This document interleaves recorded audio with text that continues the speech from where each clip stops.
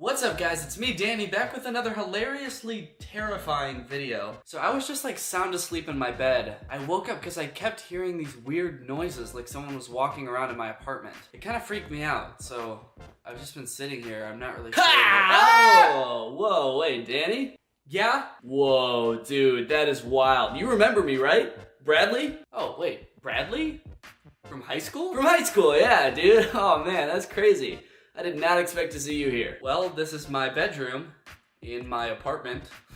I didn't really expect to see you here. That is too crazy, man.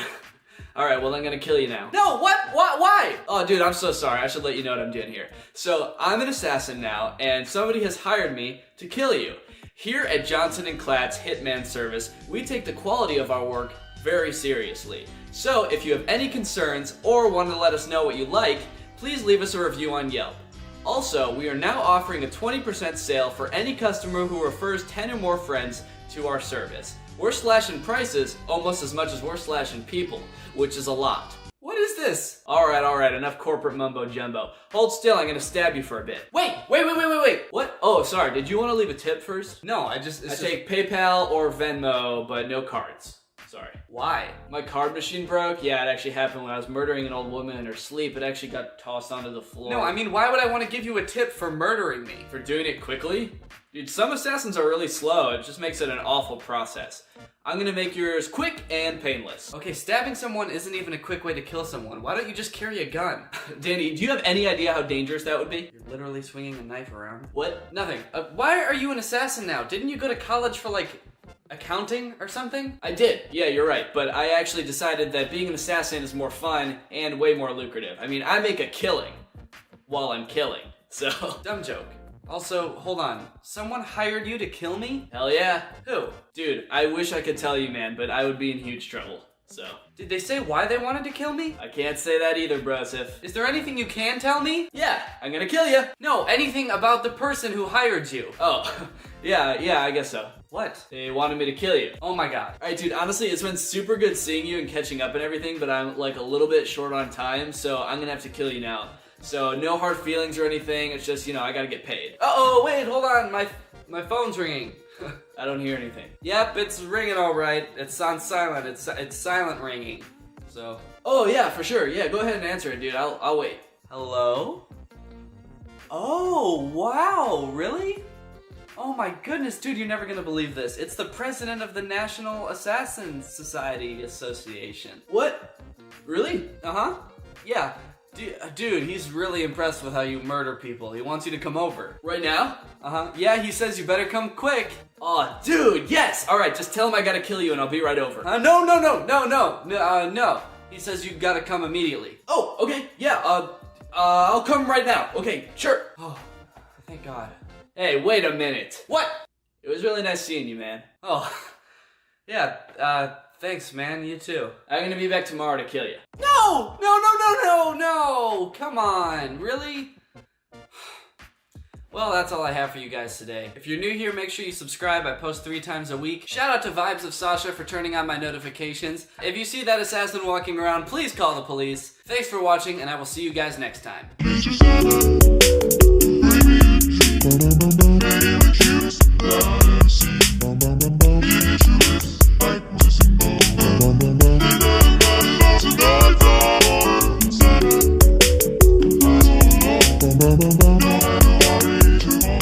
What's up, Greg? It's me, Danny, back with another episode of These Is Some Bad Commercials. So the other day I was at dinner at Outback Steakhouse, and out of the corner of my eye, I saw this commercial. It's for a product called the Tack Light. As the commercial went on, I slowly drifted off and just could not stop watching this commercial. It was just so weird that I wrote it down in my phone so I could remember what it was called and go back and watch it later. And I did go back and watch it later to see if it was actually as weird as I thought it was when I was at dinner, and it is. The Tack Light is part of all those as seen on TV products. I think they're all marketed by the same company because all the commercials have the same vibe. You've probably seen a million of them before, but all of the commercials are just so bad. I think they're all catering to like very old people. You can kind of tell by the commercials. And so the marketing is just like seems really out of touch and sort of predatory because it seems to advertise features that couldn't possibly be true. So a lot of you know this, but I have a Patreon, and through my Patreon I have a Discord server. It's basically like a group chat full of a bunch of other Gregs. And so I sent this commercial to them. A couple people started sending me a bunch of other As Seen on TV commercials. So today I thought it would be fun to just go through and just watch a few of them. So I want to start with the tack light. This is the original commercial that I saw at the Outback Steakhouse. Everybody has a flashlight. Everybody has a flashlight. If there's one thing that everybody has in the whole world, it's a flashlight. It's a weird way to try to relate to somebody at the beginning of a commercial. Hey, we've all got flashlights, right? we all have flashlights, right? It's also weird to try to market a flashlight when you admit that everybody already has flashlights, but I guess this flashlight's better, so. Everybody has a flashlight. But can your flashlight do this? Can your flashlight light up an entire house? It's perfect for those times when you're walking alone at night and you hear a strange noise and you have to shine your light really quickly and you're like, oh, it was just a whole house. I was scared of an entire house, but it's just a house, so I guess I'm fine. Or how about this? I don't know if my flashlight can do that because I don't really know what the fuck that was. Just like an old man standing with like a strobe light flashlight and then another dude like, I bet your flashlight can't confuse people. Our flashlights will confuse the shit out of you. The Bell & Howell Tactical Flashlight can. Similar to flashlights used by elite military units, the Bell & Howell Tac Light can do things no ordinary flashlight can do. How can it do things that no ordinary flashlight can do? Like what kind of technology is this? It just made that burglar run away? This flashlight is so powerful, it turns big mean bad guys into little babies. Everybody knows that burglars are really just vampires, and if you shine light on them, their skin starts burning, and they have to crawl back into their little caves. Like if light will scare a robber enough to run away, don't you think a regular flashlight could do that? Like it's not gonna take a super powerful flashlight to be like, hey, I see you trying to break into my shit. It's so bright, it can be seen up to 2 nautical miles away. 2 nautical miles? Oh, that's sick. That doesn't seem totally excessive. I can't tell you how many times I've like misplaced my keys in the dark and I'm searching around for them, and finally I'm like, oh, there they are. 2 miles away, right where I left them. And if that something that goes bump in the night turns out to be someone, only a tac light has a super bright strobe that can stun and disorient would-be attackers. Self-defense mode. It will stun would-be attackers. You'll be completely safe using a flashlight as your main defense. Just pop it in self-defense mode and it will make them freeze immediately. I guess it will blind them or confuse them. I'd really like to see that shit work in real life. Like you hear something in the middle of the night, it's like an armed robber, and you turn on your flashlight, it starts blinking, he turns around, he's startled at first, and then he shoots you in the chest. And it'll keep working when fully submerged in water. Even 212-degree boiling water. That's perfect. I also tend to lose things in boiling pots of water, so this is really great. I always get mixed up and I'll like put my phone in a boiling pot of water and pour pasta in my pocket when I meant to do it the other way around. So this is perfect for that. I can just stick the flashlight in the boiling pot of water and then I found my phone. I also cook pasta in the pitch dark. That's why I need the flashlight. Compact and lightweight, it goes where you go. So you can feel safe in dark places at night. Wait, hold on. You can't just shine that in people's eyes. You just showed how it will like blind a robber. And here's this friendly dude just walking alone and this woman's like, who's there? And the dude's just like, whoa, hey, it's just me. Like as his retinas are disintegrating. Please stop with the light. And there's never been a better choice for camping, fishing, or hunting. What else? 5 preset modes. It's made of high-grade aircraft aluminum. Guys, you know you can believe this commercial because a big, strong man is talking about it. He knows about tactical flashlights. He's big, strong, and a man. So if you can't trust this guy about flashlights, I mean, who can you trust? Nobody. You can't trust anybody. You can trust this guy, but no one else. So that was the original commercial. It's for the tac light. It was pretty strange, right? The thing that caught my eye was the self-defense mode. I was like, are they really trying to tell me that a flashlight can stop a burglar. For how long? Like long enough for the police to get there? Like how does that scene progress from what we saw in the commercial? Do they both just stand there until the police get there? Like he's just flashing the light and the robber's just like for like 15 minutes before the cops show up? Anyway, here's another as seen on TV commercial for something called the Fun Slides. Nowhere to run? Nowhere to ride? Now wherever there's carpet, blast off with Fun Slides, the amazing carpet skates that glide, slide, or ride. You decide. Okay, so this product actually does seem kind of cool. I guarantee if I was 12 years old, I would want these. My issue with this commercial is that the methods that it uses to make the product look more fun. Like kids doing tricks and shit on these carpet ramps and rails and shit. No, who has a carpet ramp in their house? Are they gonna show like a carpet half pipe next? It's only fun if you have those things, like sliding across the regular plain ground is not nearly as fun as those. More fun than socks on a polished wood floor, Fun Slides let you slide on carpet. But wait, there's more. Constructed of friction-defying super smooth plastic, secured by hook and loop straps, shock-free foam, and elastic. These commercials also have a tendency to describe the materials that these products are made out of as if it's like the perfect combination of things, when really it was just like, this thing is made out of plastic, and also it attaches to your foot, and then it's foam so your foot doesn't hurt on the thing. They use all these terms, like the flashlight used like aircraft grade aluminum, and this is like shock-free foam and smooth plastic. Yeah, I hope it's smooth. It's for sliding on the floor. What, like, it's gonna be rough plastic? Heel to toe, heel to toe. Just push off and away you go. Check the replay. Just push off and away you go. Oh yeah, check the replay, cause that shit was cool. I bet you never seen anything like that. How he's sliding on the ground. He ran and then he slid. Face off with Fun Slides hockey. Dance like a maniac. Dance like a maniac! These kids are insane! Look how they're dancing in this weird, dark room. These kids are maniacs. Lock these kids up. They need help. No matter what your size, anyone can fun slide. Okay, why are half of these feet like adult man shoes? Who are these products really for? They're trying to like subtly advertise to dads for some reason. I mean, you know, if I was a dad, I would be getting these immediately. I'd be dancing like a maniac in these things. Down the hall, around tables and chairs. Fun slide all over, but walk down the stairs. Yeah, fun slide anywhere, but walk down the stairs. Walk down the stairs. As a special bonus, we'll include our Fun Slides Tips and Tricks DVD that also features bonus footage of pro and semi-pro fun sliders getting extreme. Bonus footage of pro and semi-pro fun sliders?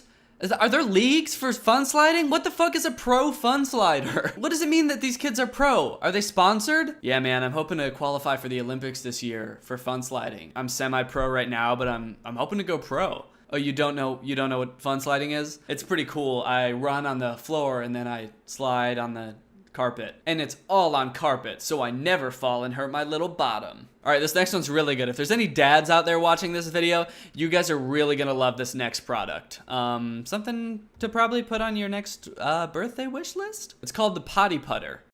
Oh no, you missed that putt again. You probably don't have enough time to practice. You can have more time to practice your putting with the Potty Putter, the amazing new toilet time golf game that lets you practice your putting on the potty. Okay, you know who this is marketed to, right? This is marketed to dudes who would do anything to get out of spending time with their wife and kids. Honey, why do you take an hour to shit every time you're in the bathroom? Well, babe, you know I gotta work on my putt. I gotta work on my golf game. I would much rather sit on the toilet and with my pants down, hunched over a tiny little game of golf than come outside and play with the family. That's why I haven't eaten dinner with you guys in 3 months. I've just been in the bathroom, just putting. I feel like this is something Paul Zimmer would really like. It's one of those like sort of tabletop games. Just aim and shoot the ball into the cup. Just think, all that extra practice every time you visit the job. All that extra practice. Yeah, I'm sure you're getting a lot of really good quality practice shooting the same hole 7 inches from the ball to the hole over and over again. I'm sure that that's really helpful and not totally just a way to avoid your family. Your potty putter is the perfect gift for the man on the go. He'll relax and think of you every time he practices putting. He'll think of you every time he poops. If this guy hates his wife that much, he probably thinks of her every time he poops anyway, to be honest. Look again how easy it is to practice your putting in the bathroom with the potty putter. Look again at how easy it is. As if you haven't seen it enough already. I like how it just tells you to look again. Hey, look at it! Did you stop looking at our commercial? Hey, look again. They're probably worried like the old dudes watching this have like fallen asleep halfway through the commercial, and so they're like, hey, look at it again. Look at it, we're still here with the golf thing. But wait, call now and we'll include the doorknob hangers warning everyone not to disturb you while you're practicing your putting. A doorknob hanger? Why would you need that? Do people usually barge in on you when you're pooping? But now they're going to stop because you're playing golf while you do it? I thought my husband was just pooping, so I was gonna barge in like I always do, but it looks like he's got his golf hanger up, so I guess I can't go in there. I better not disturb. You know how he gets about his golf game. Real angry about his golf game. All right, here's a fun product. It's called the My Spy Birdhouse. Everybody loves to watch birds. No, they don't. Okay, can we stop starting these commercials with these blanket statements that aren't true? Everyone has a flashlight. Everybody loves to watch birds. No, they don't. I know what you're doing. You're trying to make people who do watch birds feel better about liking to watch birds. Don't try to make them feel better. Watching birds is weird, you creeps. But what happens when they disappear inside their house? They have birdie picnics. They eat worms. What happens when they go inside their house? I don't know. It's anyone's guess. They probably transform into lizards. There's really no documented evidence of what birds do when they're in their homes. Imagine if you could spy on the birds inside. Well, now you can with the My Spy Birdhouse. Oh, yeah, we're gonna spy on the birds. We're gonna find out exactly what the fuck they're hiding. And then at dawn, we strike. The see-through birdhouse that lets you spy inside without disturbing the birds. Just a general question, is it considered spying if they can see your big-ass face staring at them from 2 inches away? Wow, I can see everything. I can see everything. The birds, they hatch, life is beautiful, but then before you know it, they leave the nest and the parents die. It's the circle of life. Mother Nature is cruel and unforgiving, a cold-hearted bitch with no remorse. But the circle of life continues. Life, happiness, death, destruction, despair. I can see everything. It comes with an attachable two-way mirror so you can see in, but birds can't see out. Oh, good. So they actually can't see your big-ass face staring at them. Instead, they'll just see their own reflection. These are gonna be some vain-ass birds. Wow. Okay, so it looks like this one's called the Slob Stopper. I haven't seen this one yet, but right off the bat, this seems like the grossest name for any product I've ever heard of. The Slob Stopper? Ew. Has this ever happened to you? Introducing the Slob Stopper. Forget messy spills and unplanned accidents. Just slip it on and enjoy your busy lifestyle. What? It's a bib? For adults. How often do you spill coffee on yourself? And why are you so busy that you can't slow down just a little bit so you're not constantly spilling coffee on yourself? Like, it doesn't take much self-control to not be spilling on yourself all the time. Also, what was the point of that scene? Was he like checking out that girl and he got so distracted that he spilled coffee all over himself? Oh no, I spilled coffee all over myself and ruined my chance with that hot babe. Oh wait, that used to be a problem, but not anymore. Cause now I'm wearing a giant fucking bib covered in coffee. And girls love that. Go to slobstopper.com and order today. Slobstopper. Bibs aren't just for babies. Bibs aren't just for babies. They're also for psychopaths. All right, here's one last good one. It's called Quit It Instant Pet Trainer. I have a dog myself, so I'm very interested to know how I can get my dog to stop being such a little weasel girl. Tired of stressing yourself and your pet by screaming and yelling? Get down! No! Bad dog! Ugh, I'm so sick of constantly screaming at my dog. When she's licking me, when she's barking, when she's sleeping, minding her own business, when she's trying to eat. I'm just always screaming at my dog. Sick of using ineffective and expensive training methods that just don't work? I mean, look at this guy. He's clearly not in control of his dog. He's lost control. It's yanking him all over town. Why beg him to stop and sit when you can make him quickly quit with Quit It? The all-natural way to correct and train any pet's bad behavior, guaranteed. Wow, this thing looks like it's really gonna scare the shit out of my dog. I'm in. Quit It uses your pet's natural instincts to quickly correct unwanted habits. Look, just like snakes that hiss when there's danger, Quit It emits the same hissing sound. Wow, that's amazing. I didn't know that dogs were that scared of hissing. So you can buy the special can of air that makes a hissing sound. Do people not know that they can make this sound themselves? People don't know that they can just go "Sss," and that's the same. That's why people shush dogs. I don't know. Have you ever heard someone shush a dog? Shh. That's why, because dogs don't like that sound. This is just a can of air that makes that sound for you. Just a simple press, and your buddy will freeze in his tracks. He started running again. It didn't work on that dog, and they put it on the commercial anyway. He stopped for 1 second and then was like, actually, nah, fuck it, I'm fine. Wow, guys, well, that was an amazing looking product. I think I'm actually gonna have to buy all these. These all look really great. Seeing all these entrepreneurs be so successful is really pretty cool. I mean, they just came up with an idea for a very bad product, and now they're selling it for $19.99 on daytime television, and I can't think of anything cooler than that. A lot of these commercials, like, will sell their products with features that are hardly even features, like the tack light with the self-defense mode. Like, will that really work? But it makes you want to buy the product more, even if it's not gonna work. I feel like I could sell the simplest product using these techniques, and I could get people to buy it. So, I mean, why not give it a shot, right? I'm a little entrepreneur boy. I want to make some money, so I'm just gonna make one of these commercials real quick. Yeah, so anyway, it's gotten to the point where I can barely walk anymore. I never get to see my family because I can hardly get out of bed. It's Are you tired of boring conversations that lead nowhere? Hello, 911. There's a man in Or pesky phone calls from people you don't want to talk to? Try screaming. Ah! Whoa, what? Ah! Okay, alright, what? I don't understand. Ah! I'll leave. I'm sorry, okay? Screaming can get you out of any situation, from awkward dates to boring meetings. Ah! What the fuck? Just take a big deep breath and start yelling. Ah! Ah! Ah! What the fuck is wrong with this guy? And that's not all. Screaming can help train your dog too. Ah! Look again at how it scares the shit out of your dog. And when you're in danger, screaming comes to the rescue. Order now and we'll throw in a do not disturb sign to let your whole family know you're busy screaming.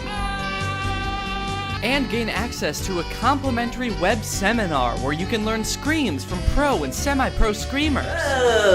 Call today because peace is just a scream away. Pretty good commercial, right? But now you're probably thinking, wow, Danny, that's so cool. But now you got me all excited about this product that I'm never gonna be able to buy. I wanna scream, I wanna solve all my life's problems, but I don't know how because this product doesn't exist. It seems I've made the best commercial of all time without actually selling a product. But that's where you're wrong. Even though it is a joke commercial, I am actually selling this product. I'm selling screaming. All you have to do is go to learntoscream.net, and if you order it right now, you will get the web seminar where you'll learn screams from pro or semi-pro screamers. And it's probably the most ambitious business venture I've had to date. You know, most as seen on TV commercials will be like $19.99 or something. This product is $4.99. If you don't want to spend $4.99 to make your life 1,000 times better, then maybe screaming's just not for you. But for the rest of us, I'll see you guys over at learntoscream.net. Alright, Greg, well that's it for this video. I hope you liked it. If you're new here and you're not a part of Greg is our family here on YouTube. We're the strongest fan base on the internet. We're actually the fastest growing channel on YouTube, which is crazy to me. I mean, I never thought that that'd be possible. Don't look that up, but it's true. Greg is just the name that I call my fans, so if you want to join Greg, just hit that subscribe button and turn on my notifications. Greg isn't like all these other families on the internet. Everybody tries to say that their YouTube family is a real family. Like, yeah, are you all blood related? I doubt it. But Greg is. So if you...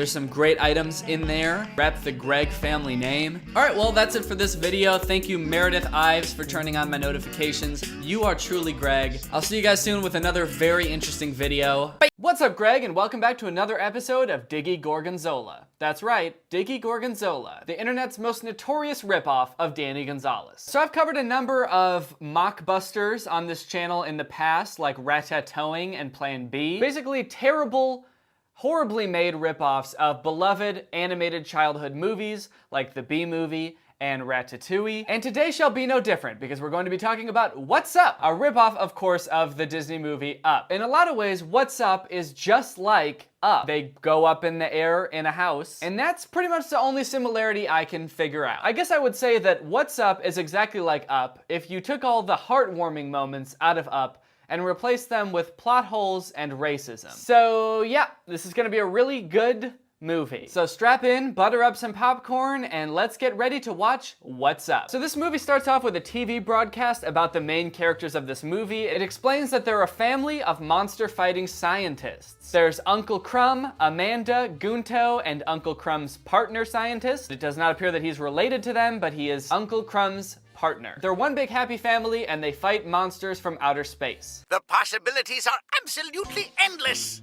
Dr. Crumb is a visionary. He is a warrior in search of the highest human ideals. But he's not just about spectacular contributions to science. He also happens to be the uncle of the lovely and most eligible young lady in our city, Amanda. So at first I thought this show was like a news program or like some kind of 60 Minutes interview or documentary about this really interesting family of monster-fighting scientists. I thought it was gonna talk about like the societal ramifications of monsters invading Earth, but then it took this weird like TMZ route or Hollywood Fix route where they were like, and also, they've got a pretty teenage daughter who's single. A little bit of a weird aspect of the family to focus on, for a multitude of reasons. Fighting monsters from outer space is probably the most interesting thing that could possibly happen. And then there's this like family of genius scientists that can fight them. That's enough for the news to talk about for, I don't know, ever probably? So I don't know why they talked about that for 30 seconds and then got bored and was like, but hubba, look at their niece, dude. That is one eligible bachelorette. And also, she's 15. Maintaining her habitual discretion, Amanda avoids direct contact with the press and says that her only true love is science. However, insiders say she's been seen flirting with an actor in the local high school musical. Wow, Amanda, a teenage girl, is flirting with someone else who goes to her high school? Now that's some juicy, juicy gossip. Forget about aliens, forget about monsters, forget about science, all that. What'd that Amanda do? So, kind of creepy that this new show seems to have like a really deep interest in what Amanda's up to, this like high school teenager, but also not terribly unrealistic, I suppose. And here are the inventors of the intergalactic transmission antenna, the famous doctors Crumb and Zooks. Lately, people seem to just want to know about the monster chasers and forget that we're serious scientists. I don't know, man. That seems pretty serious to me. You hunt monsters that are gonna, like, kill people. It seems like pretty important work, dude. Don't sell yourself short. I mean, the monsters are hurting people, right? They're not just like peaceful monsters. All people want to do is talk about how we kill these monsters. These big, peaceful monsters from other planets. But honestly, we just do that shit for the goofs. Just because we like killing them. They don't pose any threat to us. But don't forget, we're serious scientists too. We do shit that actually matters. We've developed a hyperlight jet with a force strong enough to lift a house, as you'll see here. So how does this hyper-light power jet work, Doctor? You see, it's simply a rock of super energy that we created. Dr. Crumb, I don't think it's a good idea to mention this on TV. Yes, right, that's true. We shouldn't reveal all of the powers of this super energized rock. I don't even want to imagine what awful things would happen if it got into the wrong hands. Oh, we certainly wouldn't want that. But can we ask, for example, about the powers this super energized rock has? Oh yes, we shouldn't talk about the powers that this rock has. But can I instead ask you, what kind of powers does this rock have? Well, one of its most nefarious features is it can, for example, hypnotize the entire world. Dr. Crumb, I think that's enough.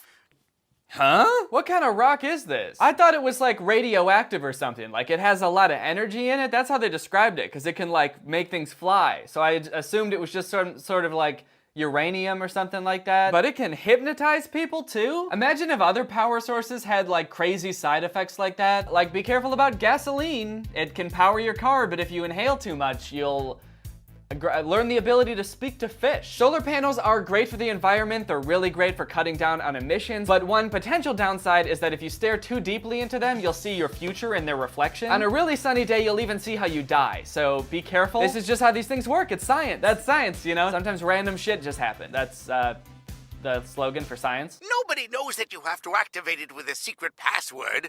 Lavender? No one says lavender anymore. Can we change the subject, please? So yeah, there's this rock. It's got crazy amounts of energy. It can make things fly, but it can also hypnotize people. So it would be very bad if bad people got a hold of it, but don't worry, because it has a code word to activate. You know how rocks do? And the code word is lavender, because nobody says lavender anymore. According to old Dr. Crumb. You know how nobody says lavender anymore, ever since lavender went extinct? Remember the big asteroid that wiped out all the lavender? One thing I've noticed about this movie is that it's full of awkward pauses. Like, every time the camera moves, everyone stops talking until the camera finishes moving, which feels very meta. But if I use this control here, I'm able to go. But also, I like that the characters are, like, being considerate of the cameraman. They're like, oh, okay, oh, you want to move the camera? We can wait. As I was saying, this movie is 45 minutes long, but I'm convinced that if they cut out all the unnecessary pauses, it would be like 5 minutes long. And descend. And go up. And down. Yo, chill, dude. I think your partner likes that a little bit too much. We get it. The house goes up and down. You gotta stop before this gets X-rated. I don't know what your partner's about to do, but he's about to forget how to act. Shit. I'm sure this is no surprise to you if you've watched any of my other videos about animated mockbusters, but the animation in this movie is just mwah. Ass. Mwah. It's ass. It's bad. It's atrocious. The way the characters move is really unsettling and robotic. Sometimes they just kind of float around without, like, you know, bobbing like a normal person would when they walk. None of their mouths move correctly with what they're saying. The lip syncing is very off. Also, look at their nasty, grubby little hands. All of the men have, like, rectangular fingers. Like, they look like big, fat French fries. Everyone's fingers in this movie are fucked, and they also only have 4 fingers, which I guess is pretty standard in cartoons, but it still freaks me out. Also, the soundtrack of this movie is top tier. I don't know if you noticed or heard it just there. Well, I guess I shouldn't really say soundtrack. It's more like one note, played on a really old synthesizer.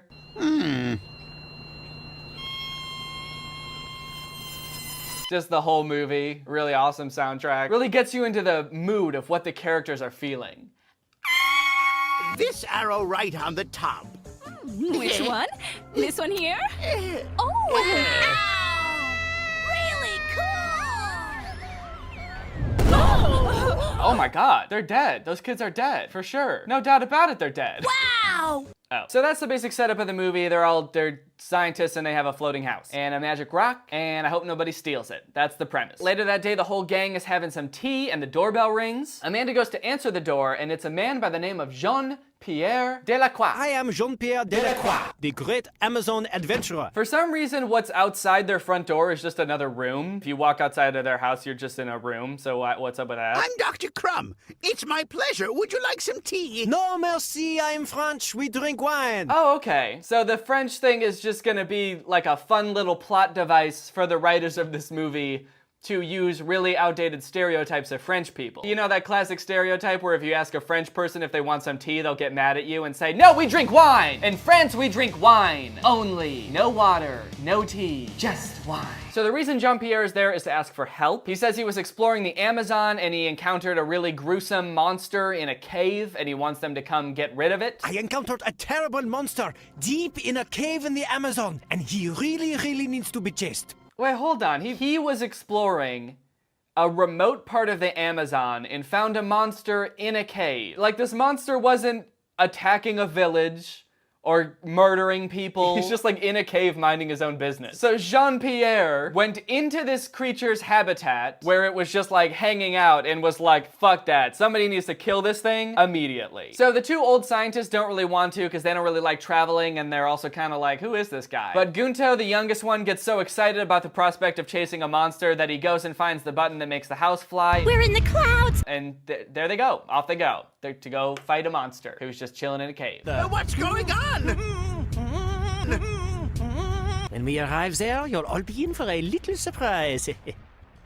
I can't wait to hypnotize as many people as possible. So this is something Jean-Pierre does throughout the film. He'll like explain his evil master plan in very close proximity to people who he's trying to trick. I don't know how they don't hear him. It seems like a very silly thing to do as a villain. I also like how not concrete his plan is. He's not like, soon I will have the rock and I'll be able to hypnotize the entire world. And then they'll do my bidding and make me king of the world. Instead, he's just like, I can't wait to hypnotize just as many people as I can. I sure hope I can hypnotize a decent amount of people. And when I do,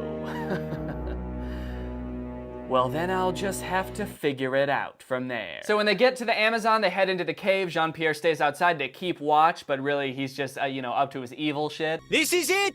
Let's go deep into the cave! Le monstro is horrible, and you're going to find out just how horrible. Slowest exit in the world. My plan is working perfectly.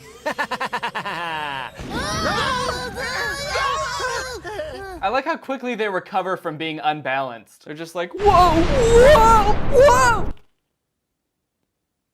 It's fine, we're fine now. Finally, it's my turn. My turn to put the whole world to sleep. Perhaps they'll do nothing, perhaps they'll blow kisses. I'm a genius. What is this dude's motive anyway? I think they just completely forgot to make the main villain of the movie have some kind of motive or even a plan. He says he's gonna put the whole world to sleep, then he's like, maybe they'll do nothing or maybe they'll blow kisses. I don't know. He doesn't even know what he's gonna do once he accomplishes his master plan. Like, his master plan is just to do it, and then he's like, after that, fuck if I know. Imagine if Thanos from the Avengers was this poorly thought out.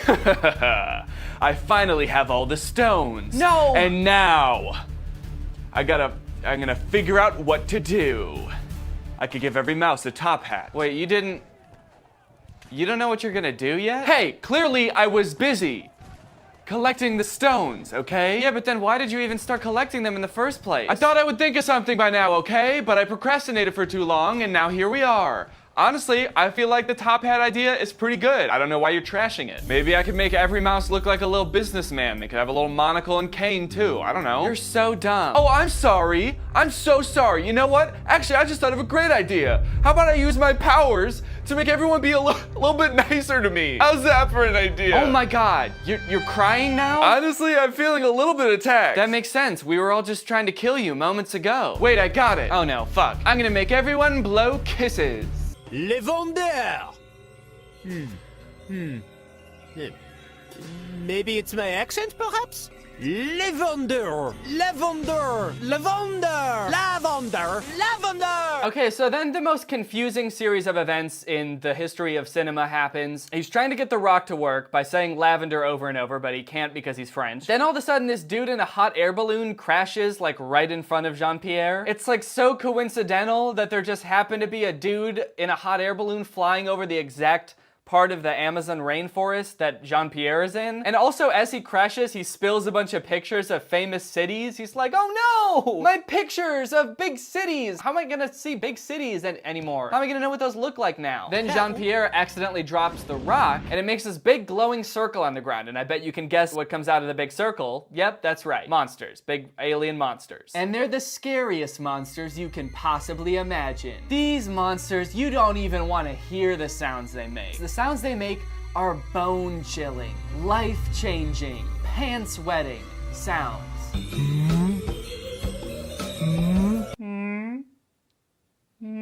I'm a monster. These three monsters find the pictures that the dude in the hot air balloon dropped, and they're like, oh, these look like fun cities. I guess they're monsters that understand the concept of cities. So one of them finds Paris, the other one finds somewhere in China. They all find different places, and they decide, hey, well, let's go terrorize these areas. And then off they go. And they jump there. Just one big jump, and off they go to China.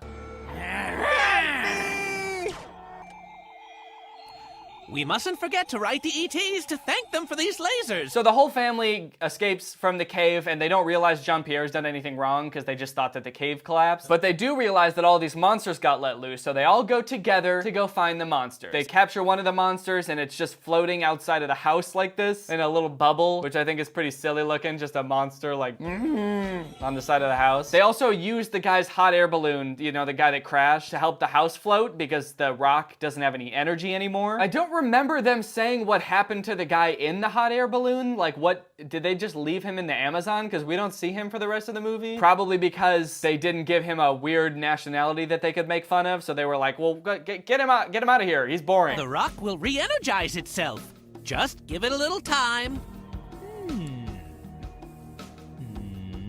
Lavender. I don't trust this Frenchman. I don't know why you had to make it about him being French, but also, yeah, I don't think you should trust him. He literally, like, right there tried to hypnotize you. He was like, lavender. I don't know about that guy. Why does he keep whispering to our rock? Also, how does a rock have a code word? How did they program a code word into the rock? How do you program a rock? So finally they get to Paris. The monster is still terrorizing the Eiffel Tower. He's just kind of swinging around on it and making some guttural sounds.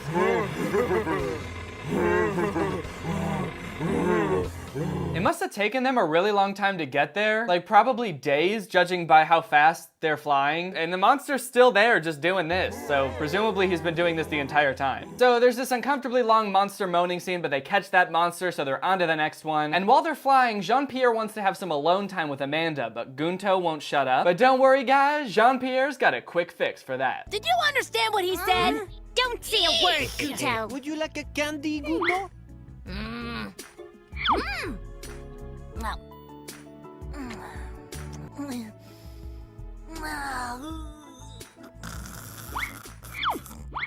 Yeah, he drugs him. Jean-Pierre straight up drugs this kid. You know that moment when you're trying to Netflix and chill with Bae, but her stupid little twerp brother won't shut up, so you drug the little boy? Just sneak a little bit of horse tranquilizer into his ice cream, and then it's Netflix and chill time, baby.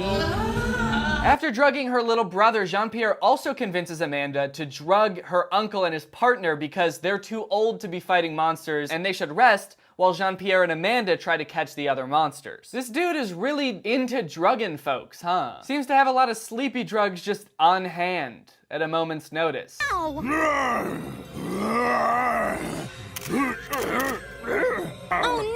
What was that? Oh. No one back home will believe this. Wow. A monster! Junky camera made in China. Battery dead already. This is ridiculous. Chinese man wearing a shirt with Chinese takeout on it, and he's complaining about Chinese manufacturing. Another A+ character from What's Up. I'm going to have a nap. I'm very, very tired. I'll see you in the morning. Good night, mon chéri. My sweet little Amanda. Man, I really feel for Amanda here. This dude just won't shut the fuck up. She looks just so like beaten down and defeated, and he just won't stop talking. Either that or they just forgot to record Amanda's lines for this scene, which I feel like is equally possible. So they made her just like staring wistfully out the window. I keep comparing this movie in my head to the actual movie Up, just imagining if these things happened in Up. Listen, Russell, I know we got off on the wrong foot on this adventure, but I think what I've come to realize is, I'm just not used to taking care of someone. I've lived alone for so long, but, I think that you're really what I've been needing all this time. You're like a grandson to me. I can't imagine living life without you. I guess what I'm trying to say is, I love you, Russell, okay? And I miss my wife, and there's some character development going on there, too. Also, are you okay? Because you haven't said anything in the past 2 minutes. You've just been staring off into space, actually staring right into that camera. I don't know why is there a camera filming us? You've just been looking directly into the lens of a camera. There's a camera guy, a whole crew, actually, I just noticed. Are we in a movie? Is this a movie? Is this the movie Up? Is this the movie Up, guys? Hey, guys, it's me, the old man from Up. I just figured out that I'm in a movie. So by now they've captured all 3 of the monsters. They're just floating around. They've got the monster still in this little force field outside the house, and hey, what's he doing in there? Why is he in the bubble with the monsters? How come everyone else gets to be in the house, but the guy from China has to be in the bubble? I don't want that Chinese guy in there with my monsters. He didn't even say anything when I showed him the cookie. Did you try showing him a fortune cookie? That could work. What do you mean, Unc? Never mind. That was just a bad joke. Pay no attention. Where's the Frenchman? We can't let him close to the super-energized rock. He's a dangerous criminal. This little rock here, Monsieur Crumb? Oh shit, Jean-Pierre has the rock again! Lavender. And he figured out how to say lavender! There's nothing like a little practice. And the worst part is, now he's had plenty of time to figure out what he's gonna do when he hypnotizes everybody. So there's no telling what he's got planned now. Guto, blow kisses. Oh. Okay, I don't really know what's going on here. So everybody is hypnotized except Gunto. He was wearing sunglasses, so I guess that protected him from being hypnotized, but he's trying to pretend like he is. So Jean-Pierre is telling him to blow kisses, but Gunto's just going like, ugh, and that's how he's pretending to be hypnotized? Like, what is he trying to do? Is he trying to fart? Is he trying to poo? Guto, I ordered you. Kisses. Okay, that time it looked like he did poo. It looked like he was surprised because he pooped. Is that what they think blowing kisses is? Anyway, Gunto manages to get the rock away from him and then they fix everything and the day is saved. Thank God. Well then, that's good because I want to introduce you to my new boyfriend, Chin Ling, the cute Chinese gentleman. Hello, everybody. But did you really have to pick someone who might be smarter than me? Wow! You mean he could be that smart? Huh. I thought he was just gonna make us some dinner! Stop!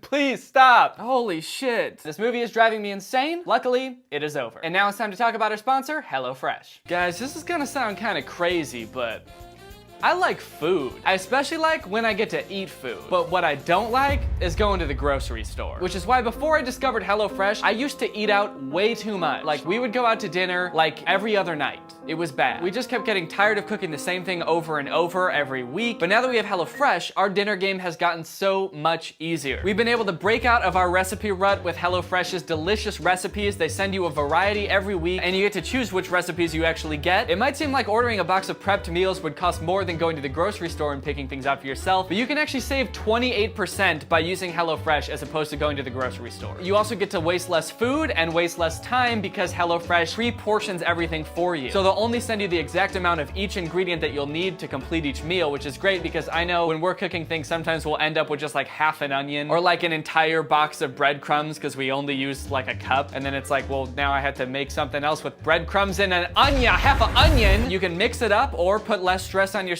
by adding even more meals every week or even lunches. And on top of that, I found it to be a much more sustainable option than going to the grocery store. Pretty much all of the packaging that HelloFresh comes in is recyclable. So if all that sounds good to you, use my code TrulyGreg80 to get $80 off plus free shipping on your first box with purchase. Go to HelloFresh.com to redeem and for more details. Thank you to HelloFresh for sponsoring this video and thank you to you guys for checking out HelloFresh. And now, this is the end of the sponsored segment. All right guys, well I hope you enjoyed this video. If you're new here and you're not subscribed yet, make sure you subscribe and turn on my notifications to join Greg. Greg is what I call my subscribers. We're the fastest growing army on the internet. Please don't look that up, it's illegal. If you look it up, I will arrest you. Anyway, I'll see you guys next time. Bye. Okay, here's the last gift. Oh, is this one for me? No, I thought you got this one for me. Oh, that's weird. Might as well open it.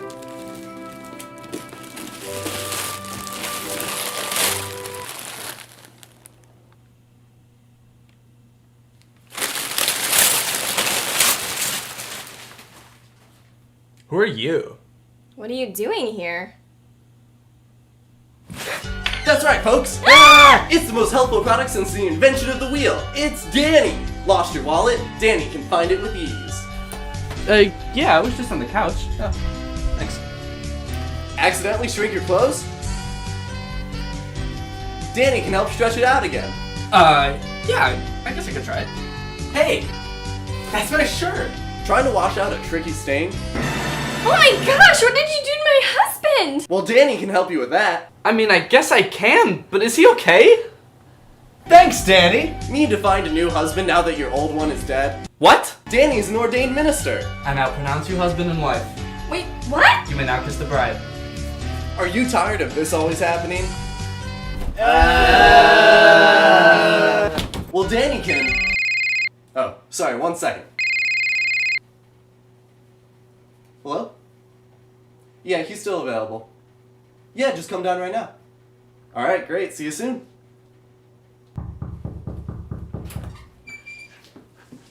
Hi, you're mine now. Oh, wow. Bye, everyone. Alright, folks, we're all sold out of Danny. He just got bought. We only got one, so happy holidays. See you later. I'm calling the police! Oh,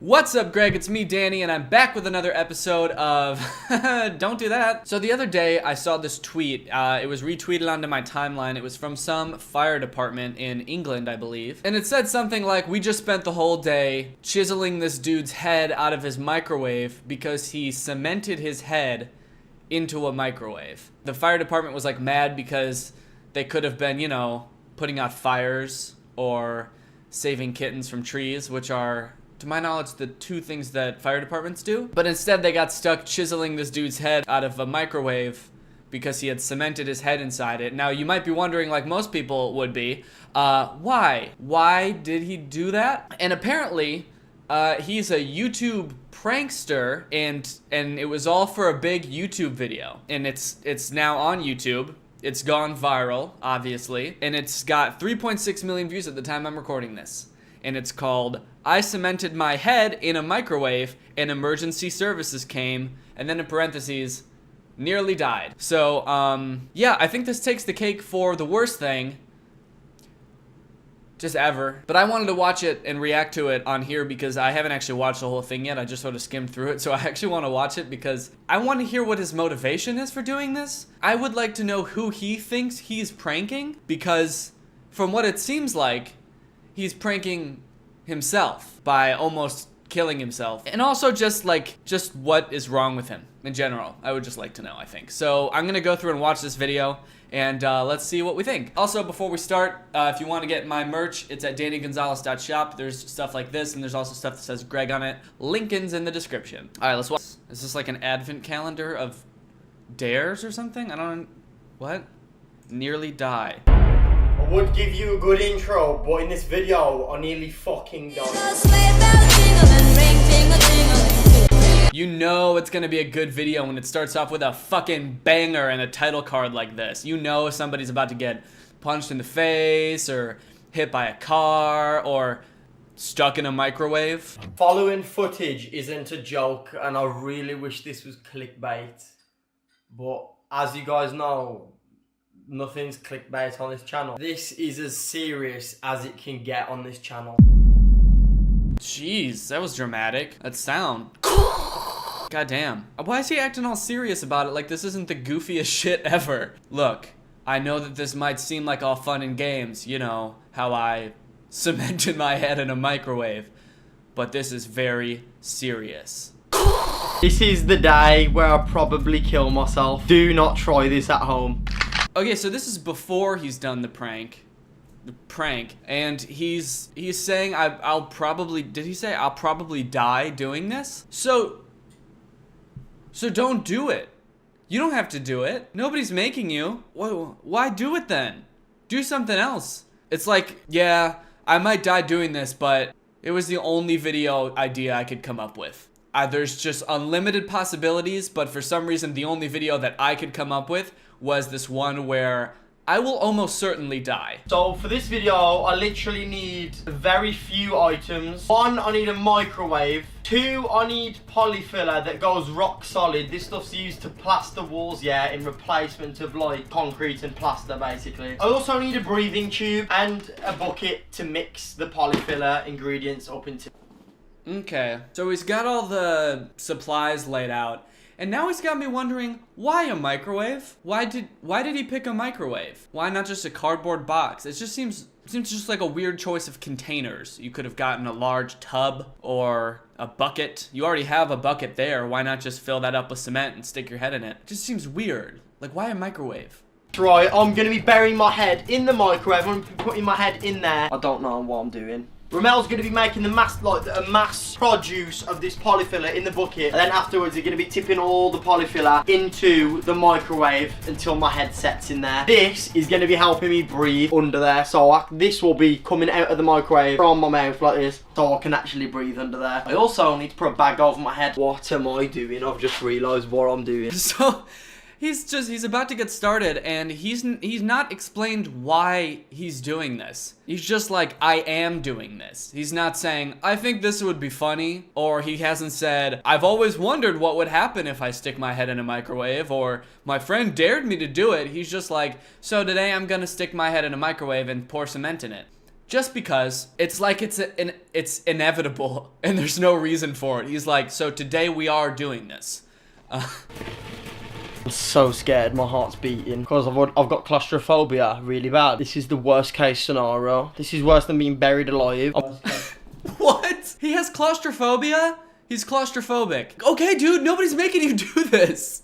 I don't understand. The weirdest thing is that he's complaining about it like he has to do it. Dude, you haven't made any promises to anybody. You don't have to put your head in the microwave and pour cement in it. Why aren't his friends being like, oh, dude, you don't have to do it, it's fine. You're the only one that wants to do this. Like, you can back out at any time, go for it. It'd be like if I was all of a sudden like, I'm gonna make a video where I chop my leg off for no reason. Oh man. Now that I think about it, I need my leg for all sorts of stuff, like walking and standing, but, oh damn. But I did just say to myself that I am going to do it, and I don't wanna lie to myself, so... Well, now I have to go buy a saw. I just picture that the dude holding the camera is also holding a gun in the other hand. Like, you're gonna fucking dip your head in this cement microwave, or you're dead. And even if you do, you're dead. I'm probably gonna have this much space to move my nostril, bro. I'm gonna be like this. Instead of... How much do you move your nostrils in a regular day, really? Why is that the thing he's concerned about the most? It's not like, I'm not gonna be able to talk or open my mouth to breathe. He's like, I'm not gonna be able to flare my nostrils. In fact, no one will even be able to see my nostrils. How will anyone know what mood I'm in based off my nostrils? That is thick. You know what that smells like? That smells like DJStore.com tomorrow night at 9 PM. Or if you're watching this on Friday, the 8th of December, the clothing's on sale tonight at 9 PM. Get yours. Yo, I'm gonna stop this video where I almost died for a second to plug my merch. If you want to support this channel where I almost die every single day, go ahead and cop my merch. That way, when I inevitably do die, I'll have a lot of money to leave to my family. And you will feel partly responsible for my death. This bag is gonna be going on my head, right? Just so I'm gonna show you guys how I'm gonna breathe. This goes on my head like that. This tube gets poked through this hole just so I can breathe. The cement will hit all around my head. I can breathe perfectly flying through this. It's literally like a snorkel. It's kind of interesting. His safety precaution is putting a plastic bag over his head. Like when you were a kid, your parents would be like, hey, don't put that plastic bag over your head, it'll kill you. But in this case, he's like, so for safety, I'm gonna put a plastic bag over my head. But he's got a tube coming out, so he should be safe. Please do not try this yourself. Like, please don't try this.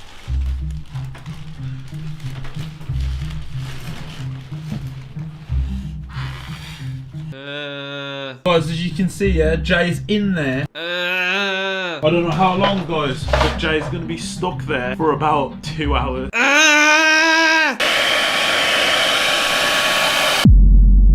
Oh my, bro, that's solid. That is solid. Oh my god! Why is he surprised? Oh my god, dude, it's solid! Like, yeah, that's what cement does. It solidifies. That's isn't that the point of the prank? Oh my god.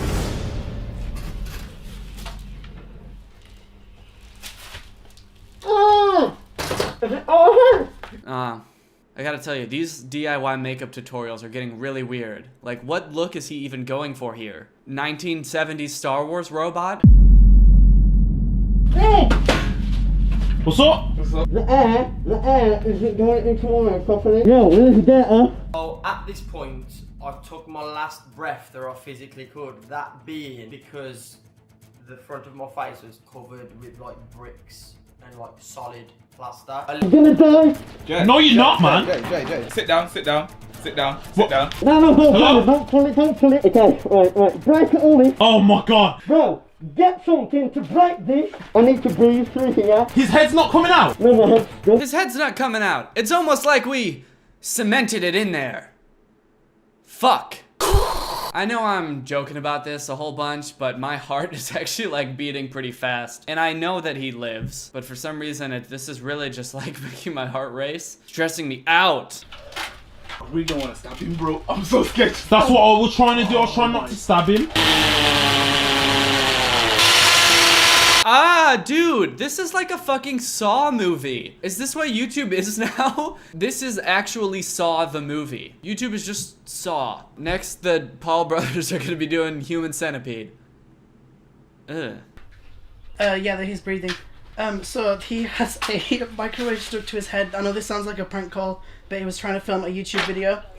My friend was trying to do a stunt with a microwave where he basically put plaster inside the microwave and then stuck his head in there. Imagine being the 911 operator when this call was made. You're just minding your day and you get a call and you're like, hello, where's the fire? And they're like, no. There's no fire. We cemented our friend's head into a microwave. Fuck's sake. Fire brigade spent the next hour and a half chiseling, hammering and cutting away a microwave from my skull. Now my thoughts are, I don't know if you've got a Dremel or something like that. The fire brigade shows up and they just chisel away the cement. I mean, I guess like what other solution could they come up with? But then like, why did they even need to call the fire department? They had chisels, they were already doing that. Why did they need to call 911? This dude is just like so pissed. You can tell he's like, what the fuck is going on? Oh my goodness. Yeah. Oh my god, I love you guys, man. Oh. All right, and that's the end. That's the end of the video. How is he gonna top this? That's what I want to see next. What is he gonna do to top this? Because you know he's going to, I mean, he's got what? He's got 3.1 million subscribers. Holy shit. So he's gonna do something next that's gonna, you know, up the ante. What is he gonna do? Hey guys, in today's video, I'm gonna be swallowing a cyanide pill. I'm definitely going to die. Today I'm gonna die on camera. Make sure you like and subscribe. Remember Friday by Rebecca Black? When that came out? And everyone was like, oh, she's bad at singing. This is the craziest thing we've ever seen. I miss Rebecca Black. Like, that was the controversy of YouTube in 2010 or whenever that came out. And now now this. And this didn't even get that much attention. Like, it got 3.5 million views, but like, people are done talking about it. It came out like 5 days ago, and it's already like out of the cycle. How has YouTube gotten like this? It's so bizarre. All right, guys, that's the end of the video. Thank you, Liza Feet Dottie, for turning on my notifications. You are truly Greg. And I will see you guys next time with another awesome video. Make sure you like and subscribe to your parents.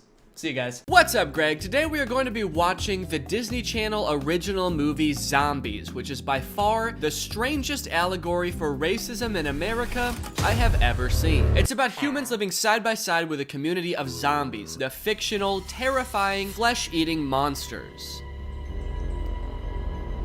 Guess which one is the minorities in this metaphor? Most Disney Channel movies start off in pretty much the exact same way. Some variation of a not so popular kid getting ready for their first day of school. There's bland pop music playing in the background. Or maybe they're getting ready for their last day of school. There's bland pop music playing in the background. But this movie was actually a really nice change of pace from that. The whole intro to this movie is actually a fun little cartoon about how 50 years ago in the town of Seabrook, a power plant exploded, turning half the town's population into zombies that started killing and eating people. Bland pop music playing in the background. No, just kidding.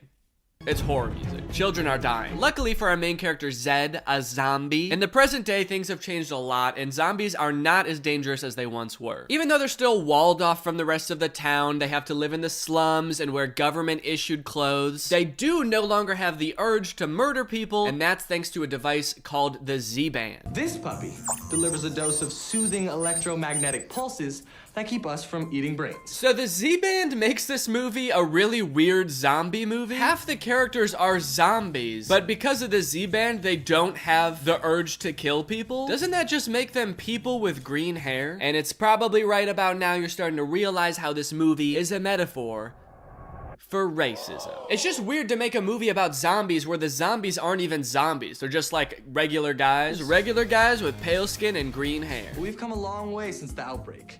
Thanks to the Z-Band. I have a lot of questions about this situation. Firstly, when was the Z-Band invented? Like, how long ago? Was it during Zed's lifetime? Is Zed the first Disney Channel original movie character to have eaten another human being?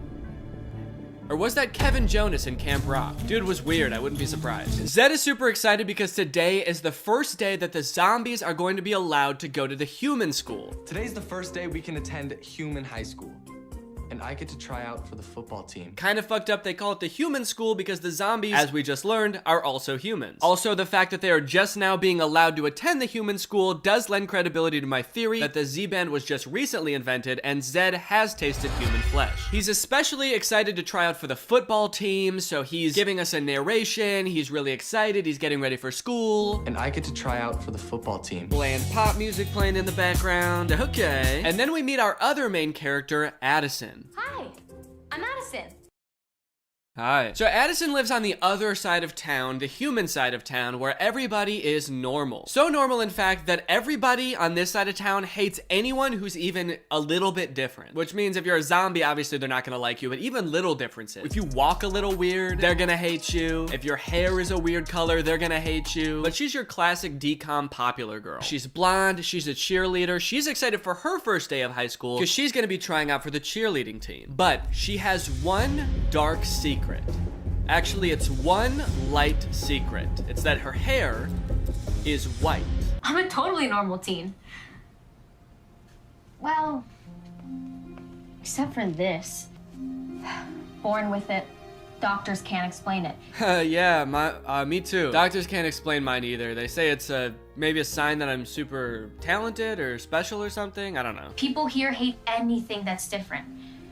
If anyone outside my family found out I wore a wig, I would never be allowed to cheer. These people need to get their priorities straight, man. There's monsters that live in your town. How do you have the time to hate on a 14-year-old with light hair? Aren't you worried about your babies getting eaten? That's my little sister Zoe. She really wants a dog, but zombies aren't allowed to have pets. Some people still think we'll eat them. I think that's a little justified, I think. I don't know. Don't you guys eat people? So now it's almost time for Zed and Addison's first day of school, but not before. This movie surprises you with the fact that it's a musical.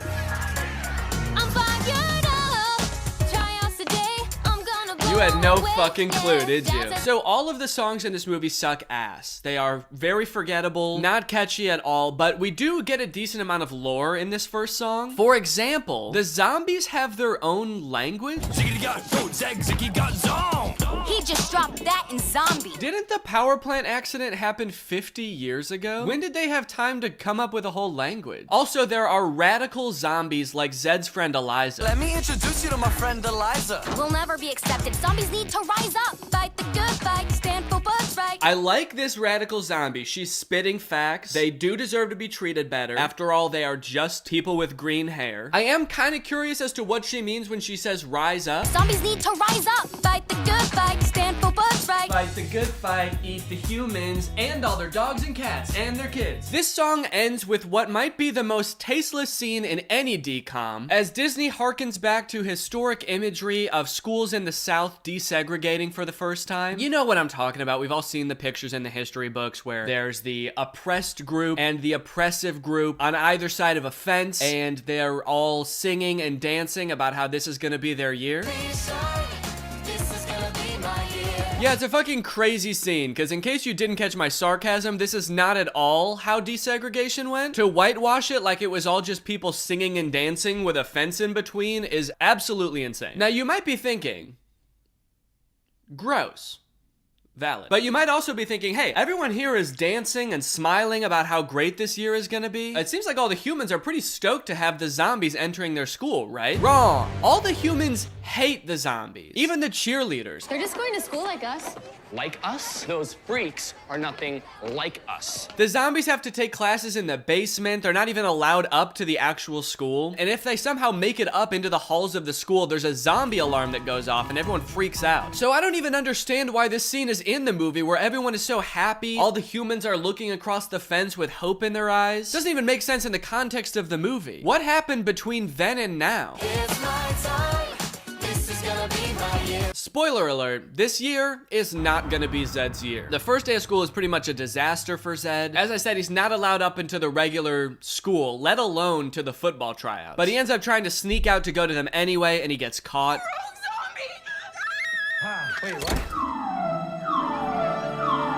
He ends up hiding in the very poorly designed zombie safe room. It's a room where you're supposed to be safe from zombies, but Zed was like, oh, zombie safe room. I'll be safe in here, hell yeah. And this is where he meets Addison for the first time. Hello?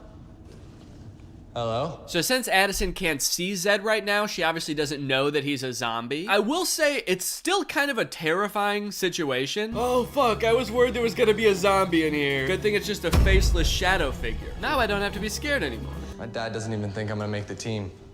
What? No, sure you will. You just need someone to cheer for you. And soon, fingers crossed, he'll be like, my job. Okay, now she's kind of flirting with the faceless shadow figure. She's like, as long as you're not a zombie, I'm cool with you. This is literally a scene out of like a horror movie. I don't know why she's so comfortable being in a room with this guy she's never met before, completely engulfed in shadows. If you were to change out the music in this scene to horror music, it would make a lot more sense. I'm Zed. What's your name? Addison, nice to meet you. All clear. And just like that, a Romeo and Juliet-esque love story starts to unfold, which always begs the question, is this gonna end like Romeo and Juliet? Because if not, stop doing Romeo and Juliet ripoffs, all right? If you're not gonna go all the way and make them kill themselves or each other at the end, no more Romeo and Juliet. I want Zed to eat her at the end of this movie. Otherwise, it's no good. Not a good love story. I want him to eat her Kevin Jonas style. I assume that guy was weird in that movie. We can all agree. My parents have always hated zombies since one bit my grandpa's ear off. But now we'll just talk your ear off. Okay. Hold on, I get it. I know where this movie's going. They reference the fact that her grandpa was bit but not killed by a zombie. And we all know what happens when you get bit by a zombie. You turn into a zombie. But maybe the grandpa was bit so little that he just turned part zombie. And so Addison is actually a tiny percent zombie. And that's why her hair is white, and that's why doctors can't explain it, and that's why nobody can explain it, and that's also why my hair is turning white. Nothing gets by me, man. I figured out the twist of this movie before we're even freaking 10 minutes in. Addison is immediately found by her cousin Bucky, who's the captain of the cheerleading team. He's basically like the driving force of this like whole anything different is bad in this movie. So he finds Addison in here. He's pissed because Addison was talking to a zombie, and they escort her out of there ASAP because they have some hazing to do. Egg that zombie house, and you're both officially one of us. What? No, we can't do that. You look lost. Are zombies always this harassed? I had no idea life was like this for them. You punched him in the face. What are you talking about? Are they always this harassed? The only time you've ever come face to face with one, you got violent so fast. Also, we watched you see the fence. We all saw you stare through the fence that was keeping them away from the other students. You did the narration about the zombie apocalypse and the giant wall they put up at the beginning of the movie. But we built a big barrier. You fucking liar, you knew. The next day at school, there's a pep rally that the zombies are actually invited to. This pisses Bucky, the cheer captain, off big time. Bucky, again, is a major zombie phobe, so when the zombies are allowed at the pep rally, Bucky comes up with a way to embarrass them all. Stacy, Lacey, Tracy, bust out the spirit stick. sticks. Bust out the spirit sticks? That's disgusting, dude. There's kids here. So apparently, even though the Z-Band works wonders on curbing the zombies' urge to eat human flesh, the one thing it doesn't fix is how terrified zombies are of fire. Is that really common zombie lore? I didn't know it was like a thing that all zombies in movies are scared of fire, but I guess they're really playing with that trope. That's that classic stereotype about zombies. So when the pep rally gets going, Bucky busts out the spirit sticks, which are basically just sparklers, and boy, does it scare the zombies. Let everyone see them for who they really are. Let everyone see them for who they really are? Dude, they eat people. What a crazy plan. You don't want to see who they really are, man. He gets mauled by the zombies and they start like ripping him to shreds and eating his body. Told you so. Looks like I'm right again. The fire sends Zed's friend into a fit of fucking rage, dude. He pushes over Zed, knocks him to the ground. Apparently that push makes Zed's Z-Band start to malfunction, and Zed starts turning into an actual zombie. He starts going freak mode at the pep rally. Holy shit!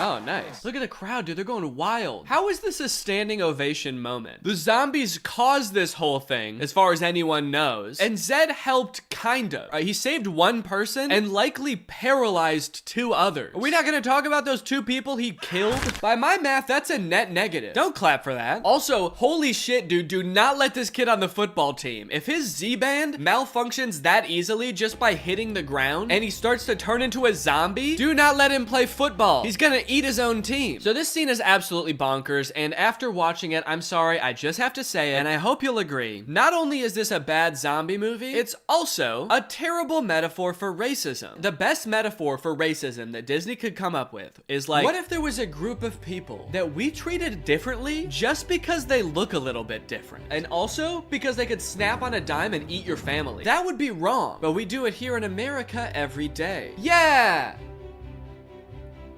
Wait, so this coach sees Zed's insane display of athleticism and asks him to join the football team. With a monster-like monster player like you, we could turn the football team around. Okay, Zed, remember, at the slightest impact, your Z-Band could malfunction and you could kill people. Do not join the football team. Do not join the football team. Do not join the football team. Who's the zombie? I'm the zombie, and this zombie's playing some ball. No! So Zed joins the football team under the condition that as long as he keeps winning, the zombies can be integrated into the school more and more. Once you start racking in those wins, then we'll talk about those other demands, all right? Meaning that not only is Zed on the football team, he now gets to sit in the cafeteria. In good faith, I will allow zombies to eat in the cafeteria. In the next scene, Addison tries to go up to Zed to talk to him, flirt a little bit more, but she ends up getting dragged away by the other cheerleaders who lecture her about how it's not okay to be different. I'm not different. Your smile. Is that an overbite?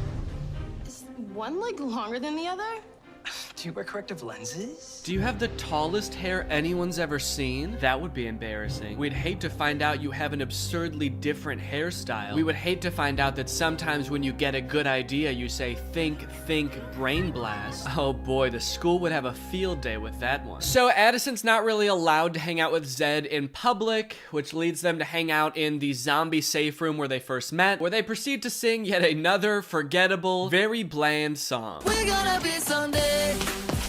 Usually I'm down for like at least 1 or 2 songs out of every Disney Channel movie that has music, but this movie has terrible music. This song is like if you mix Love is an Open Door from Frozen with a knockoff Chainsmokers song and Yummy by Justin Bieber. Girl, you look delicious. Oh, I mean gorgeous. Hey Zed, that's actually not fucking funny to joke about. You have eaten people. So it's time for Zed to play in the first football game of the season. It starts off not going very well because Zed's Z-Band is just in normal mode. He hasn't activated freak mode yet, but he doesn't want to lose all the new privileges that the zombies have been awarded. So he's like, shit, what can I do? So he convinces Eliza, who's kind of a computer nerd, to hack his Z-Band and turn him like halfway to full zombie.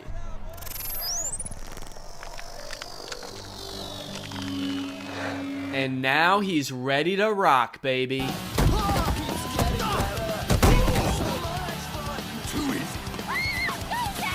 Don't dumb luck. Dumb luck? Why are they surprised that Zed would be strong and fast? Isn't that why they were afraid of zombies in the first place? That's their whole thing, is that they're scary and strong. Were they saying this in the midst of the zombie invasion too? Like somebody's kid gets eaten by a zombie and they're like, dumb luck, beginner's luck. I'd like to see you do that again. And then they do it again. He is going insanely hard though. He's punching the other players. He's not even tackling them. He just murders the opposing team. Do teams from other towns know about the zombies? Because they make it seem like it's something that only happened in Seabrook. Imagine how confused you'd be if you showed up for an away game at another school and they're like, all right, bring out the quarterback, and this fucking freak comes out and starts doing this to people. It'd be like a horror movie, dude.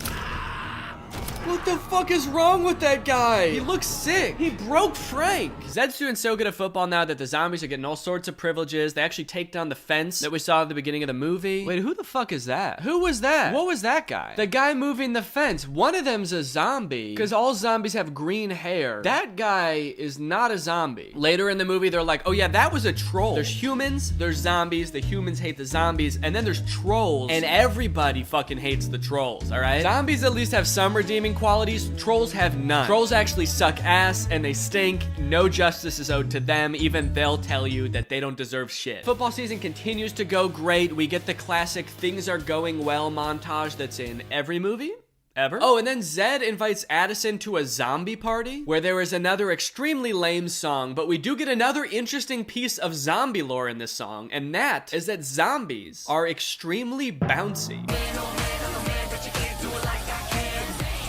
My guy is just bouncing off the floor like it's nothing, dude. He's right, I can't do that. I can't do it like he can. Such a strange piece of lore to drop at this point in the movie. The big problem is my parents won't let me cheer until they meet you. Great, so I'll just win them over with my quick wit and charming smile. They don't know you're a zombie. I'm so sorry. I'm sorry for making things difficult for you. No, you haven't done anything wrong besides being you. Doesn't that imply that being him is wrong? You haven't done anything wrong besides being you. You haven't done anything wrong, man. You know, besides, you know, the way that you are. Uh-oh, the bullies have found out that Zed is hacking a Z-band to make himself more zombie-like. Uh-oh, they're stealing Eliza's laptop. Uh-oh, they're hacking the Z-band. Sorry, does every Disney Channel character know how to hack a computer? There's always a character who definitely knows how to hack computers, but then it seems like when push comes to shove, everybody knows how to do it. It makes it a lot less impressive that like the nerdy computer girl knows how to do it when like the cheerleader can figure it out in a matter of seconds. Are there like computer hacking classes in every Disney Channel original movie high school? Uh-oh, they hacked all the Z-bands at the football game. The zombies are about to go full zombie. Oh no! Are we about to watch somebody get murdered? Everybody run!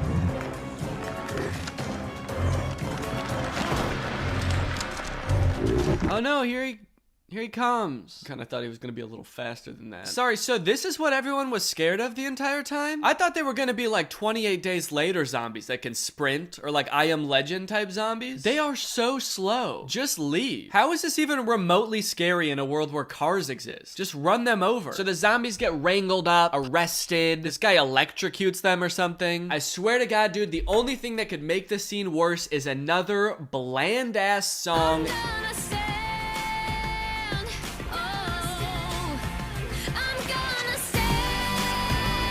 God damn it. Dude, this is a batshit climax of the movie. This town was just terrorized by monsters. They don't know why the zombies turned on them. They just know that they're no longer safe. People's lives were flashing before their eyes, and the popular cheerleader bursts into song out of nowhere to tell everybody that her hair was slightly lighter than everyone thought. The song wasn't even about her at all. It was about standing up for the zombies. It's like she forgot what she was singing about halfway through the song. She was like, what am I standing up for again? Oh yeah, that's right, me.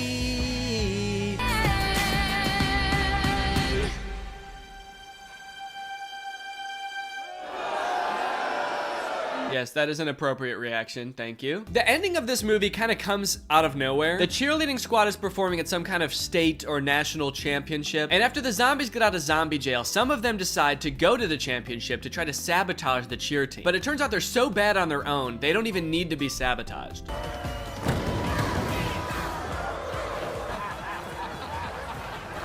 Okay, kind of mean. This grown adult just laughing at these kids because they're not doing well in a cheer competition.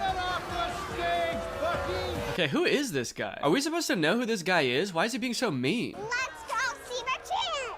Get off the stage, zombie! Who is that? Why is he so mad? We've never seen this character before. Why are we focusing on his reaction so much? Anyways, the zombies decide, you know what? Let's be the bigger person. Let's help out the cheer team. We're gonna win over the humans by helping them perform the coolest cheer performance ever. All right, here's the plan. We're gonna let our freak flags fly. Dude, gross. There's kids here. Can't do that. Basically, they perform and everyone loves it. The crowd's going wild. They never show that one guy again, so maybe he's still pissed off, but everyone else likes it. And that's pretty much the end of the movie.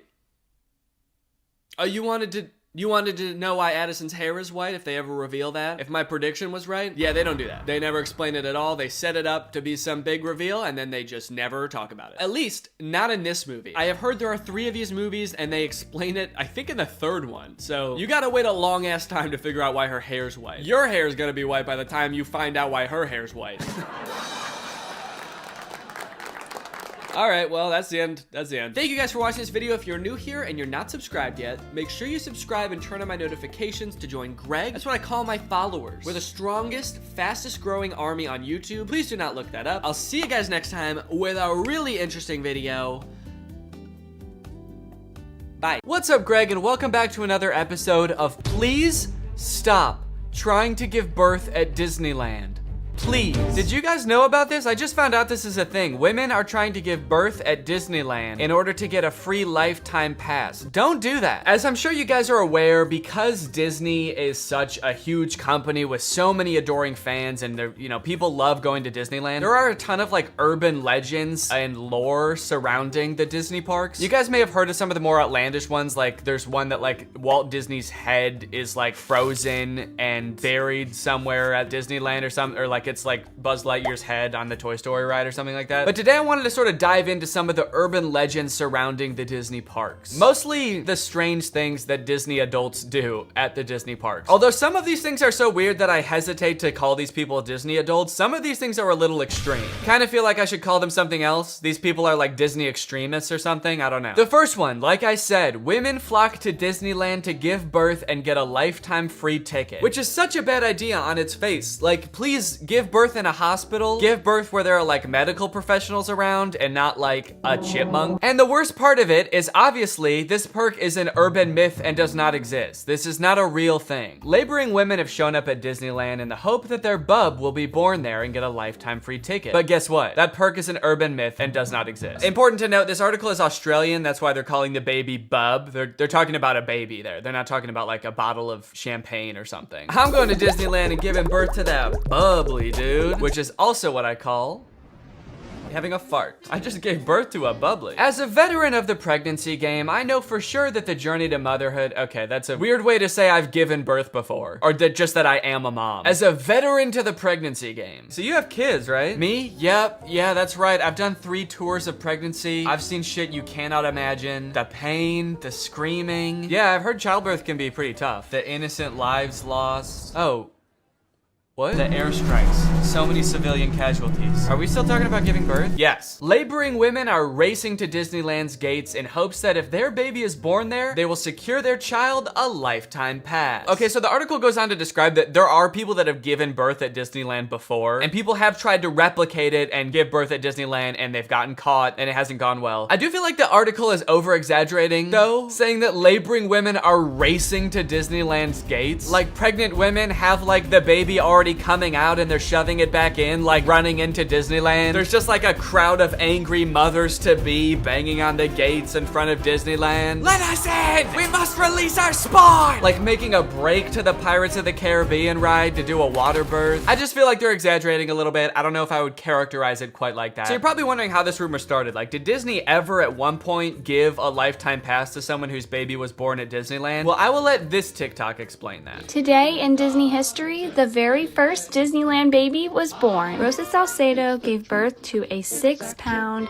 10-ounce baby girl on a bench on Main Street, USA, right outside of the Plaza Inn. Can you imagine visiting Disneyland as a family of 2 and coming out as a family of 3? Yeah, I can actually. But not because I'm gonna give birth. I'm gonna kidnap Donald Duck. You're my child now, Donald. The perfect happy family of 3. Husband, wife, and my uncle Donald Duck, who I've been holding at gunpoint for the past 16 years. There have been 4 babies born at Disneyland, and all of them have been girls. But only one has their own Disneyland birth certificate. So that might not have sounded significant, but that's actually how the rumor started. The first baby that was born there, Teresa, got a birth certificate that was just like a Disney birth certificate that says like, this is the first baby to ever be born at Disneyland. And I guess like word got out that this baby got some kind of special certificate, and then people just started assuming like, oh, that's a lifetime pass. That baby got a lifetime pass. And from that moment on, has just been a rumor that if you give birth at Disneyland, your baby gets a lifetime free pass. So honestly, if you're like that big of a Disney fan and you do this, you don't even get a lifetime pass. You still have to pay to go to Disneyland. It's just your baby that gets in for free. And I kind of feel like babies get in for free to Disneyland anyway. Is that true? Children under the age of 3 get in free to all 4 theme parks and 2 water parks at Disney World. There you go. You want your kid to get in free to Disneyland? A better conspiracy would be just pretend they're 3 years old for their entire life. That shit could actually work. The article goes on to talk about a time where someone has tried to sneak in to give birth at Disneyland, and they hid in the bathroom while going into labor until I guess employees had to like assure her that her baby would not be getting a lifetime pass, and then she was like, oh, okay, fine, then I'll just go to the hospital. Once they assured her that she would not be receiving a lifetime passport, she came out and accepted the ambulance ride to Western Medical Center, where her baby was born shortly thereafter. I don't know about you guys, but it kind of sounds like she failed the test. If you know anything about Disneyland, you know how well the cast members there, all of the employees, all the staff, all the people in costumes are trained to like respond to every circumstance. It sounds like you just entered the giving birth at Disneyland experience, and honestly, you didn't make it to the end where you get the prize. It also says that this discussion board, The Laughing Place, has some hilarious forum chats about this topic. So I guess other people have been like sharing stories about this happening on this forum, but when I clicked on it, it turns out that it doesn't exist anymore, which kind of sucks because I wanted to find out more times that this has happened, but honestly, it is probably for the best. Kind of sounds like they were talking about some pretty sick shit in there. You think you're gonna go to a Disney forum and see people talking about like, my favorite movie's Coco, but instead you see people talking about like, I'm gonna give birth inside of Pluto's house. I'm gonna go to Disneyland and get fucked by Goofy, and then Goofy's gonna be the father of my child, and I'm gonna give birth on It's a Small World. And I'm gonna make Elmer Fudd cut the umbilical cord. Is Elmer Fudd a Disney character? I actually don't think he is. But he's gonna be there anyway. And then me and my freak mutant, half goofy, half human child will both get lifetime passes. Free pass for life for my little freak. Passes or not, being born in Disneyland is a pretty cool claim.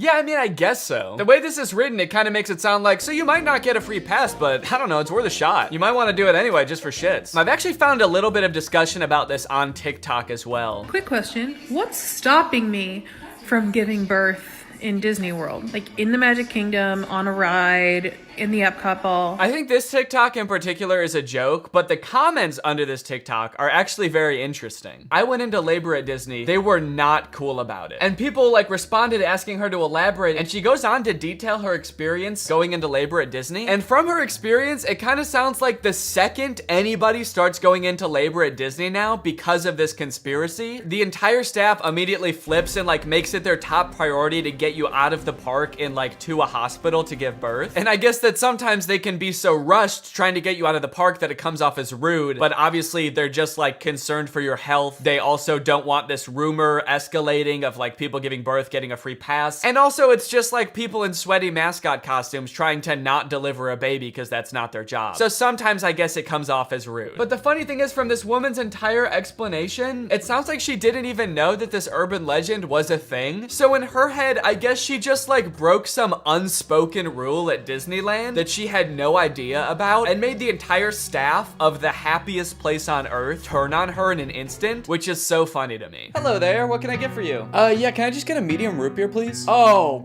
great. Oh, great, another guy here to put his balls in the root beer. What? Hey everybody! This guy right here is about to pull out his big fat balls in front of everyone, in front of a bunch of children, and put his balls in a glass of root beer. Why would I do that? Don't play dumb. I'm not playing dumb. I am dumb in this situation. You've clearly heard that if you put your stupid fat balls— why do you keep calling them fat? In the root beer at Disneyland, you get to spend the night with Minnie Mouse. Oh, what the fuck? No, I just wanted some root beer. Is that true? No, it's an urban legend. But no matter how many times we tell people it's not true, we still get perverts like you coming to Disneyland, ordering root beer just so they can put their stupid— don't call them fat— fat balls in it! Oh, come on, man, don't cry. I already am. Why do you still sell root beer if this keeps happening? Because if you shit in the root beer, you actually do get a free fast pass for Space Mountain. Okay, I don't want to put my balls in root beer, and I definitely don't want to shit in the root beer, okay? I legitimately just want to drink some root beer. Oh. Sorry, my bad, man. I didn't know. Okay, well, that's literally what I asked for, so here you go. Ah, what the fuck is that? It's Walt Disney's head. You said the secret code, so here's his head. No, root beer. What? I wanted root beer. I wanted to drink root beer. So no head? No. Overall, pretty disappointing that anyone actually believed this in the first place. In what world would Disney want to foster an environment where mothers are coming into their park, their theme park, to try to give birth? Especially if they're not like billing it back to the person that gave birth and being like, okay, here's your hospital bill, and because it's Disney, it was $1 million.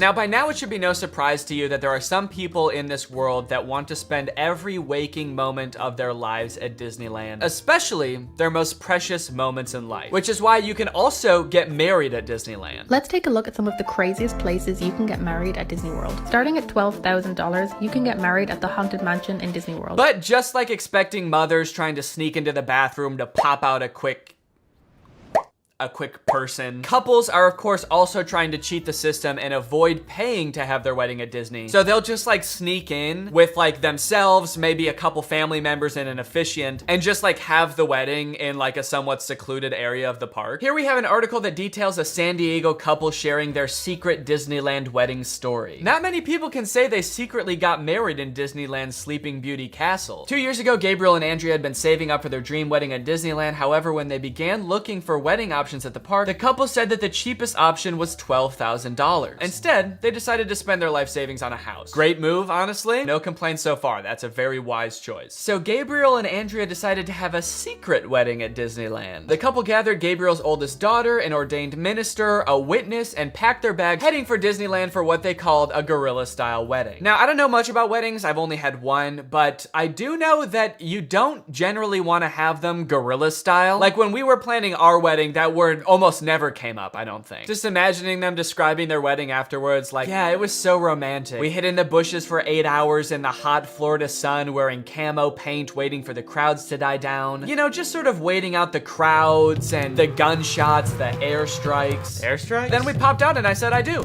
Happiest day of my life. Here's my favorite picture of the big day.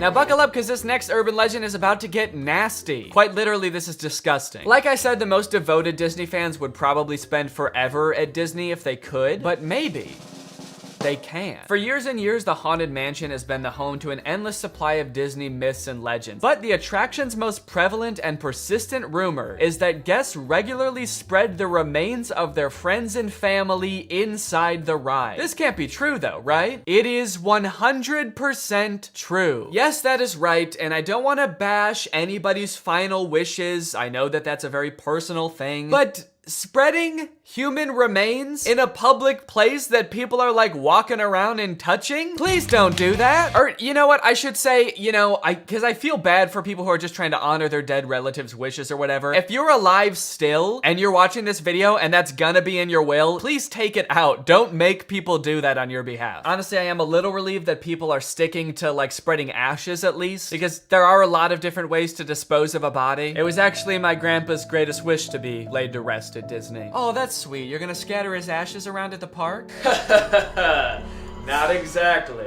The Haunted Mansion probably has so much human ashes in it, it's not even funny, said one Disneyland custodian. Blah! That is the nastiest thing. Oh my God. Don't do that. Do not do that.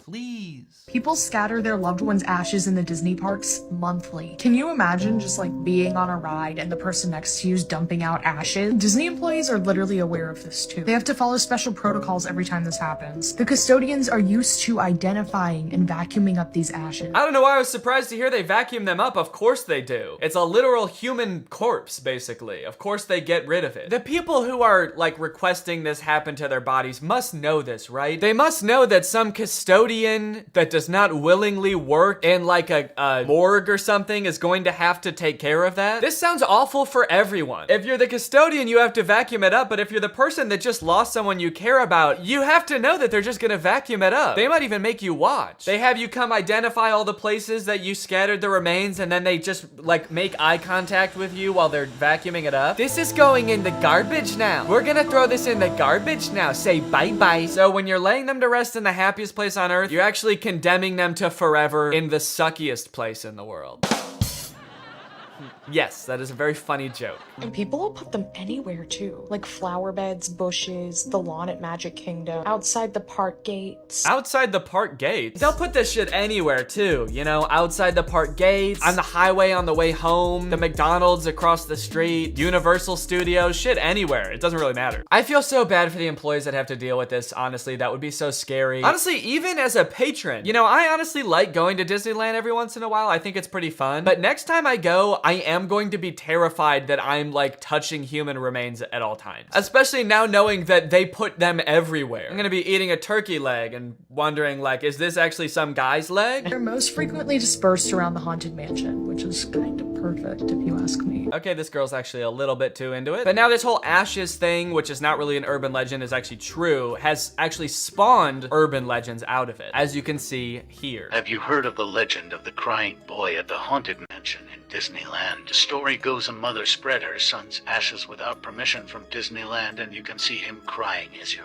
exiting the ride. Spooky. I wonder why he's crying. Maybe because his ashes are in a vacuum. Maybe because he was a little boy and his mom spread his ashes in the scariest ride at Disneyland. The mom was like, yeah, my son used to love this ride. Every time we would get on it, he would be screaming and crying and shaking because he was so happy and excited. So I decided this is the perfect place for him to spend the rest of eternity. In a rundown castle of pure terror. It's what my darling little boy would have wanted. All in all, it seems to me that Disney, this giant corporation that owns like every media property known to man, has their grubby little fingers wrapped around people a little bit too tightly. It's like you already have every movie and TV show. Do you really need people like begging to spend their entire lives at your theme park also? But even still, with people spreading their loved ones' ashes at Disney, people trying to give birth at Disney just to get free tickets, Disney is still trying their best to immerse you in their parks as much as possible to make you never want to leave. Recently, Disney opened up the Galactic Star Cruiser Hotel, which is a Star Wars hotel and experience. I think it's like a 2 or 3 day long experience where you are like in this hotel. There's like a story that you have to follow about shit going on around you. It seems very immersive, and to a pretty big Star Wars fan, honestly, it sounds pretty cool. But it is also $5,000, and instead of windows, your room has a screen that just shows a video of outer space playing. So, you know, just keep that in mind that you might go insane while you're in this place. With no concept of night or day, you just have to adhere to the Star Wars pre-approved activities. There's like stormtroopers patrolling the halls at all times. It's kind of like they wanted to build a Star Wars hotel, but they built a prison instead. I read through some of the Google reviews for this hotel. It's only been open for a little bit, so there's not that much to go off of. And honestly, there are a lot of 5-star reviews of people who seemingly really enjoyed it. I did think that this review was really funny. This person gave it a 1 out of 5, and they said, thought the experience was fun, but not worth the price. There are too many missions to keep track of, and you are always missing something. It kind of seems like they got like too immersed in the story and like started to believe that they really needed to complete these missions. This sounds more like the review of a disgruntled employee that like works on a spaceship. There are too many fucking missions, man. There's too much shit to do. The hyperdrive is gonna fail. And I need to fix that, not to mention the First Order's breathing down my fucking neck, trying to get me to give away the location of my comrade. This place is fucking stressful. I think my favorite thing I've seen come out of this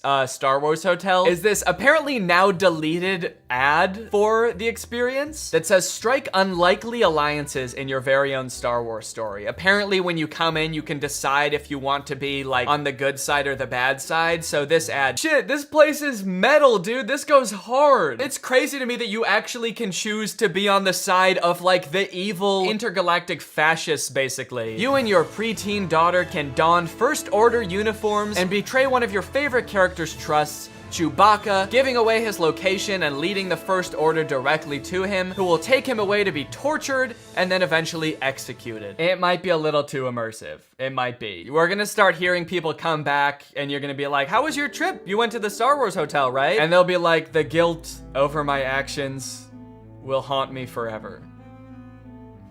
But I did what I had to do. It was honestly fucking sick. I loved it. And honestly, like, if someone offered to bring me there for free, would I go? Yes, I probably would. Yeah, honestly, I would like to go 100%. I would like to go. And as if living in an intergalactic prison life is curated by Disney. Oh gosh, I feel like we have so much chemistry together. Me too. This has been great. This date was a lot of fun. I really haven't connected with anyone like this in a long time. Fantastic. How likely would you be to recommend this experience to a friend? What? On a scale from 1 to 10, how would you rate my performance? Performance? I thought you were just like genuinely interested in me, like romantically. Oh, perfect. So a 10 then? I really opened up to you. And you opened up to me. That's all just part of the story living experience. It's Disney magic. So that whole story you told me about how sad you were that you had to release your pet into the wild because it had grown to be wild. That was the plot of The Fox and the Hound. What the fuck is wrong with you? Thank you for riding Disney's Love Connection. Please make sure you pick up all your belongings as you exit the ride. Are you an animatronic? Please do not try to fuck any of the animatronics. Are you all animatronic? Have a lovely day here at Am I the only person that lives here? Anyway, that's the end of the video. It's time to talk about our sponsor. What's up? It's me, a hacker, and I'm so excited to steal your data because you don't have today's sponsor, ExpressVPN. You see, sending data over an unencrypted network is a lot like sending a postcard. There's no envelope to cover up your info and protect your sacred message. So any old creep with a little bit of basic computer knowledge and a little bit of free time can come along and check out all of your private information. I'm talking passwords, financial details, hell, emails. I'm gonna look at all of it. I'm doing it right now. Hey guys, I was just kidding. It's just me, Danny. Well, I wasn't kidding about most of it actually. Just the part about me being a hacker, but the rest of it is true. Oh, there's not enough light on my face now. Can I just sort of illuminate my face with this? Luckily, today's sponsor, ExpressVPN, is here to help. Because ExpressVPN encrypts all of your network data with their best-in-class encryption. It would literally take a hacker using a supercomputer billions of years to crack this encryption. ExpressVPN has the fastest speeds out there. They've got 24/7 customer support, and ExpressVPN is extremely easy to use. You can fire it up and get connected with just one click. I've got ExpressVPN on every device that can have it, just to have a little bit of extra peace of mind when I'm out and about, especially on public Wi-Fi. So if you want to find out how you can get 3 months of ExpressVPN for free, then head on over to the link in the description. That's expressvpn.com/Danny Gonzalez. That's expressvpn.com/Danny Gonzalez. Thank you, ExpressVPN, so much for keeping us safe, but also sponsoring this video. Thank you to you guys for checking out ExpressVPN. When you click on the link, it really helps to support my channel, so thank you for that.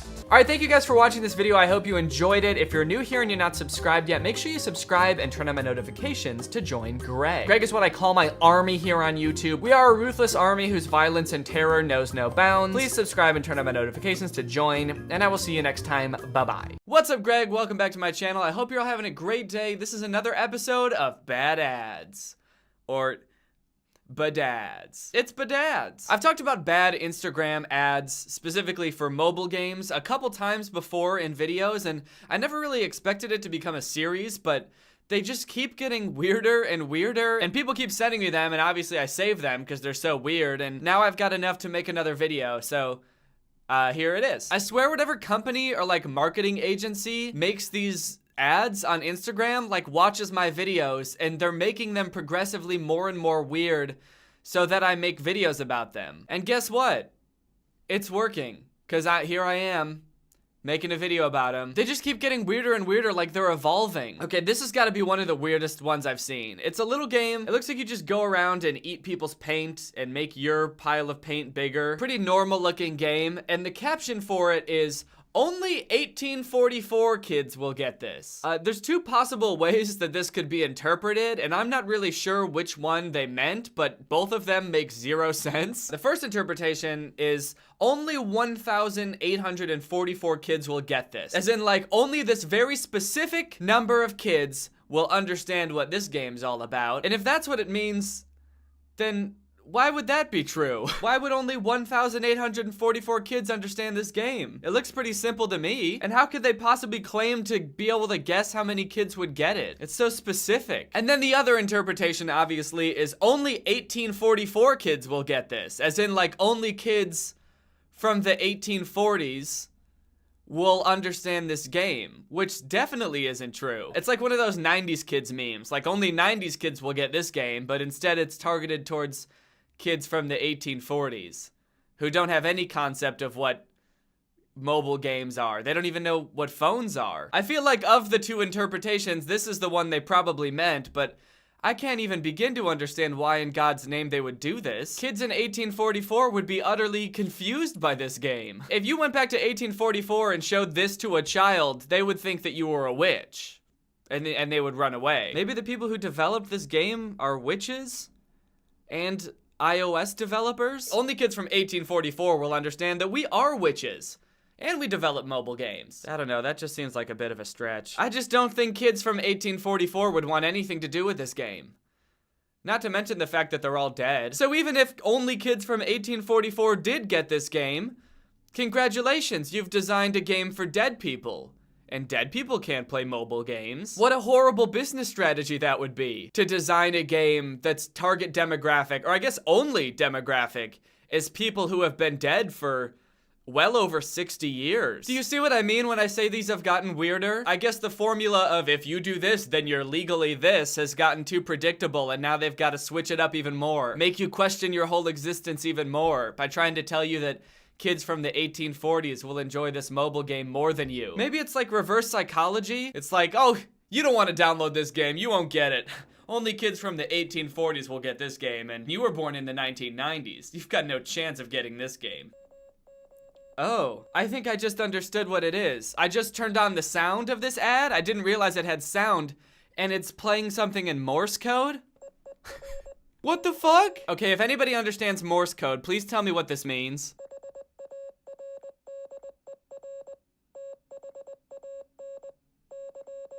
If there's any kids out there from the 1840s, please help me decipher what this means so I can make sense of this ad. I can't believe they put Morse code in the ad. How would that make anybody want to download this game? Real men don't get wet. Okay, this is another one of the weirdest ones I've seen. So up here, you've just got a screenshot of the game. It looks like a brain teasers game. It's trying to test your mental skills. It's just a bunch of wine glasses and it says, whose glass will fill first? The weird part about this one is the caption of the actual Instagram picture, which is, the only app on Selena Gomez's phone.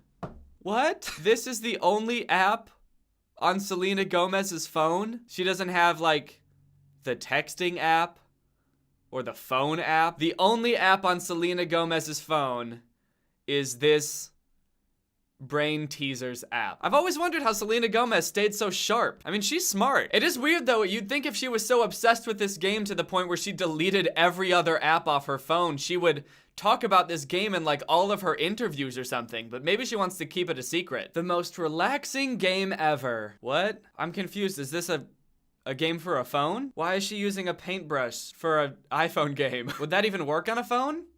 I doubt it. Looking at the page for this game on the App Store doesn't answer any of my questions. It looks like a completely different game. It's just like a coloring book game, but it doesn't have any of like the sequins or rainbow effects that are in this ad. And it doesn't mention anything about a paintbrush. This must be like illegal, right? To advertise a game like this? She's not even playing it on a phone. She's playing it with a paintbrush on a piece of paper. In this game, it looks like you've got this romantic interest, this love interest, and she goes from just being your classmate in level 1 to being your girlfriend in level 5 to being your wife in level 20. I can't believe she goes from just your classmate to being your pregnant girlfriend to being your wife over the course of however many years she matures, and nevertheless she's still in elementary school, judging by the fact that she's wearing the same schoolgirl outfit in every picture. I guess some things never change, like our undying love for each other and the fact that you never graduated 5th grade. Best ACG game. I don't know what an ACG game is. Cute girls, exquisite graphic. Just one exquisite graphic. I wonder which one it is. I guess most of the graphics in the game are pretty good, but this one is just mwah, exquisite. Vivid interactive experience. Time to play. All right, you're done reading the ad now. It's time to download the game. I saw the exact same ad again somewhere else, but this time the girl's blonde. And the caption for this one just says, over 200 cute girls. Come on in, dude. There's over 200 cute girls in here waiting for you. I don't know why, but the number 200 doesn't sound that impressive to me. Especially if they're all just the same girl with different colored hair like these two. Because then I don't even have to download the game to know what they're gonna look like. They're all just gonna look like this girl, but with different colored hair. This is an ad for a game called Helix Waltz. It looks like a romance game where you've got a bunch of different guys hitting on you, and you have options for what to do when they start flirting with you. Except the options are the same every time. You're the apples of my eyes. Slap his face or kiss him. You're guilty of your beauty. Slap his face or kiss him. You're the special one. Do you want to slap his face or kiss him? Stay with me tonight? And for this one, you can either slap his face or kiss him. You're the special one. Ooh. Oh, so you're the special one. I've been looking for the special one, and it turns out it's you. What a vague, yet charming thing to say to somebody. Imagine being approached by this dude at like the club. He walks up to you with his long orange hair floating in the wind. He comes right up to you, grabs you by the arm and says, you're the special one. I mean, what would you do? Would you slap him in the face or kiss him? Okay, this one looks interesting. It's for an app called Matchington Mansion. Let's check it out. What? What the fuck? What is this? What's going on? I can barely even look at the game because of what's happening next to it. This isn't part of the game. It's just this sobbing bear getting spanked by another bear who's leaving bright red handprints on this crying bear's ass. And the spanking bear is just like staring at me deep into my soul like he knows what's going on in my head. He's like, you have no fucking clue what's going on, do you? You like this? You like me spanking this little bear's ass? Please stop. How about you download the game, bitch? I don't want to. I don't want to. Download the game or I'm gonna keep spanking this crying bear. Please, just do what he says. Please, no more. You confused, pathetic little bitch. Why are you doing this? Download the game. Download it now. Okay, I'll do it. I'll do it. Ooh, a video ad. That's new. This is for a game called Coin Master Official. Did you just attack my village? No, it wasn't me. I swear it wasn't me. Oh, I get it, because he did attack her village. All right, it was me. I did it. You are gonna pay for this. No. Little teddy bear, no! Download Coin Master and attack GC's village. Wow, that didn't make me want to play this game at all. I mean, for one, it didn't really tell me what you do in this game or what it's about at all, but also, it kind of makes me feel like I'm gonna go to jail if I play this game. Like if I attack the wrong person's village, I'm gonna end up in an interrogation room. That doesn't make me want to play this game. Coin Master. Attack your enemies, steal their coins, and go to jail. I think recently the game that I've been sent the most ads for is Episode. I've been seeing these ads everywhere. I've been getting ads for them and people have been sending me ads for it like crazy. If you don't know what it is, it's basically like a storytelling app where you go through these little stories that are almost like graphic novels, except you get choices for what you want to do at each point in the story. So you can decide what to say at certain times and what to do at certain times. I've actually considered making a video about this game because users can submit stories to this game and like make their own little stories that you play through, and some of them are super fucking weird. So small side note, if you know of any weird Episode stories, please send them to me. But for now, let's just take a look at the ads because they're equally strange. I gotta pee! Oh boy, a classic scenario. Looks like this guy's gotta pee, but his wife has just knocked the fuck out on the toilet. Whatever happened here just really wore her out, and she just had to call it right then and there. This is a situation we've all faced at some point. You have to go to the bathroom, you only have one bathroom, and your wife is just unconscious on the toilet. So what do you do? Well, let's check out the two options that this person is considering, and let's see if it lines up with what us normal people would do. Pee in her mouth. No, I don't know if that is the first thing that I would consider. Come to think of it, I think that's actually probably the last thing I would think of in this situation, would be to pee in my unconscious wife's mouth. I think probably the first thing I would think to do would be to try to wake her up, you know, so she would move and then I would get to use the toilet. Or maybe use a different bathroom. I'm a guy, so I can pee outside. I could pee in my own mouth. Or maybe call 911. Cause she might be dead. People don't just fall asleep on the toilet that often, but people die on the toilet a lot. Okay, well not like a lot. That makes it sound like going to the bathroom is really dangerous, cause you never know when you're just gonna die, but it does happen. People do die on the toilet. But he's still got one more option. So maybe after he came up with that first one, got that out of his system, he'll come up with something more reasonable that'll make it so he can go to the bathroom, you know, as soon as possible. Divorce. Oh. So no. How would that even solve this problem? You know, the problem of him having to pee really bad and his wife being on the toilet. I don't know how long this dude thinks divorces take, but I don't think that's the most effective approach here. I think he's going to be having to hold his pee for a very long time if this is the option he chooses. Overall, I feel like both of these options don't really make sense. I feel like you should be able to do both of them. Pee in her mouth and then get a divorce. It's a win-win. Oh, cool. It's the exact same ad again, but with different options this time. I gotta pee! Well, the first option's different.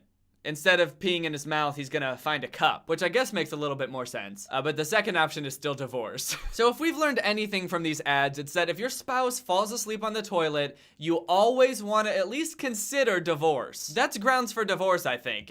Infidelity and falling asleep on the toilet are the two big ones that most states recognize. There's always probably gonna be other options like peeing in their mouth or peeing in a cup, but those are just temporary solutions to a permanent problem. The permanent problem being your spouse is asleep on the toilet. You know, peeing in their mouth's not gonna get them off the toilet, but you know what will? A divorce. Choose how your story ends on the #1 interactive storytelling app, winner of Google Play's 2018 Best Community Building Game. Why is he eating my face? So it looks like this girl's making out with this guy and he just starts chomping on her chin. What would you do? Would you either go with the flow or would you, is this real life? What does that mean? You can choose to, is this real life? Does that mean say it out loud? While he's sucking on your chin, just, wait, is this real life? Yeah? Oh. Can you stop? Yeah. The last one I want to talk about is another ad for the Game of Sultans, which you might remember I talked about in my last video about Instagram mobile game ads. The ads looked very fucked up. They were all just pictures, but this one is a video. So let's take a look. Ah, I finally found you. But what have you been doing? I've been busy, Sultan, painting my one true love. Wow, it's so realistic. It's almost like they're saying the words that they recorded. But they're not. I wonder who that is.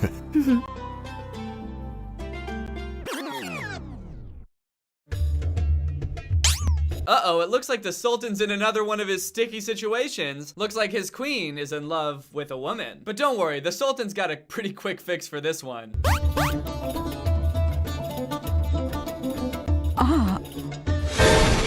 Boom, problem solved. You're not in love with a woman anymore. You're straight now, and you love me. Who wrote this? You're in big trouble, Sultan. Download Game of Sultans on the App Store now. You're in big trouble, Sultan. Trying to turn me straight. Not gonna happen, buddy. You know, the weird thing about all those Game of Sultan ads is that I've looked at what the game is, because I thought about playing it for a video, and it's just like a regular army building, like fighting game. Just like you build up armies and fight other castles. It's like, it has nothing to do with the ads. I think a lot of the games that are advertised on Instagram are like that, and I have no idea how that's legal. I feel like it shouldn't be. All right, guys, well, that's enough Instagram ads for today, because now it's time for an ad of our own, because this video is sponsored by ExpressVPN. As most of you know, occasionally companies will get mad that I talked about their content in one of my videos, and they'll put a copyright claim on my video and then block my videos in some countries. It happened with Billions of Prize Toys. It happened with that movie The Lamp that I put out a couple weeks ago. In the case of The Lamp in particular, they only blocked my video in the US and Canada, which is a bummer because that's where like 68% of my views come from. Luckily, the video's back up now, but if and when that ever happens again, You guys should try ExpressVPN. ExpressVPN is a great VPN that you can install on pretty much any device you would use, Mac, PC, iOS, Android. It offers you privacy, anonymity, security when you're online, but most importantly for us Gregs, it offers you the ability to unblock content that's not available in your country. So let's say one of my videos gets blocked in the US and Canada, and you happen to live in the US and Canada. All you have to do is install ExpressVPN, which is super easy. It just takes a couple of clicks and you can actually control it from within your web browser, which is really cool. And you can scroll through a list of just different countries where they have servers. Let's say you want to pretend that you're in the United Kingdom, so you just click one of those servers, and boom, suddenly, all of a sudden, you're British. There you go. You can watch the video. ExpressVPN has the fastest speeds, 24/7 customer service, server locations in 94 countries, and it's less than $7 a month with a 30-day money-back guarantee. So take back your internet privacy today and find out how you can get 3 months free by clicking the link in the description, expressvpn.com/Danny Gonzalez. That's expressvpn.com/Danny Gonzalez for a free 3 months with a 1-year package. Visit expressvpn.com/Danny Gonzalez to learn more. Thank you to ExpressVPN for sponsoring this video, and thank you to you guys for checking out ExpressVPN. Not only is it helpful for you guys to use ExpressVPN to watch videos that aren't available in your country, but it's also helpful to me when you guys support people that support this channel and makes it a lot easier for me to get sponsors. So thank you for checking out ExpressVPN by clicking the link in the description. All right guys, thank you for watching this video. If you're not subscribed to my channel, make sure you subscribe and turn on my notifications to join Greg. Greg is my fan base here on YouTube. We're an army. If you subscribe and turn on my notifications, your name legally changes to Greg, which is pretty crazy. Thank you to Shy Alex Music for turning on my notifications. You are truly Greg. I'll see you guys next time with a really interesting video where I jump into that picture in the background, like Blue's Clues, and I just say what's up to myself in there. Bye! This video is over now. Over now.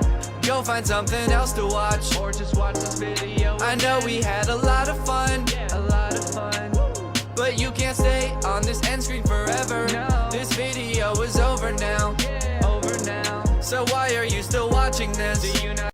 Hey guys, so this is gonna be a slightly different video than I usually post on my channel.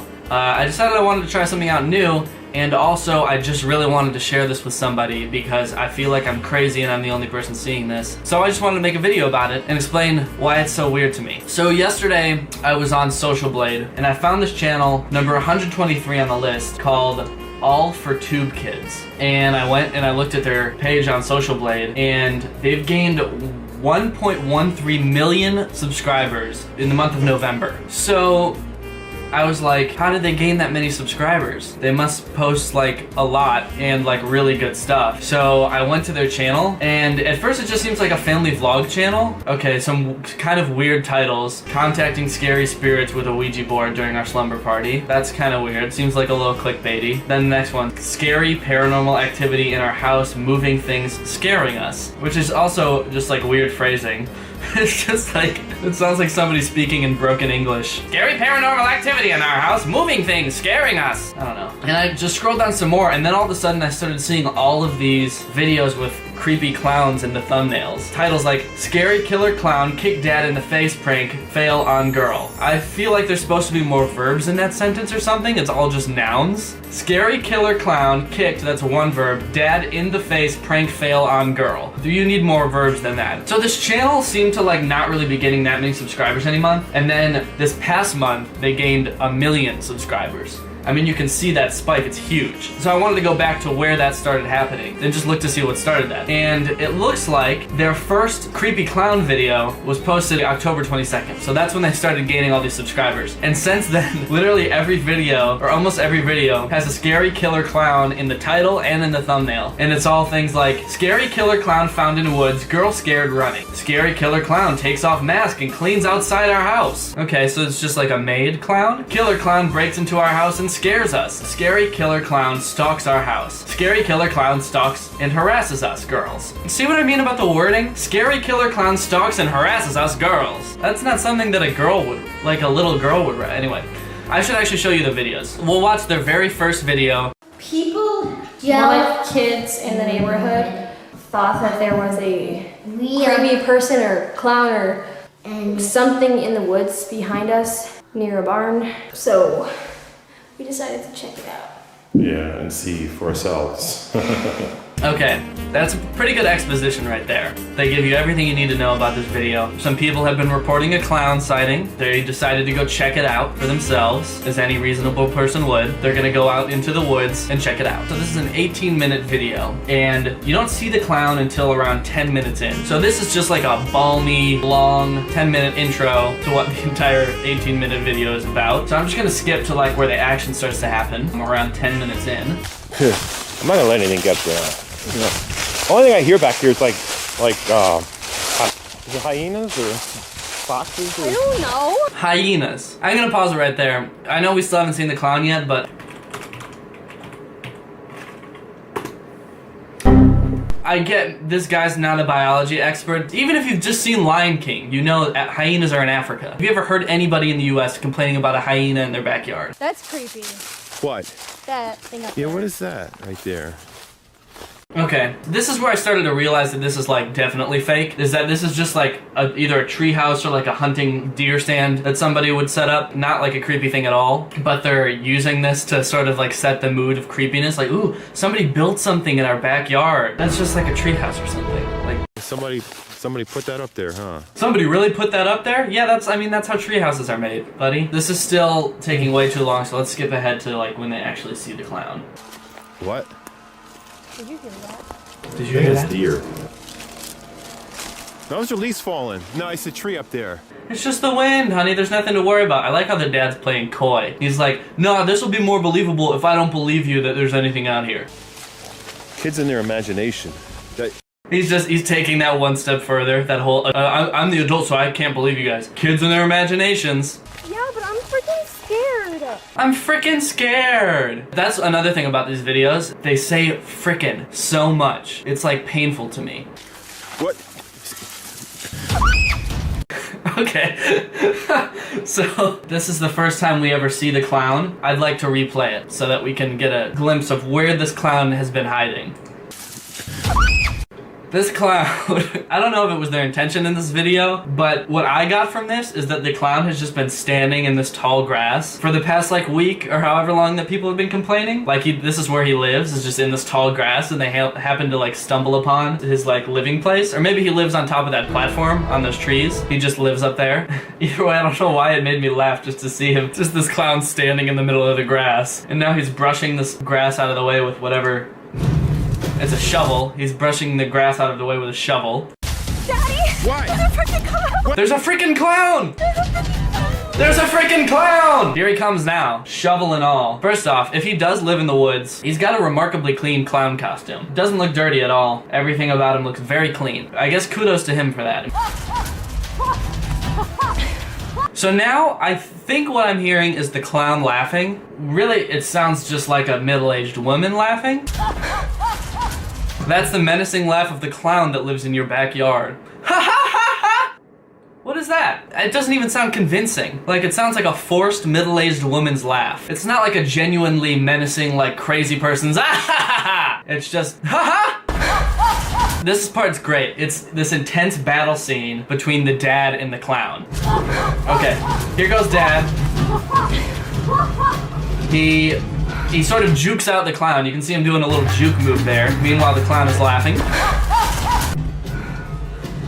Okay, so for some reason, the clown's not swinging the shovel. It's just sort of holding it like this, which makes it super easy for the dad to just grab the shovel. And now it's just tug of war, baby. It's, you know, strongest man will win. It's this old dude from Jersey, I guess, from his accent, versus this clown who's just a middle-aged woman in a costume. You know who's gonna win.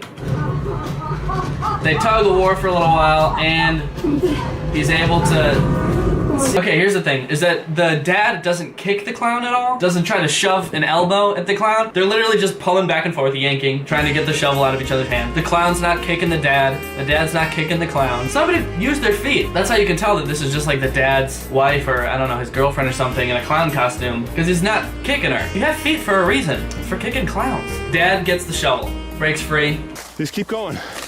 I'll catch up. Don't worry about me. That's the heroic dad factor. Don't worry about me, I'll be fine. I'm making $15,000 at least off this YouTube ad money. I like how they vlogged this entire thing too. They also haven't called the police. They're just walking through the woods. Yeah, the safest thing to do at this point would just be to walk back to our house and act like nothing happened. So that's their plan as of right now, I guess. By the way, this video is 18 minutes long and it contains a lot of just unnecessarily long shots of people walking and breathing heavily. Like this has just been 20 seconds of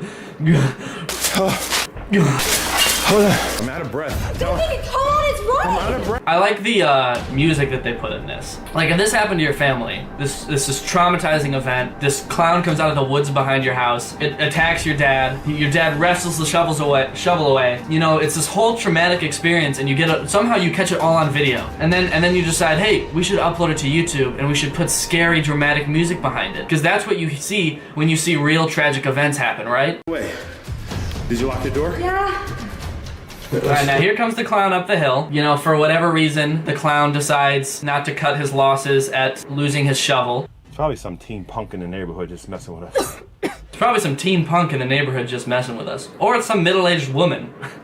Teenage punk? I mean, this dude is just the accumulation of somebody who has watched many horror movies and figured out exactly what all the adults in horror movies say. Oh, kids and their imaginations. Go on without me, I'll be the hero. And then it's just some teen punk in the neighborhood. All things that are said by people in horror movies and not real life. Okay. Go.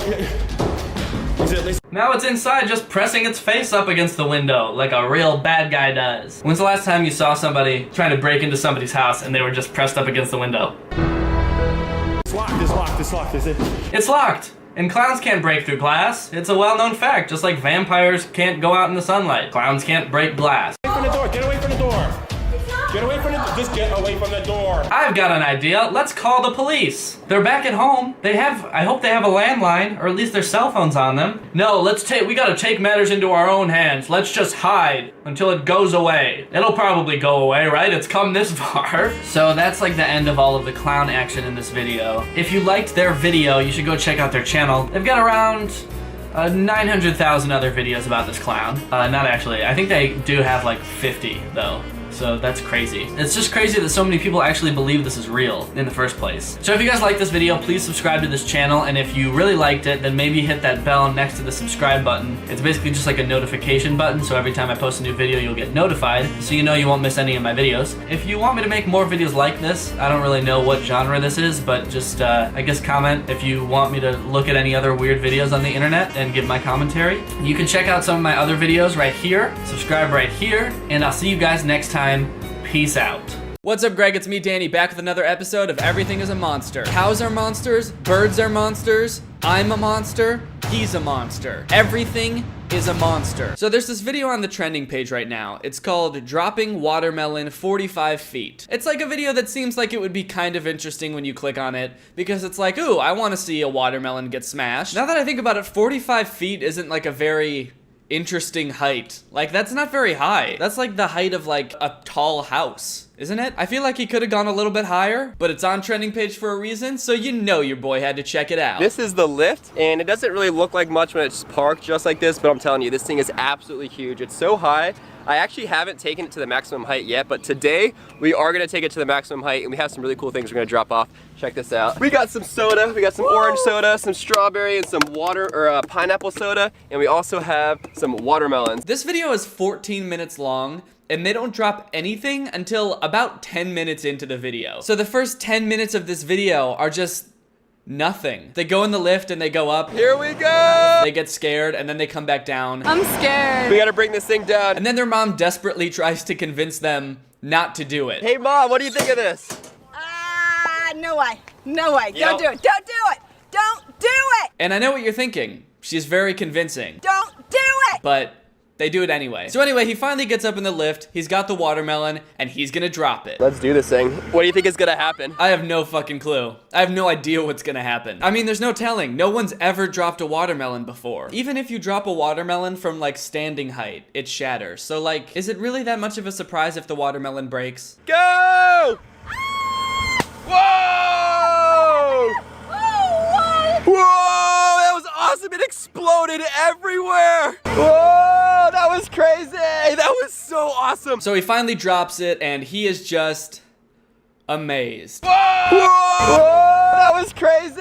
Yeah, his reaction is actually making me just like a little bit uncomfortable. He's definitely like a little bit too excited about this watermelon exploding. I think the appropriate reaction to a watermelon falling from a great height and exploding is like, huh, nice. Even that maybe was a little bit too much. So that was just a test one. He wasn't at the full height yet, but now he's gone up the lift to the full height of a scary, palm shaking, knees quaking, eyes sweating, teeth sweating, 45 feet in the air. So, hang on, we're going a little bit higher.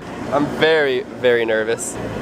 I've never been that high in all my life. I mean, this dude must have gone through extensive training to get up that high. I don't think I'd be able to handle that. Don't you need like an oxygen mask that high up? How does he survive up there? Watermelon number 2. Here we go. Go!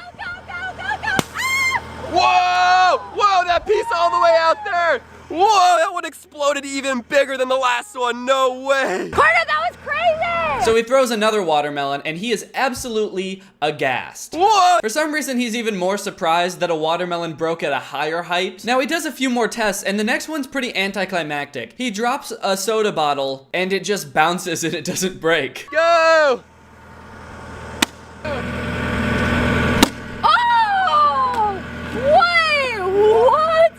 Whoa, it's over there. Whoa, what happened? It didn't even explode. I'm not sure what happened with it. And you can tell that he wasn't expecting that, but he has to act surprised anyway because, you know, he's a YouTuber and so he has to yell about everything. Whoa, what? So it breaks and he's like, whoa! So then he does it again with another soda bottle, and this time he throws it down because he knows that it won't break if he just drops it. And then it shatters.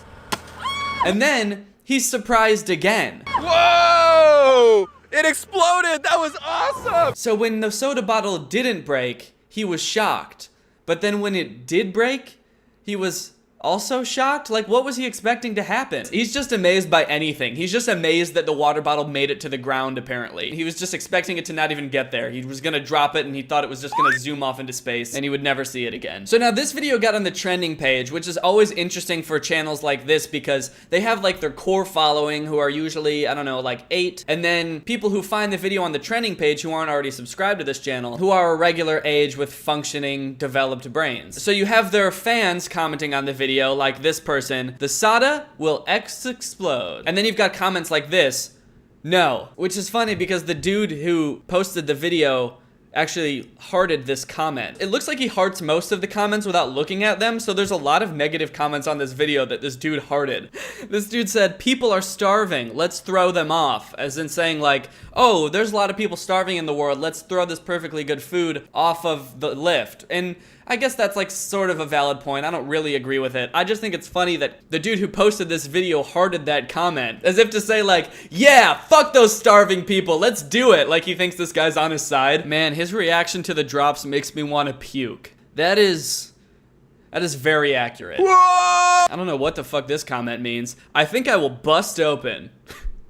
And he hearted it. I think I'm gonna bust open. I think he was talking about the watermelon. I think he meant to say, I think it will bust open. Dude, I think I'm gonna bust open. Yeah, in general, most of the comments are just upset that the video is so long. I saw this video on the trending page and I was like, I gotta find out who this guy is because his videos suck. And it turns out this dude, Carter Sharer, is a part of like a group of YouTubers called the Sharer Fam. It's sort of like Clout Gang, except they're all related. There's Carter, there's Steven, there's Lizzie, and then there's Otter and Millie, who are their dogs.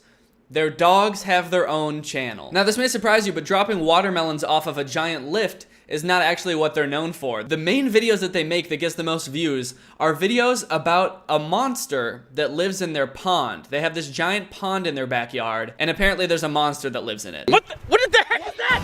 Oh! It's one of those things that's obviously fake, and they made one video about it, and it got the most views, and so they sort of just have to keep making videos about that, and they sprinkle in other videos every once in a while too. But like, most of their videos are about this pond monster. You can look at their thumbnails and titles. I fell off, pond monster. Swimming with pond monster. Hunting pond monster. They have so many videos about pond monsters, but I think they've realized that just using the word monster in their title or just talking about monsters in their videos gets them so many more views. So they've started doing this weird thing where they just start calling every animal a monster. There's a video where they see like a fox that's sleeping in the forest by their house. And the dude spends an entire video trying to find it because he says it's a monster that's living in their backyard. Oh, it's moving.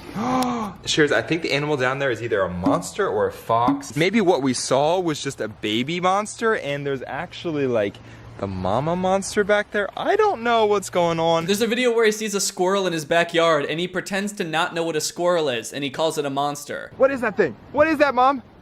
There's some monster in our backyard.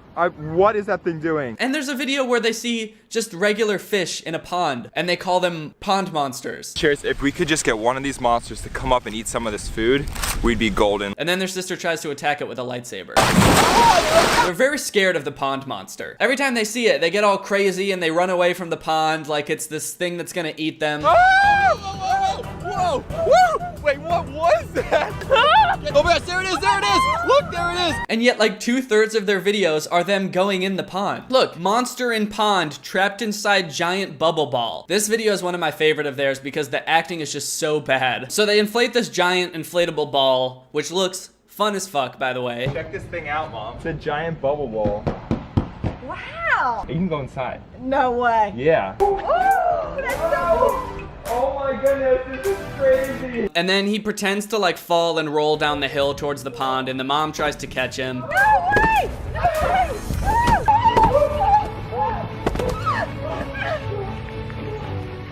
Yeah, that mom, dude, she is,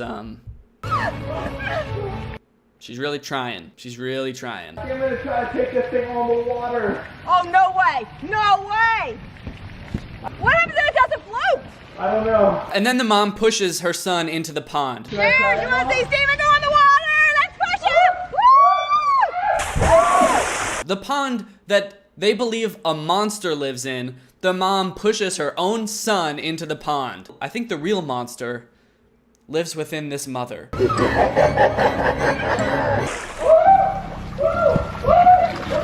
The rest of the video is just them really playing up this whole situation because he's scared that the monster's gonna get him and she's scared that the monster's gonna get him. I'm trapped on the water. Whoa! The mom tries to get on this boat thing and push him out of the pond. She just runs around the pond aimlessly, yelling that she's worried he's going to get eaten by the pond monster. I gotta get Steven out before the pond monster attacks. Let's go! Come on, come on, come on! I'm coming, Steven! I'm coming! I can't really fault the mom for being that bad of an actor. She's just like trying to help her kids with this weird YouTube thing that they do. She's just trying to be a supportive mom, but like, if you replaced her with a professional actor, nobody would notice. I guarantee it. Nobody would care. Do it. All right, so these videos obviously just seem more like skits than vlogs, right? Like, they're not trying to mislead kids into thinking that this pond monster is actually real, right? Well, here's a video called Freezing Pond Monster with Liquid Nitrogen. Warning. What you are about to see is 100% real. Oh, so they are just trying to convince kids that this is real. Okay, nice. So I'm thinking, Cheers, let's grab all the liquid nitrogen that I have, bring it down to the pond, pour it in the water, and see if we can freeze the water and scare, or basically like freeze the pond monster out of the water. I think it just might work, so let's go give it a try. Oh, hey, Cheers! I'm making a trap for the pond monster. No way, you think this is gonna work? It's gonna climb in there and get stuck? Nah, just kidding. This is a cage for the baby koi. I really feel bad for the monster. You know, I mean, what did the monster even do to these kids? I've watched most of the videos where they interact with the monster. The most that ever happens is that they're outside of the pond and they see like the top of a monster looking thing come out of the water and just sort of sit there. It's not aggressive. It doesn't come up to them and try to bite them. It's just like the top of a thing that they see in the water. And this dude's gonna try to fucking kill it for no reason. He's not setting a good example for kids. You shouldn't just kill random animals in your backyard. I'm calling the police. So his plan is just to dump all this liquid nitrogen into the pool. So that's what he does. It creates a bunch of smoke and there's no sign of the monster until suddenly. And, whoa, there's the pond monster! It's in the pond! Do you see that? It's right, whoa, whoa, there it is! There it is! Do you see it? It's in there! There it is, there's the pod monster! Man, the camera got so shaky the second the monster came out. It must be like a weird coincidence. It's almost like they don't want you to know that it's not really a monster and just a fake alligator toy. This dude Steven Scherer's videos are probably the weirdest because in most of them you can tell that he wakes up without really any plan for what the video is going to be and then just sort of walks around his house and tries to make things seem more interesting than they are. Like there's this video where he finds this like secret room, which is really just like an attic that's connected to his brother's bedroom, and he goes inside and he's just like walking around in this dark attic and he's like trying to make boxes look mysterious. He pretends to hear like weird sounds which he's clearly editing into the video. There's just the sound of a man screaming. Do you hear that, Shares? It sounds like something screaming. Like, I don't know if that's supposed to be a ghost or if it's really just supposed to be a man who's trapped in their attic screaming. He makes the plots of the video so unrealistic too. Like, there's one video where he vlogged himself waking up. Like, he was filming himself asleep and then he woke up. This dude's also constantly decked out in his own merch, which is a little weird. And I'm not just talking about like occasionally wearing his own t-shirt. I'm talking head to toe. He is always wearing like socks, shorts, hat, and shirt of his own merch. And that's really what you want kids watching, right? You basically want your kids watching like a glorified salesman who's trying to sell your kids shit at all times and also provide the bare minimum amount of entertainment. They have a Lamborghini with their logo on it. That's fucking tight. So their videos are obviously meant for like children. I would guess like 10 or 11 year olds that watch these videos, right? This Carter dude has a video where he surprises his 1 millionth subscriber and he goes to meet him and look at this kid. Are you my 1 millionth subscriber? You are? Oh, Shares, we found it. This is my 1 millionth subscriber. I was like, okay, is this kid like 8 or 6? I'm really bad at guessing kids' age. He could have been like 15 for all I know. He's 4. This dude's 1 million subscriber is 4 years old. His name is Cam. He's 4 years old, and he's been watching my channel for a really long time. That's super awesome. What's up, Cam? What's going on? Woo! How does this kid even have a YouTube channel that he's subscribed with? He's 4, and he looks super uncomfortable for this entire video. And if all of that wasn't cringy enough, they have music too. This dude Carter made a music video for his song. I've never seen a music video where someone has been less interested in the song that they were singing than this video. Share the love, share the love. The competition, we're above, we're above, we're above. All right, well that's it for this video, guys. I hope you enjoyed it. If you're new here, make sure you subscribe to join Greg. Greg is my family here on YouTube. We're the fastest growing channel on YouTube. Don't look that up or a pond monster will attack you. Guys, it's me, the garbage version of Danny that edits his videos. Just so you know, I'm gonna be at VidCon this week, so if you see me, make sure you come up and say hi, but whatever you do, don't look me in the eyes or I'll punch you in the throat. Thanks, guys. Thank you, Matthew McDonald, for turning on my notifications. You are truly Greg. I'll see you guys next time for a really interesting video where, against my father's wishes, I build my own go-kart to compete in a local race. But once I take home the gold, he realizes that it's not such a crazy dream after all, and I'm having fun, and that's all that matters. Bye. To the average person, it might look like I'm about to commit shoplifting, as I place item after item into my shopping cart and then leave without checking out, scanning my items, or talking to anyone. But I'm not shoplifting.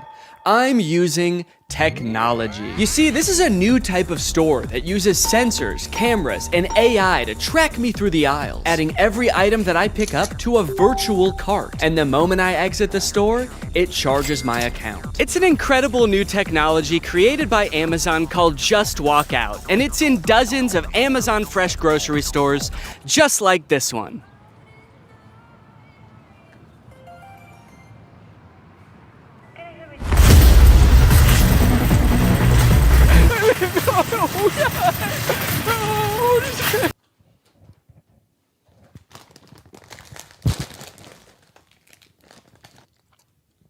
I'm not just gonna not eat them. Okay, anyway, where was I in the script before I became a criminal? Oh yeah, they're an incredible new technology. They're called Amazon Fresh Stores, and they are a gigantic lie. You see, while Amazon was touting these stores as a cashierless solution that allowed them to use AI to cut out all of the on-location workers, it turns out what it really meant by AI was anonymous Indians. Amazon's Just Walk Out stores relied on 1,000 people in India watching, not AI. So it turns out that even though they started implementing this technology in stores in like 2016, as of 2023, Amazon still needed 1,000 people in India reviewing about 70% of all orders to make sure that it worked. In other words, it didn't work. It's just crazy because, like, why did they lie, you know?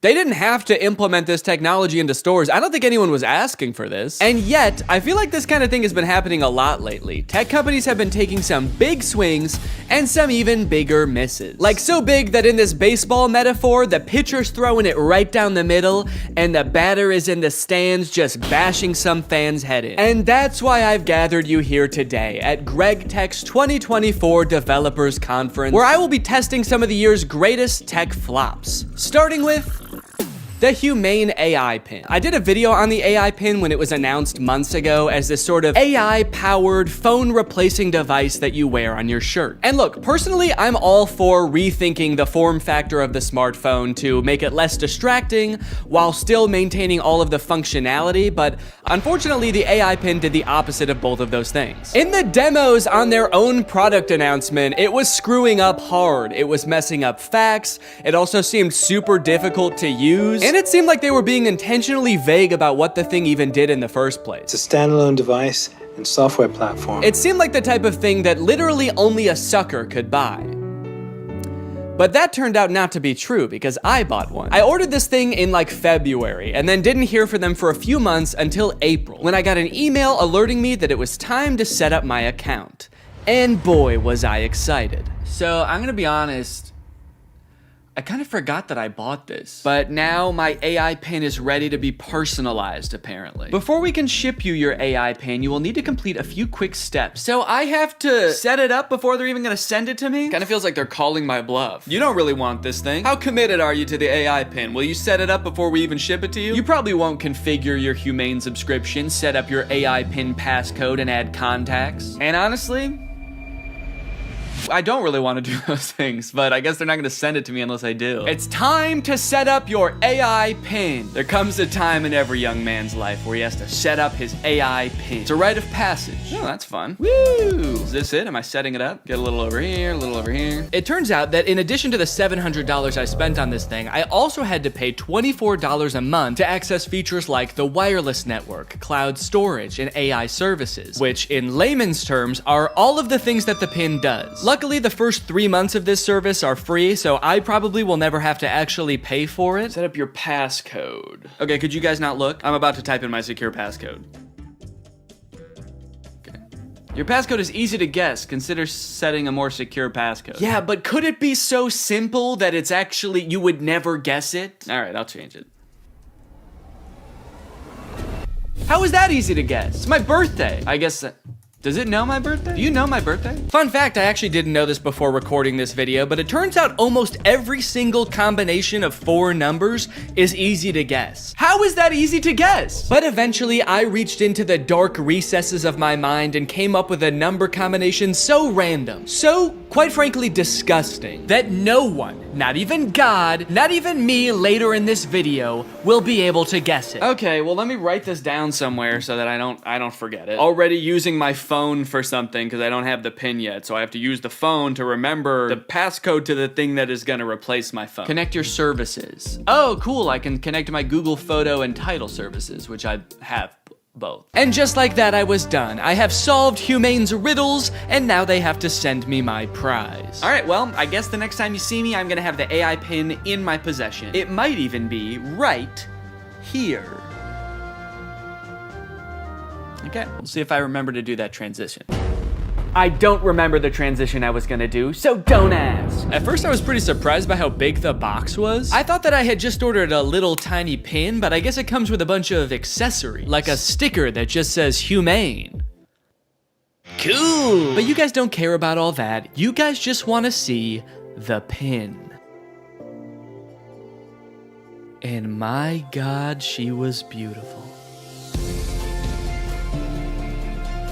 Oh shit, okay, that's my bad. No, I thought that it was gonna be attached in there more securely. Come on, Danny, you dunce! But a dunce who was about to become half dunce and half machine.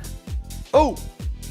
In order to start using the pin, I had to unlock it with my passcode, which was explained to me via the laser ink display and an extremely coherent AI voice. To enter your pass, tap the touchpad, push, and then pull your hand out to get started. Then raise it if you don't see the laser ink display. Okay, this is kind of crazy though. Look at it. Look at this. This is like the weirdest way to type in a number ever. I'm gonna do my passcode now. Wrong. I forgot what my passcode was. Incorrect passcode? What would I have made my passcode? I forgot that I made a passcode. I forgot that I wrote the passcode down in my phone. I tried to click forgot passcode and it told me to go to this website to change it. But somehow, in order to do that, you need to know your existing passcode. Luckily, I recorded me making the passcode so I could go back and watch the screen recording of me doing it. If I was not a YouTuber recording a video about this product, I think I would be locked out forever. Come on, come on, come on, please. Yes, yes, welcome Danny. All right. After months of waiting, I was in. Now it's time to see what this device is capable of. What is my name? Your name is not currently known. Please provide it if you would like it to be remembered. Actually, what's a cool kind of techno cyber sounding name that you could call me instead? Creating name. How about Neon Vortex? Yeah, call me that. Noting your name as Neon Vortex. I know I might have seemed all cheery and excited about this name on the surface, but the truth is, it destroyed me. I have never heard a name before that not only sounded so cool, but also embodied everything I wished I was. Suave, confident, futuristic. He was everything. Everything I could never be. Neon Vortex. This is the home screen. I'm all caught up, whatever that means. Nothing to report here, man, don't worry. You've got nothing to worry about. Your AI pin needs to cool down for a few minutes.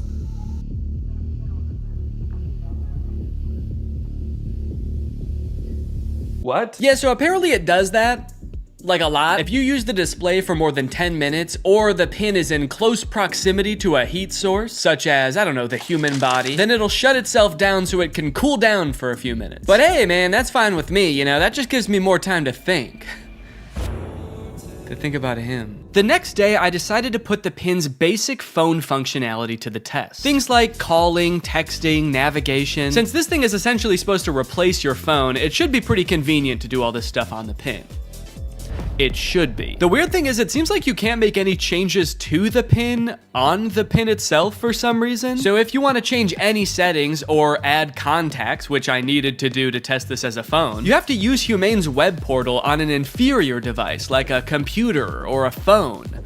Gross! Not a great start for the pin, but now that I have done that, I should hopefully never ever have to use one of those ancient relics again. It's just one flashing green speck over here. I guess the laser ink display is already kind of messed up. Probably not a good sign for this technology, but you know what? This is a new thing, this whole laser ink display, so I will, whoa. Cowboy Carter, time to strike a match and... What am I playing? Beyonce? And Dolly Parton. Don't know how I started playing that. Guess that's just a feature. If you make just the right gesture, it'll start playing the newest Beyonce song that exists. All right, let's start off by trying a phone call on this thing. I'm gonna try to call my wife Laura to tell her that I miss her. Call my wife. I'm sorry, I couldn't find a contact for my wife. Okay, fair enough. It doesn't know who my wife is, so I'll just tell it. If I tell you who my wife is, will you remember? Your AI pin can remember who your wife is if you provide the information. Excellent. So I told it, my wife's name is Laura. Please remember this. It's very important to me. Updating memory, noting that your wife is Laura. I wish people said that every time you told them something important. Updating memory. Yo, what's up, dude? My name's Paul. Updating memory. Analyzing Paul. Great, so now we're both on the same page. My wife is Laura, and I want to call my wife. So now it will call Laura, right? Call my wife. Multiple matching contacts. Which one do you mean? Laura Fuexlow or Claire? What? Claire? The girl I went to college with. Unfortunately, I did have to go back onto my computer to figure this out. And amongst all the data stored within my portal, like my name being Neon Vortex and the tunes I've been rocking out to lately, was the answer. My wife's name, according to the pin, was Lore. It thinks my wife's name is Lore. No, that's simply not correct. So I went ahead and fixed it in the portal, you know, that's what the portal's there for. So I fixed it, I changed it, and now it's gonna work. Call my wife. There are multiple matching contacts. Which one do you mean? Oh my god. Call Laura Fuchel. I'm sorry. I couldn't find a contact for Laura Fuchel. How? Okay, so at this point, I don't know what was wrong. It was just like straight up forgetting which contacts it had. It said it couldn't call Laura because it didn't have her contact. Then it said it couldn't call Eddie because it didn't have his contact. Call Eddie Burback. I'm sorry. I couldn't find a contact for Eddie Burback. Why not? And you might think, Danny, maybe there was an error transferring the contacts. Maybe it really doesn't have these contacts. But I know it had Eddie's contact, and do you know how I know? Because it could text Eddie. Can you text Eddie Burback? What do you want the message to say? Okay, all right. Still not sure if this is gonna work, but finally, thank God, it's letting me do something. Hey, Eddie, it's your... Is it... Cowboy Carter? Time to strike a match. No, I'm not trying to play Cowboy Carter. Oh God, now it's playing Metro Boomin. Stop. Anyway, eventually I sent the text to Eddie. It worked. I didn't have any way to know it worked because there's no screen on this device. You can't see what the message you sent said or anything. So I guess you just gotta hope and pray it goes through and accurately transcribes what you said to it, which frankly I am not confident in after the whole lore debacle. Okay. Eddie just texted my actual phone and said, I know you made a video on the pin and I'm positive this is you, but it still feels like a scam, LMAO. I'm too scared to text back to a random number claiming to be my friend. Regardless of scaring my friend, the text went through. This was a huge confident boost. Time to try calling my wife again. Call Laura.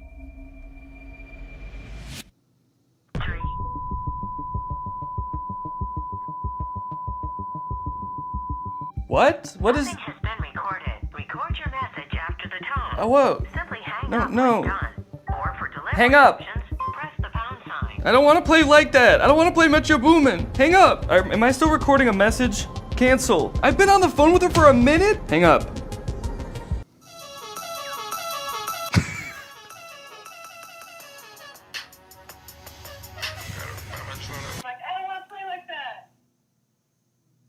It was some man being like, I don't want to play like that? I don't want to play like that. I don't want to play with your boom. Hang up. Am I still recording a message? Okay, well, yeah, I'd say that was a success. I'd seen a few demos online of Humane's GPS navigation solution. And while it did seem kind of annoying to have to hold your hand up like this the entire time, it seemed pretty doable. As long as they stuck to this, it didn't do anything crazy like, I don't know, going in a completely different direction and making it borderline unusable. So to test it for myself, I drove to a part of town I don't know very well, about a mile away from the nearest Smoothie King with hopes of the pin guiding me to a delicious, delectable treat. Navigate to Smoothie King? Head north on South Columbia Street towards East Gardner Road.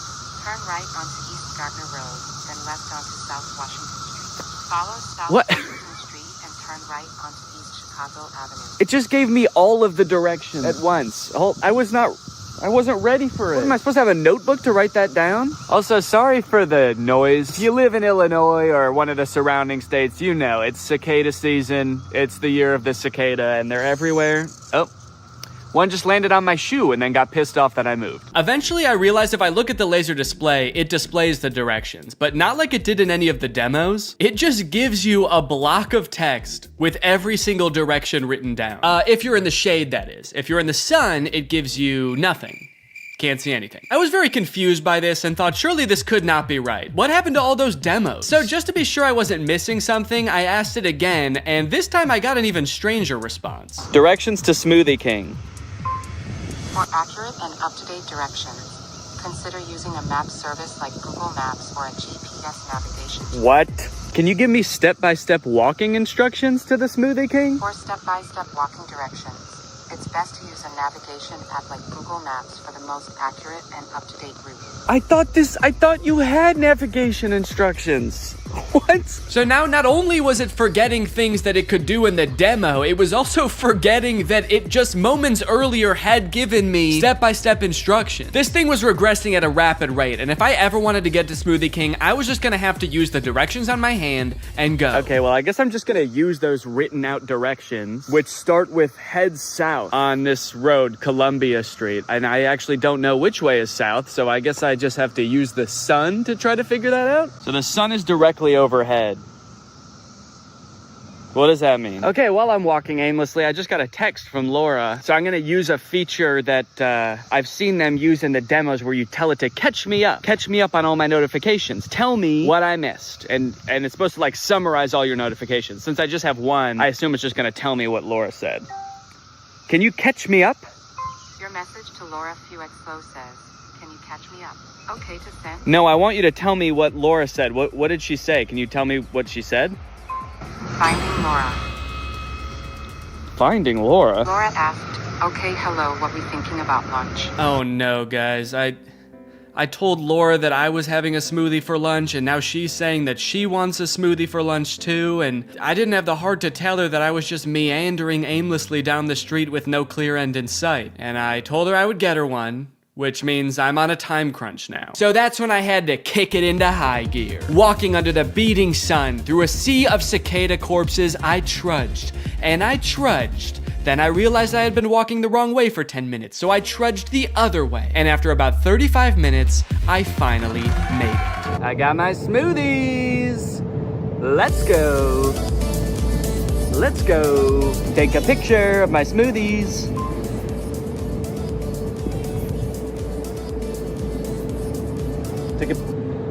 I don't know if it took the picture. All right, gang, now that Papa's had his smoothie, it's time for a smoothie-fueled lightning round. Enough about practical functions. Let's see if this thing can have some fun. First, can it do bizarre music prompts? Play music written by YouTubers named Danny. Wow, I don't think my music has ever sounded quite this bad. Yes! Can it detect food like in the commercials? Can I eat this?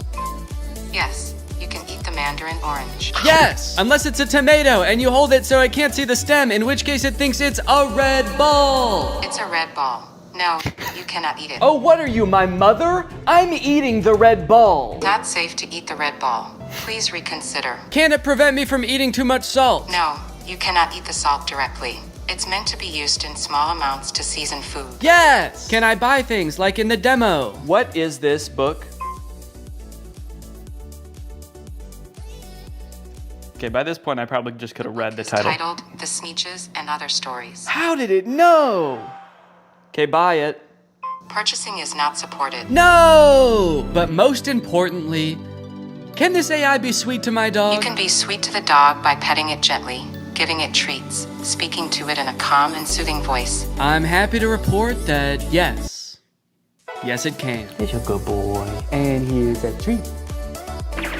Good boy. You know what? Now this isn't so bad. This is just petting a dog. This has nothing to do with the AI pin. Does anyone want to buy this from me? It's really good. Over the past few months, Mark Zuckerberg has been hopping on the AI bandwagon hard, adding AI features to all of Meta's apps, most notably perhaps in Instagram, where you can't even go to the search bar without Meta's AI trying to suggest searches to you. Sorry, do you think that I came to the search bar because I knew I wanted to search, but I didn't know what for?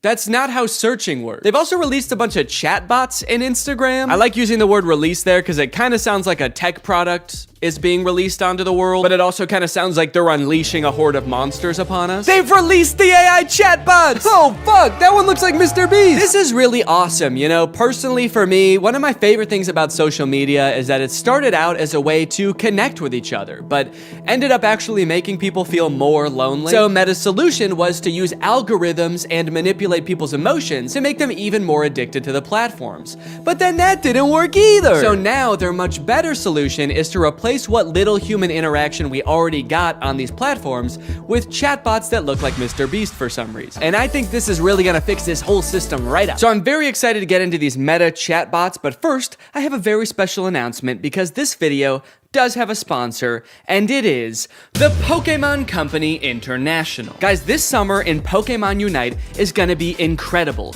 You got Ho-Oh sweeping in, and you can snag it for 0 cost. You also have a very cool looking Dark Lord style Charizard Hollowware, which is so cool, and I wish somebody would call me Dark Lord style just once in my life. This summer, you could catch me roaming around the gamer world. My trainer's name is Danky Gonky. Go ahead, hit me up, add me to your squad, let's go and do some battles together. There's a challenge called called the Divine Forest Challenge that lets you trade for a Ho-Oh's license. And guys, let me just tell you, Ho-Oh's no joke. Bringing back defeated allies with its Unite move, Rekindling Flame. You got other sick moves like Sky Attack, Fire Spin. You're gonna be unstoppable with this thing. This game is just busting at the seams with gifts, daily free prize machine ball throws that promise a Hollowware treasure. So if you wanna hop into the game, click the link in the description, get into the Pokemon world, and make this a summer to remember. Again, click the link in the description to get Unite today. It's totally free to start on iOS, Android, and Nintendo Switch. And now let's talk chatbots. I'm still actually not sure what the point of adding these chatbots into Instagram is, so I asked it, what can you do? To which it responded that it can help in a variety of ways, from helping to plan a vacation to creating art, which is actually kind of a crazy coincidence because those are the exact two things that I would literally never want an AI to do for me. It went on to say that its strengths are answering questions, generating text and images, and just chatting. But at this point, all I could think about was the fact that it told me it could plan a vacation. I thought there was no way it could actually do that.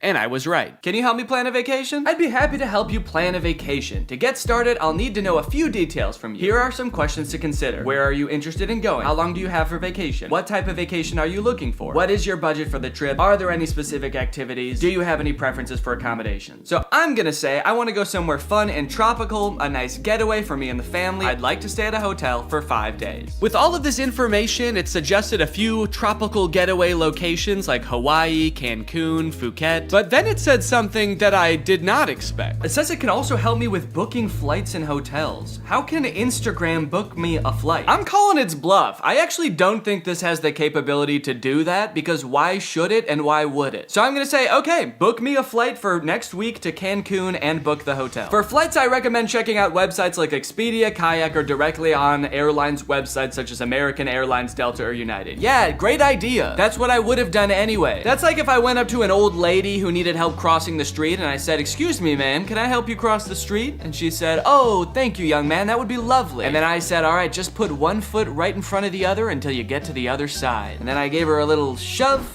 and I went on my way. Oh, good, it also listed hotel recommendations and then said you can book hotels through websites like link unavailable, or directly to the hotel's website. Thanks. Let me know if you'd like more recommendations or help with booking. No, man, I'm good. Okay, so maybe it lied about like the very first thing it said it could do. That could mean that this is a very poorly built tool that doesn't know nothing about crap. But on the other hand, it could mean that this is a very well-built tool that is evil and designed to lie. So I gave it another chance and asked it to entertain me with a game. Let's play a game of treasure hunt adventure. I'll be the game master and describe a scenario, and you decide what actions to take. Okay, pretty cool. This is like one of those old school text-based adventure games. It gave me this long introduction about how I've heard rumors there's a treasure hidden in the jungle, guarded by an ancient temple. It's really trying to set up this mystical world for you to explore. And then it gives me some multiple choice options. I am curious if I can pick options that aren't one of these options.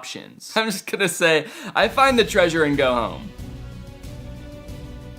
It's really thinking about this one. It's like, what is it?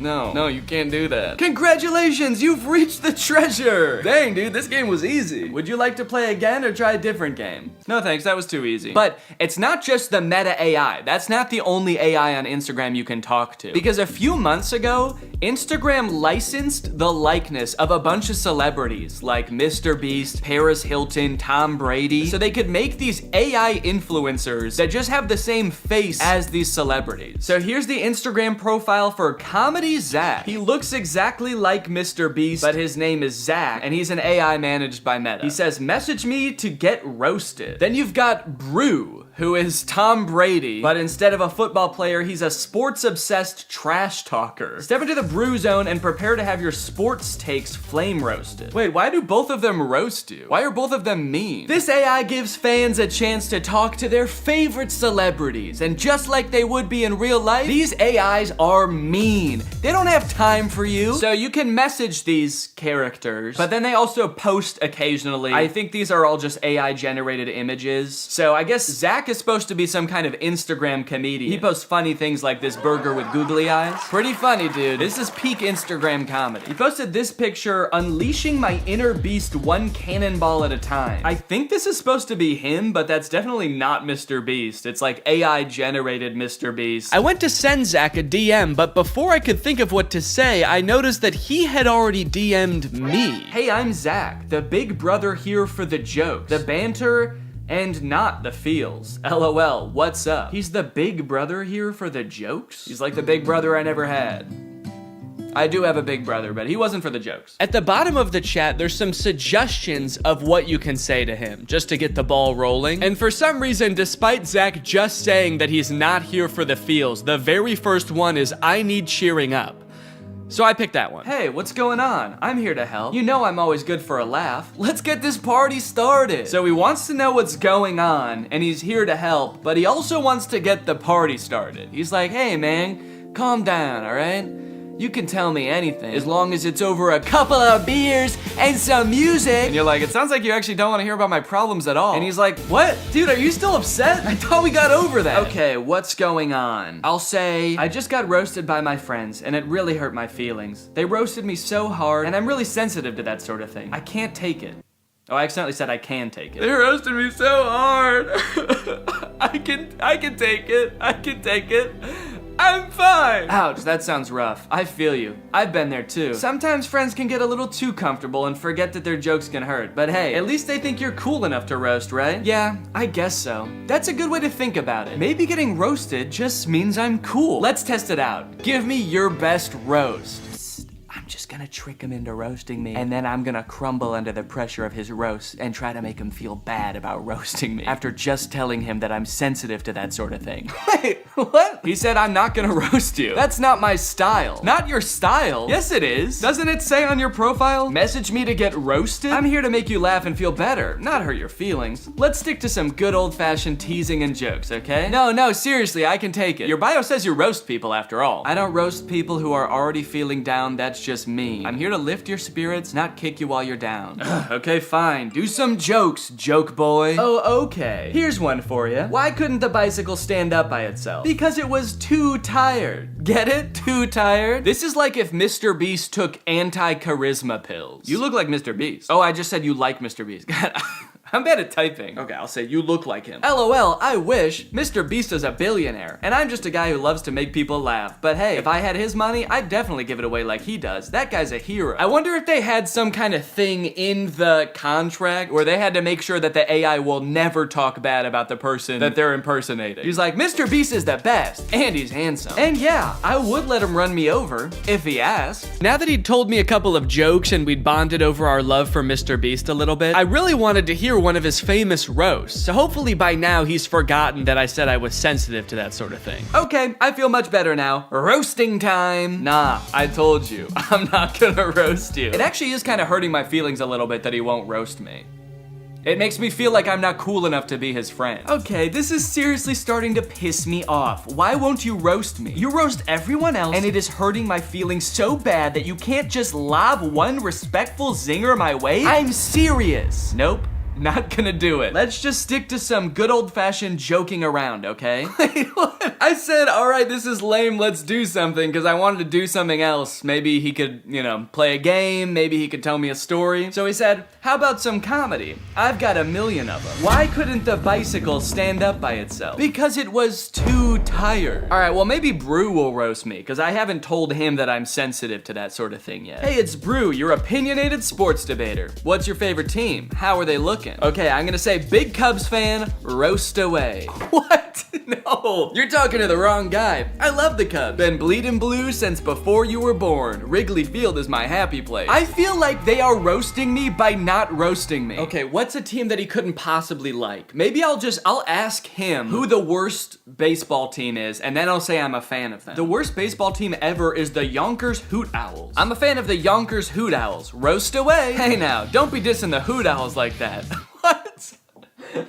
They may not have been the best team, but they had heart. This is so weird. Did Zach tell Brew that I'm sensitive to roasting? Now Brew's walking on eggshells around me? This was annoying at the time, but eventually I was like, okay, I guess I did technically tell them I'm sensitive to roasts and I can take it. And they probably do dish out some pretty nasty zingers and they just wanted to protect me. Until my editor Jake also DM'd Zach asking to get roasted, this time without mentioning being sensitive about roasts, and Zach still wouldn't do it. These AIs are liars. Why do they lie? They're evil.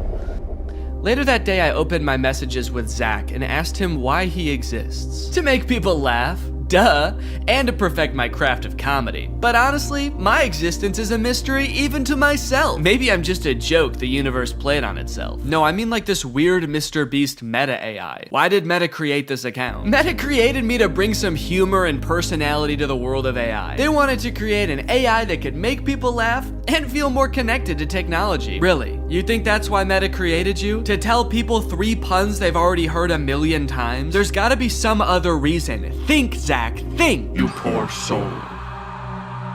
You really think Meta has some deeper purpose for me? Nah, I'm just here to bring the funny. Don't overthink it. They're a public company with a duty to their shareholders. How many of those shareholders do you think care about bringing a little humor to the world of AI? I think it's much more likely that this was an attempt to give AI a better, more human look, so people are less resistant to embrace the technology. That's why they gave you a face of an influencer that millions of people already love. You're too smart for your own good. Yeah, maybe Meta did only create me to make AI more relatable and lovable. But let's be real, the joke's still fire. Then I asked it if I could hear one of its fire jokes, and it said, here's one. Why couldn't the bicycle stand up by itself? Okay, I know this video's been a little bit AI heavy so far, and everybody's talking about AI right now, so these next 2 products are gonna be different. While I was starting to work on this video, my editor Jake released a video about the Spotify car thing. It's a device that Spotify released that let people who don't have like Apple CarPlay or Android Auto have a screen in their car that controls their music. Theoretically, seemed like a pretty good idea, but apparently 1, the device never worked like it was supposed to, and 2, in a few months, Spotify is releasing a software update that makes all of them useless. So since Jake is sort of the resident expert on the Spotify car thing and is actually a proud owner of, or actually I shouldn't say proud, what is the opposite of proud? Ashamed. Since Jake is actually an ashamed owner of the Spotify car thing, I invited him to give me a little presentation on what's going down. Hey man, how's it going? Good. You like listening to music in the car? I love it. Hell yeah, man. Can't stop. Love to see it. You like, you know, fun little devices? You like little trinkets devices and stuff? Honestly, I'm pretty agnostic on that. Hell yeah, man. All right. Love to see it. Oh, okay. Sick. Hell yeah for being agnostic on devices. Just out of curiosity, do you like generating like thousands of tons of e-waste just because like you can? Just because nobody can call you on it, nobody can stop you? You good with that? No. Hell yeah, man. All right. Love to see it. Cool. So that was all the answers you were expecting then? That's exactly what I was expecting. Yeah, it's literally exactly it. How the fuck does this work? So yeah, this is the Spotify car thing. You know what? Go ahead, get your hands on it. Ooh. Feel around, play around.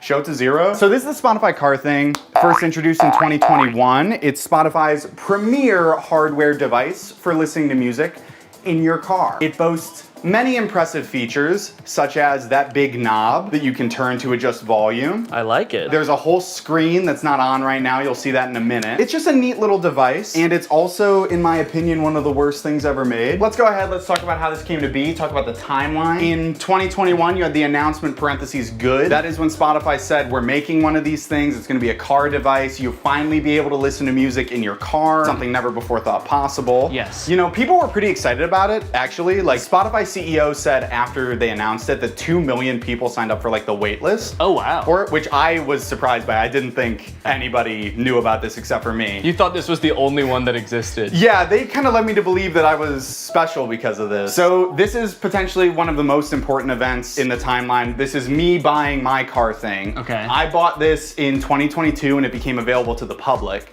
And yeah, what's up? It looks like right after you buy it, there's another event like very shortly afterwards that says, oh no. Yeah, this was an interesting moment in my life personally, where I realized I had spent $85 on a device that pretty much does nothing. So it doesn't do anything right now. Doesn't do anything right now. And that's not that different from when it was plugged in and working in my car. So how did you play music in your car before this thing? I plugged my phone in through like 5 adapters and then like fought with the cassette tape adapter because it was really finicky. It was a very unelegant system. So I was excited for like a tech company to create a sleek product that was gonna solve my problem. That's what they do best, baby. That's what they do best. Then I got it and I set it up and I realized that's actually not how it works at all. So you'll see on the back there's a USB-C port. So the USB-C cord is just for power. It cannot connect to your car. So your phone still has to be connected to your car. So what this actually is a second screen that just has audio controls on it. So you don't plug your phone into this No. At all? No. You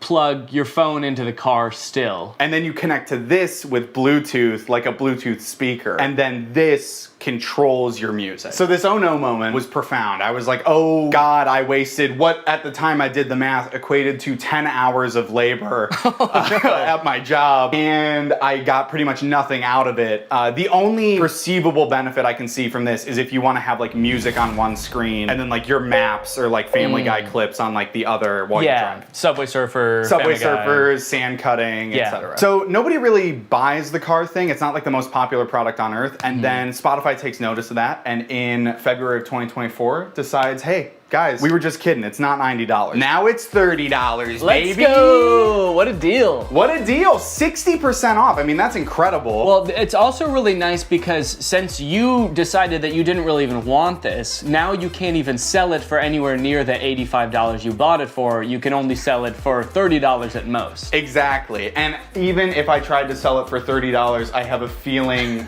I would not be able to sell it. And I'm definitely not going to be able to sell it now because of announcement parentheses not good made 3 months after that sale, where every car thing that was purchased in this sale, when I bought it, whenever, will no longer work as of December 9th this year. As of December 9th, 2024, car thing will be discontinued and will stop operating. They're gonna flip a switch at their headquarters and generate as much e-waste as possible in like 1 minute. I like that the headline, or what Spotify said is, we're switching gears. Like they're going from like first gear to second gear, but in this case, they're going from like drive to the car blows up. They did issue refunds. This is something that I didn't know about when I made my video about this, so I wanted to bring it up here. If anybody listening has a car thing at home, or if you have secretly had a car thing this whole time.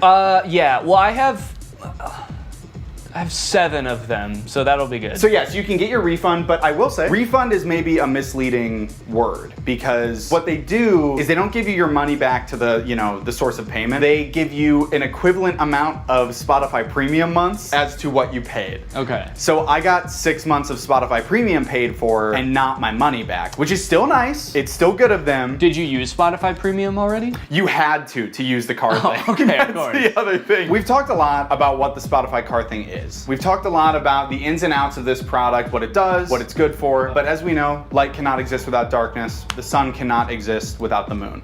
So let's talk about what it isn't. Okay. So it is not, it is not good. In like a e-product sense and like a moral. Yes, in the grand moral scheme of the cosmos, I would put this as like neutral evil. Yeah, okay. It doesn't make sense to me why it exists to begin with. Right. It's also not profitable, which is why they're shutting it down. Spotify went on an earnings call like a while ago and was like, yeah, we simply have not seen the sales numbers justify making this. I can understand them not wanting to make it anymore. Have they said why they are making the ones that already exist not work anymore? They haven't. My thought is that they're just mad. They're just mad people didn't use it and they're kind of jaded about it. So they're like, you could have had this. You could have had all of this car thing. But they're punishing the people that did invest in one, not the people who didn't. What they should have done is discontinued Spotify for everyone who didn't have a car thing. Yeah, wait, that's actually, write that down. This is Marketing 101 from Spotify. These are the genius marketing strategies that they employ to get this thing out there, get it widely adopted so they could shut it off and make a lot of people upset. And the most important part of marketing is making people upset. Yes, you want, because any press is good press, so if you can get people upset, you're a billionaire. Yeah. That's what it takes. Wait, don't quite.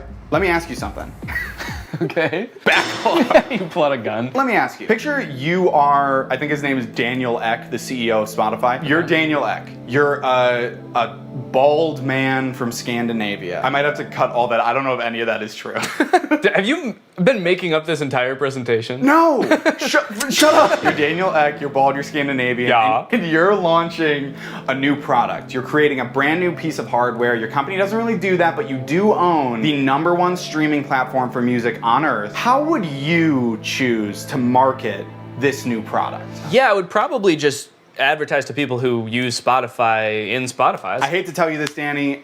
You are failing Marketing 101 from Spotify. The key to advertising a product is to not put it in your extremely popular app. What you're gonna wanna do is reach out to people via email only. We know one thing about young people, they check their email and they enjoy doing it. And you're also gonna wanna make the function of the device in all this material extremely vague. You're gonna want the only image you send out in these emails to be this, which is the name of the device, what the device looks like, and then the vaguest sentence you've ever heard. This is the only picture of Spotify Car Thing that existed before it was available for release. When this first came out, I thought the name Car Thing was kind of cheeky, because it's like, it's a thing that goes in your car. But now that I know this is the only ad that existed for it, and it actually doesn't explain what the Car Thing does, it's a very poorly named product. My only guess is they were trying to avoid like false advertisement lawsuit when they inevitably shut it down and it actually doesn't do anything, so they couldn't call it like a music playing screen because they knew all along they were gonna shut this thing down and then it wouldn't be that anymore. This is a side note, I literally cannot believe, I don't know who I was in 2022 because like the fact that like this and a vague couple of emails was enough for me to be like, I fucking need this is so crazy to me. Yeah, you can't even tell in the ad how big this device is. And I'll be honest, the ad, it makes it look huge.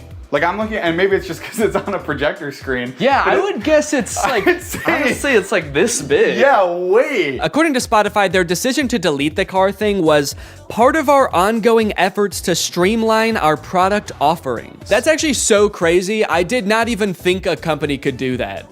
Can they do that with any product? You buy bread at the store and the bread company comes to your house and takes their bread back and is like, hey, we're streamlining bread. Better luck next time. Anyways, you guys should go check out Jake's video on it as well. It goes much more in depth and he's really funny. But I think it's safe to say that that's gotta be the worst car thing ever, right?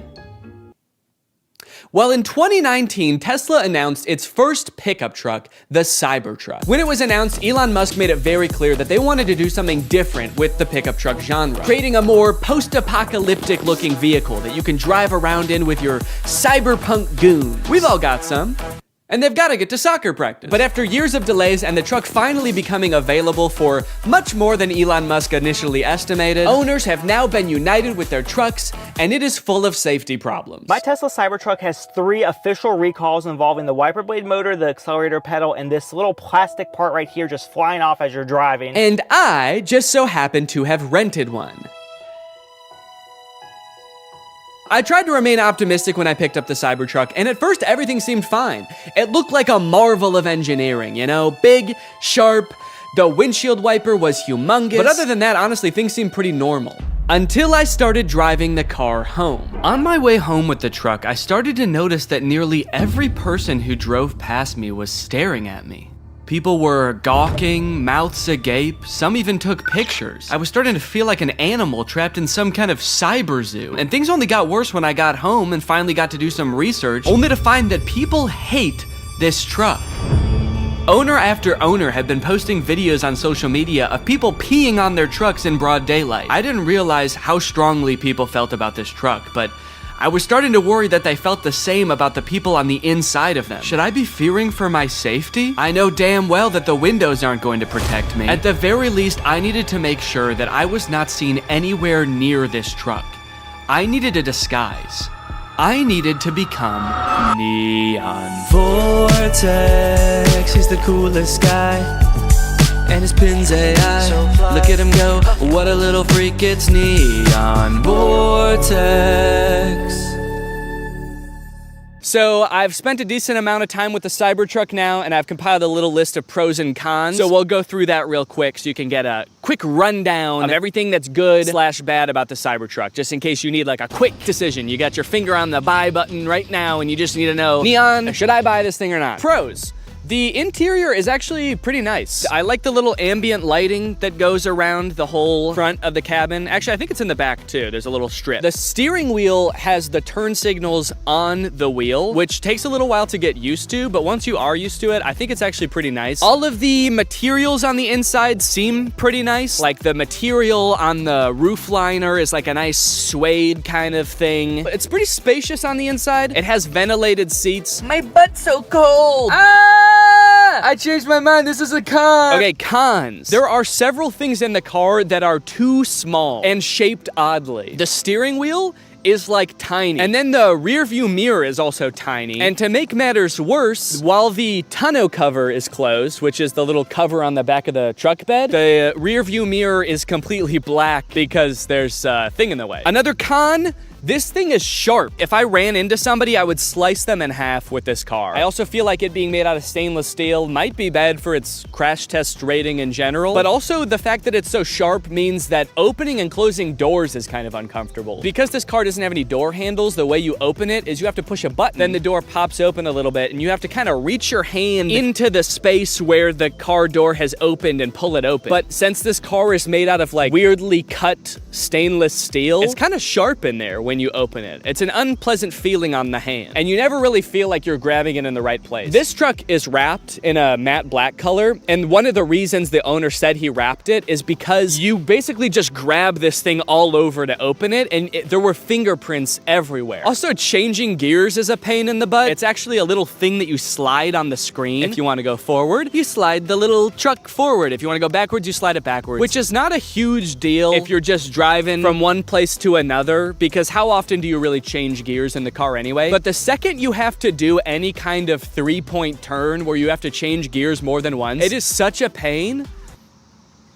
Bug just landed on my eyeball. One thing that's sort of a pro and a con is the rivet in the accelerator pedal. You see, when Tesla first started shipping the Cybertruck, owners began to realize pretty quickly that after a short time of use, the plate on the pedal could come loose while you're pushing it down all the way, then slide up and get wedged into the car, effectively trapping the accelerator pedal to the floor. Luckily, since this car is electric, the brake pedal can fully override the accelerator pedal, so if you get into this situation, just stay calm, hold down on the brake, and hopefully by the time you realize that, you haven't plowed through like a school field trip or something. Anyway, since this started happening, Tesla has recalled all the Cybertrucks to put rivets in the accelerator pedal. So the rivet is a pro in the sense that now your car will not decide to keep accelerating forever until the end of time, but it is also a con because if it needed this rivet in the first place and Tesla didn't catch this very simple issue before releasing them, what else might they have missed? Ooh, I know actually. Maybe the fact that the frunk chops fingers off. This is the frunk, or front trunk of the Cybertruck, and because it is super sharp and can close automatically, it is apparently basically a guillotine. When people with access to Cybertrucks started realizing this, TikTok, Twitter, YouTube were all flooded with videos of people testing it out with various fruits and vegetables, and it did not look good for the Cybertruck. Tesla took note of this and actually issued a safety update to the car's software fixing the issue.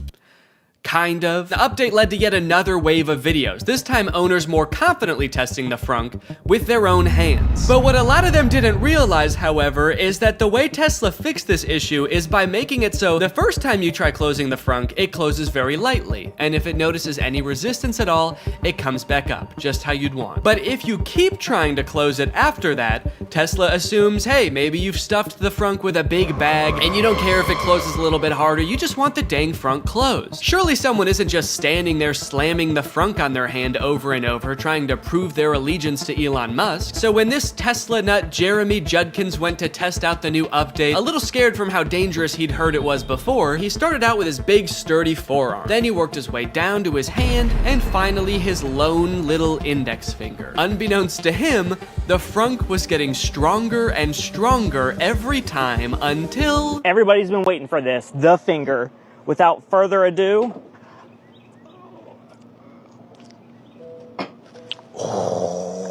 I feared for my finger for a second, not gonna lie. That's kind of bad. Yeah, so I wasn't gonna test this out on my own hand, but I did try it with my shoe.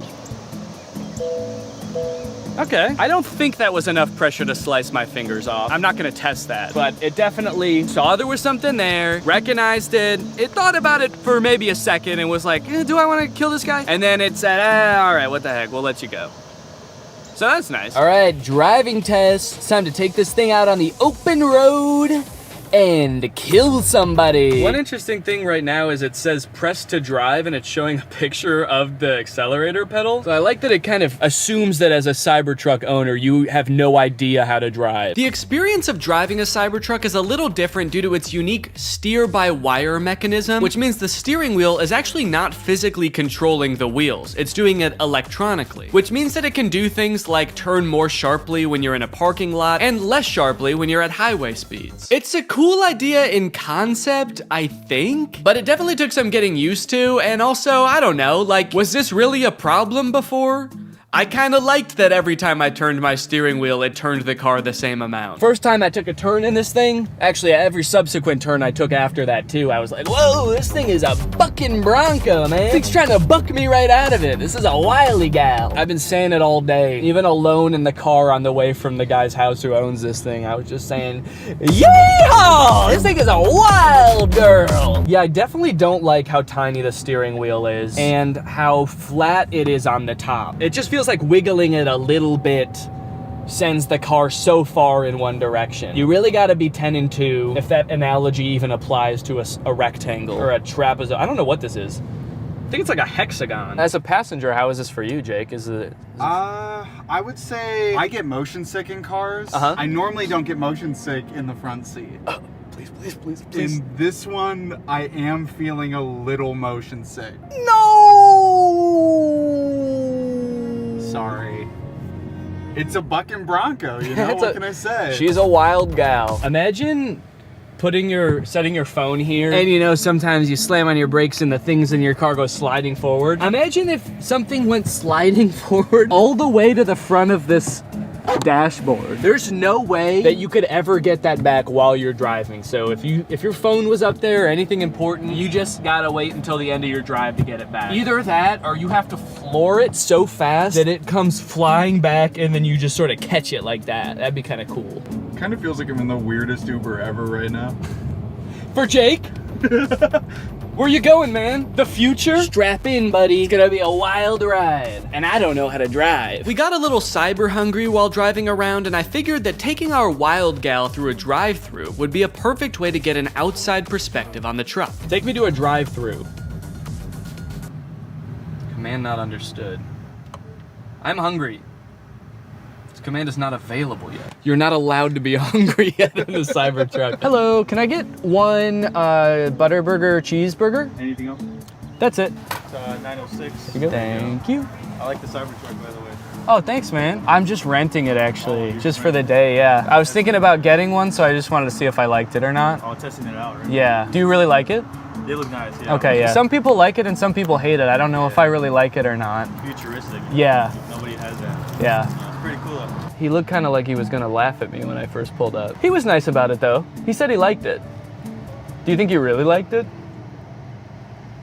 I may never know whether that guy really liked the Cybertruck or if he was just being polite, or worse yet, sarcastic. But while we were sitting in an empty church parking lot enjoying our meal, we were confronted again, but this time in a much stranger way. As we were sitting there minding our own business, a woman pulled up beside us and just stared into the car for a good like 30 seconds. This is very confusing. She's just looking. The windows of the truck are kind of tinted, so I didn't know if she could see us, but I was worried that she was like security for the church or something, and we weren't supposed to be there. So I rolled down the window to ask if everything was okay. And finally, she spoke. Hello. How's it going? Yeah. Oh, sure, yeah. Oh, they're so cute. Thank you. Yeah. Yeah, I can show you. Yeah, of course. I'm filming a YouTube video right now. That's why I'm dressed up all weird. So I showed her around the car for a little bit and she took a ton of pictures. Also, I had taken off my wig, so I looked even more insane, but she never questioned it. Then she told us that her grandchildren would love this. And they live pretty close by, so she asked how long we'd be there for. We said probably 10 minutes, and she said, 30 minutes? And we said, okay. And then we waited for 30 minutes while she went to go get her grandkids. Yeah, of course. Come on over. They did indeed love the Cybertruck. What do you think? You like it? Yeah, it's pretty cool. Yeah?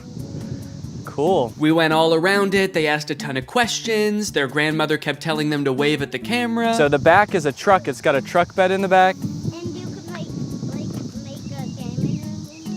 Oh, a gaming room. That's a good idea. I think this kid must watch a lot of Brent Rivera or something, because when he saw the back of the truck, he was like, oh my God, it's so big. You could fit a secret gaming room back here. And then when he saw the frunk, he was like, oh, this is too small. You could not fit a secret gaming room up here. It's like he only thought in terms of secret gaming rooms. It was insane. Uh-huh. Oh, good idea. I like it. That'll be a good first car, huh? Smile. 1, 2, 3. And with that, my time with the Cybertruck had come to an end. It was time to bring it back to the person I rented it from. And wait, what is that? What's going on with those podcast recommendations? And you know what? The music recommendations too. Who owns this car? All right, that's it. I'm pissing on this thing. All right, guys. Well, thank you for watching this. I hope you enjoyed it. Make sure you subscribe and turn on my notifications to join.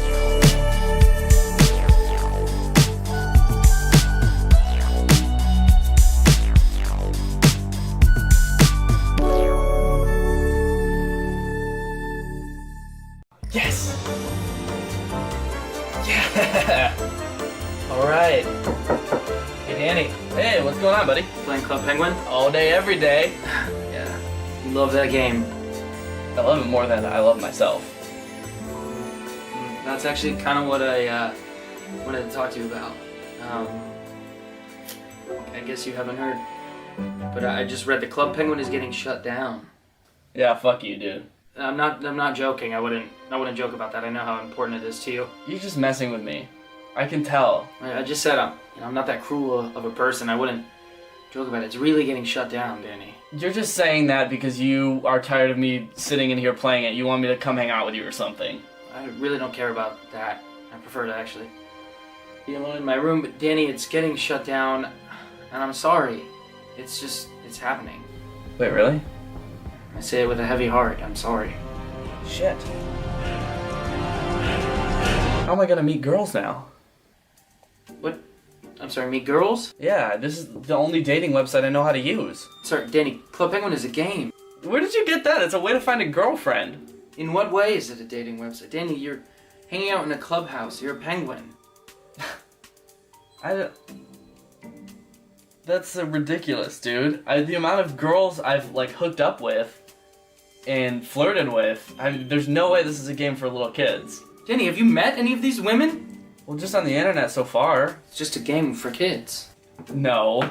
Okay, because one of them sent me nudes. Oh no, Danny. That's a cartoon penguin. Yeah, that's why it's called Club Penguin. I don't think you're understanding what I'm saying. This is a game. This is not a dating app. In what way would it be a dating app? It's a game. My niece plays it. Okay, first of all, you should not let your niece on this game, dude. It's a dating website. All right, buddy, leave my niece out of this, okay? I came over here to break this to you because I care about you. But now I don't even know who you are. I thought it was a dating website. I guess it's kind of a good thing that this is closing down. Well, now what am I supposed to do? How am I ever supposed to find the love of my life if I'm not on Club Penguin? You know what? I'll take you out this weekend. We'll go to the bar. We'll find somebody. We'll meet somebody, okay? Really? Would you like that? Can we go right now? Tonight? No, I have a date. Yeah, I met somebody on Minecraft. Oh, okay. She's 7'3", and she's amazing. But soon, okay? All right. Good luck. Okay. Running late, so gotta go on my date. Minecraft, baby. Woo! Wait, did you say Minecraft?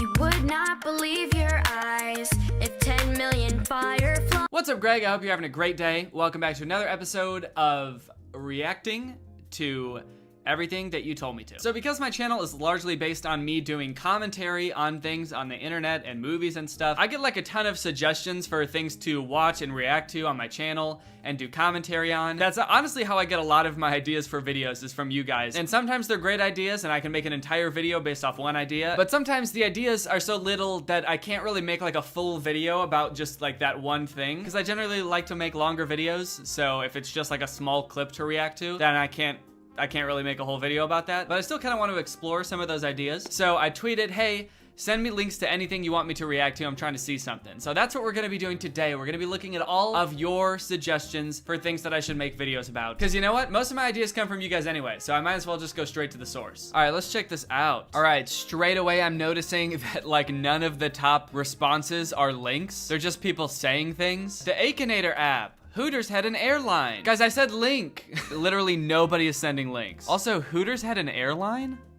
Is that real? I kind of don't want to look it up just because this person didn't send a link. But you know what? I'm gonna look it up. Hooters Airline. Hooters Air was an airline headquartered in Myrtle Beach, South Carolina. Oh yeah, look, there he goes. Hooters Air. What is the purpose of this? I mean, I've heard they have good wings, but I didn't know they were that great. To fly a whole plane? Shoot. Wow, this sounds like a great idea. I feel like I've heard many accounts of women who work at Hooters being like harassed by middle-aged men who are patrons of the restaurant. So I can't think of any better idea than like trapping them in the sky with these dudes for hours at a time while they fly over the ocean. That sounds like a pretty sick idea. This raccoon whisperer, it's kind of cool in a way. Okay, it's a video called Mobbed by Raccoons, 25, Tuesday night. I got 3 more pounds of hot dogs. Here. You eat that. It's just a dude feeding hot dogs to raccoons? All right, you ready? Wait, let's sit down. Wait. Okay, honestly, this is my type of content right here. So whoever sent me this, thank you. This is the type of stuff, honestly, that I watch on YouTube. There's this one channel that I watched for a while that was about this dude that had multiple raccoons as pets. They were named like Tito and Cheeto, and he just had raccoons as pets in his house, and he lost one, and it was really sad. This looks awesome. Also, I like how he's telling them to sit and like hold on as if they have any idea what that means. These raccoons do not look trained at all. They just look very fat and very handsy. They don't know what wait means, dude. If you want them to wait, you're gonna have to teach them how. Okay. Wait! Oh my God, here. Homie, they don't know what that means, man. Raccoons have no concept of weight. The only weight these raccoons have is the weight they're putting on from these friggin' sausages. God, here. Take them. You like my new hat? Are they oinking? This is so weird. This is like a fever dream. Whoa! This video was posted like 3 weeks ago and it's got 12 million views. Holy cow. Oh my God. How popular is this dude? He's got 300,000 subscribers, 12 million views, 12 million raccoons around him. I like that one is just kind of on his shoulder like this, kind of just tapping him on the shoulder. Hey buddy, my turn. My turn. Give me. Here! Oh my God, they're ripping my coat and everything. Here.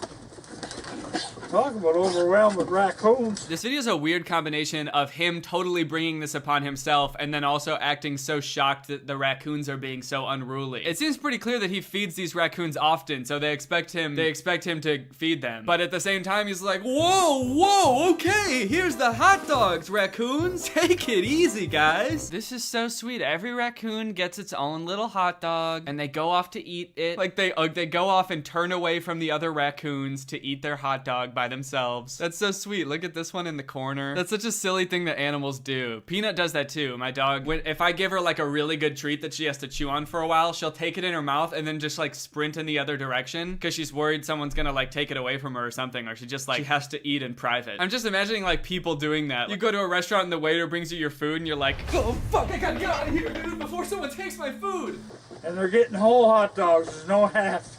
There's no halves. Now he's flexing on us a little bit? Okay, dude. That 12 million views money. We're buying whole hot dogs for these raccoons, baby. No half hot dogs over here, fam. We're not skipping for these little trash pandas. No hot dogs. I gotta put the dry food up now. What are you doing up here? Here you go. Here you go. There you go. Look at that. Get your bob.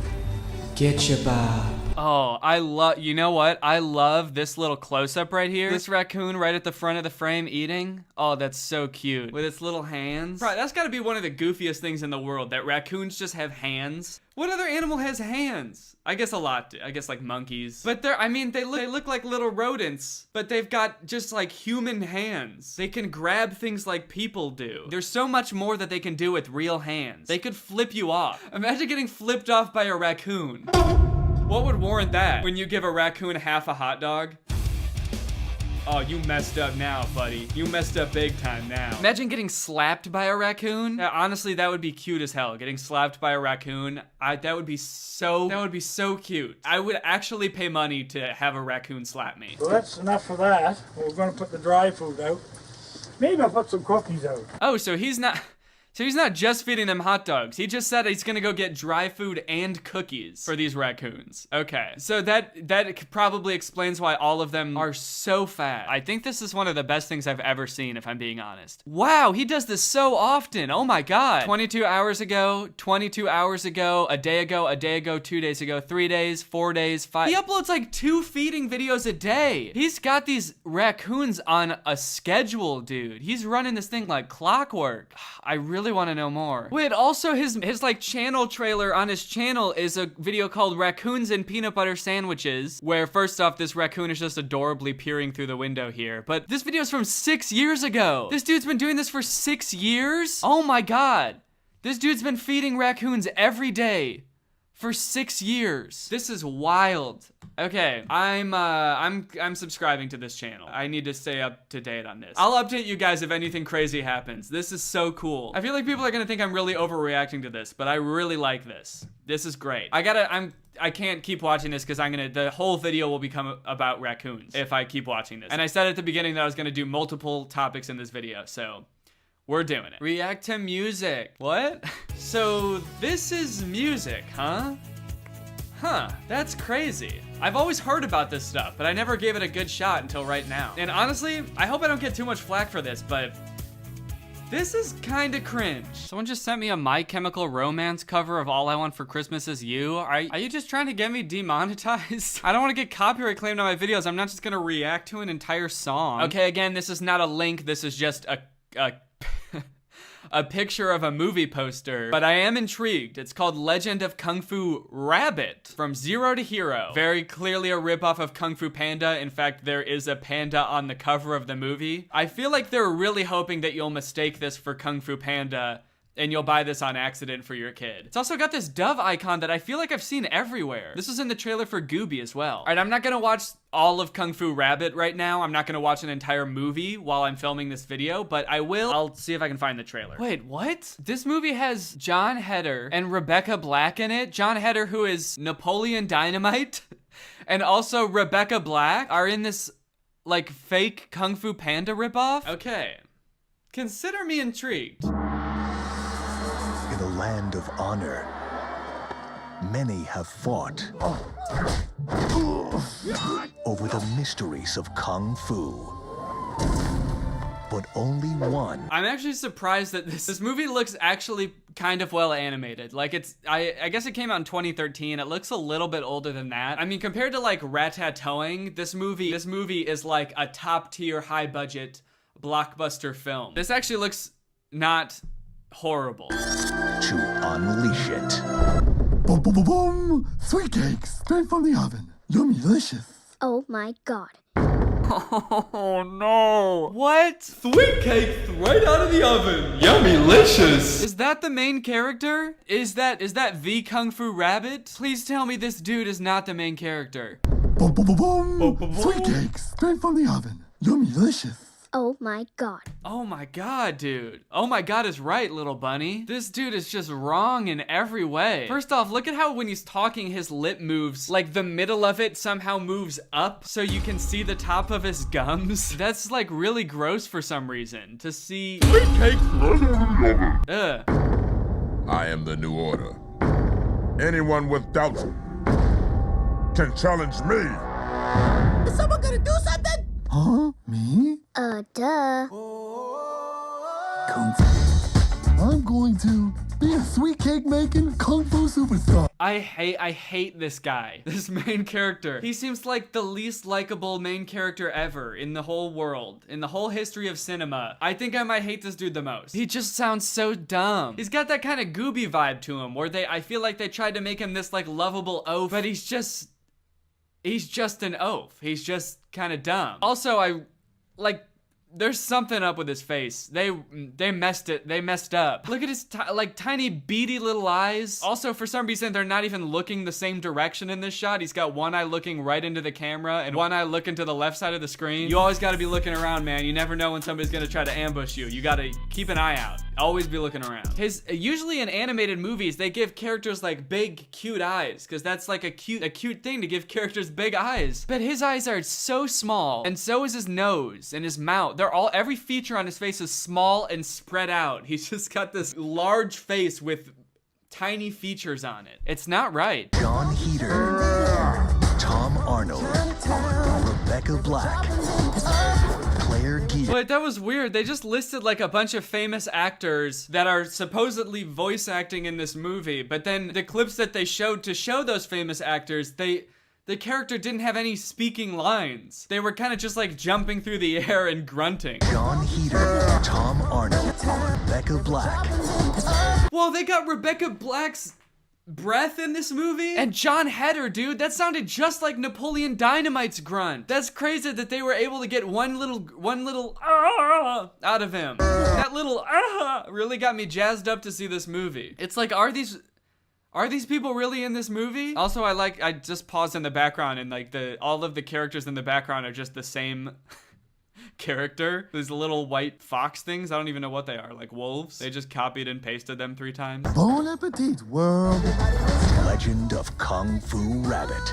And this next. All right, yeah, well, that movie looks awful. I don't know how, you know what? Another weird thing is at the beginning it said that this is a Lionsgate film. That's like a really big movie studio. They produce a lot of popular movies, like big budget movies. I'm very curious as to how Lionsgate produced this. Okay, this person just says, I've been waiting for this one, and then sent me this link, so let's see what it is. Objects that I've shoved up my ass. Yeah, I'm good. Nah, Nah, thanks, man. I'm good. All right, guys. Well, that's all of the links to Twitter will load right now, so I think that is a good time to end the video. But not before we talk about today's sponsor, ExpressVPN. Guys, you already know what it is. This video is sponsored by ExpressVPN, the best VPN out there for all of your internet security needs. Guys, when I'm doing my thing, I'm working, whether it be at home or on a public Wi-Fi, there's nothing more important to me than internet security. I don't want anybody looking at my data, snooping on it. You know how top secret my data is? I could have important things in there, like my bank account information or my next disguise. I don't want people looking at that, which is why I have ExpressVPN on all of my devices. I've got it on this laptop, I've got it on my phone, I've got it on my desktop, I've got it on everything, because you never know when your data might be vulnerable. And also, there's other things that it does too. So not only does ExpressVPN offer you anonymity from your ISP and online advertisers, you can also use it to unblock content that's not available in your area. For example, the movie The Shawshank Redemption isn't available on Netflix in the US, but it is available on Netflix in France. So if you switch your server location to France, all of a sudden you can watch it. ExpressVPN is super easy to use. You literally just open it, you press the connect button. If you want to change your server locations, they're listed out super easily. You just click on one, hit connect, and you're good to go. You don't really need any technical knowledge. There's a few reasons why I think ExpressVPN is the best VPN out there. First off, they have the fastest speeds out of any VPN. They've got 24/7 customer support, so you can get help whenever you might need it. And they've been consistently rated the #1 VPN by a bunch of different sources, CNET, TechRadar, The Verge, and many more. So find out how you can get 3 months free by going to the link in the description. That's expressvpn.com/Danny Gonzalez. That's expressvpn.com/Danny Gonzalez. Thank you to ExpressVPN for sponsoring this video, and thank you to you guys for checking out ExpressVPN. All right, guys, well, I hope you enjoyed this video. If you're new here and you're not subscribed yet, make sure you subscribe and turn on my notifications to join Greg, and I will see you guys next time. Bye. Danny! Hey, buddy, how's it going? What's up, brother? Come on in, man. All right. Oh, look who you're finally here to meet. Hey, this is my little guy. Aw, what is his name? His name is Orange Fanta. Oh, like the soda. What soda? The soda, Orange Fanta. Oh, I just thought that was an Italian name. Stop!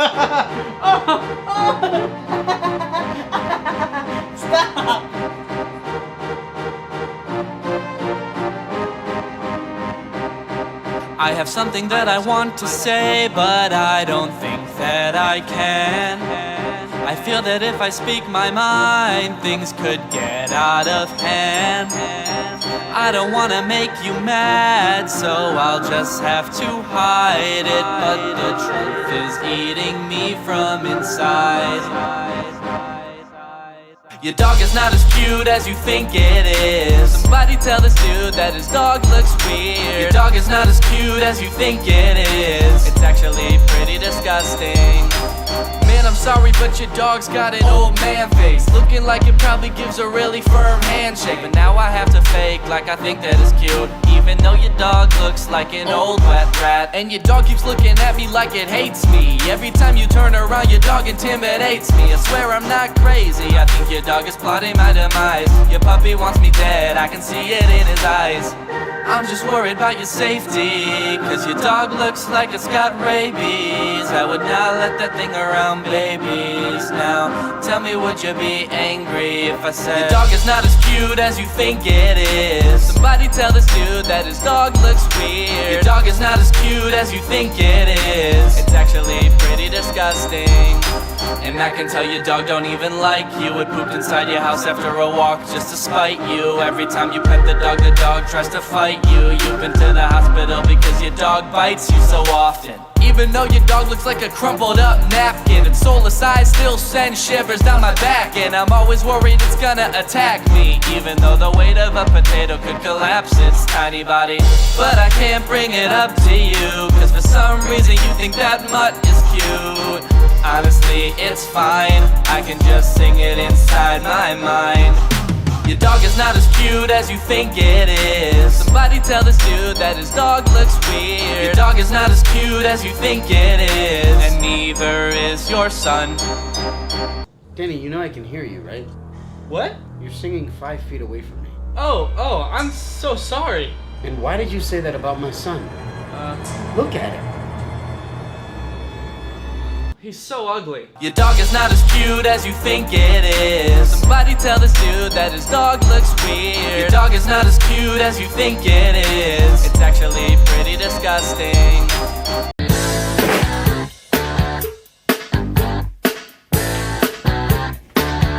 Hi! Why do I look so sweaty? Because I am. Testing. Hey Greg, sorry for the absence lately. As I said in my last video, I moved, so that's what I've been doing. I pulled this cool little trick called the reverse YouTuber, where I get really popular on YouTube and then I move from LA back into my parents' house. So that's where I am right now. I'm now a proud Midwesterner. More specifically, an Illinois. And more specifically than that, I'm not gonna fucking tell you my address. Laura and I are living at my parents' house while we look for a permanent place to live, so expect this to be the set for now, I guess. This is my parents' basement. I don't know why they have so many sombreros. Just gonna move these, I think.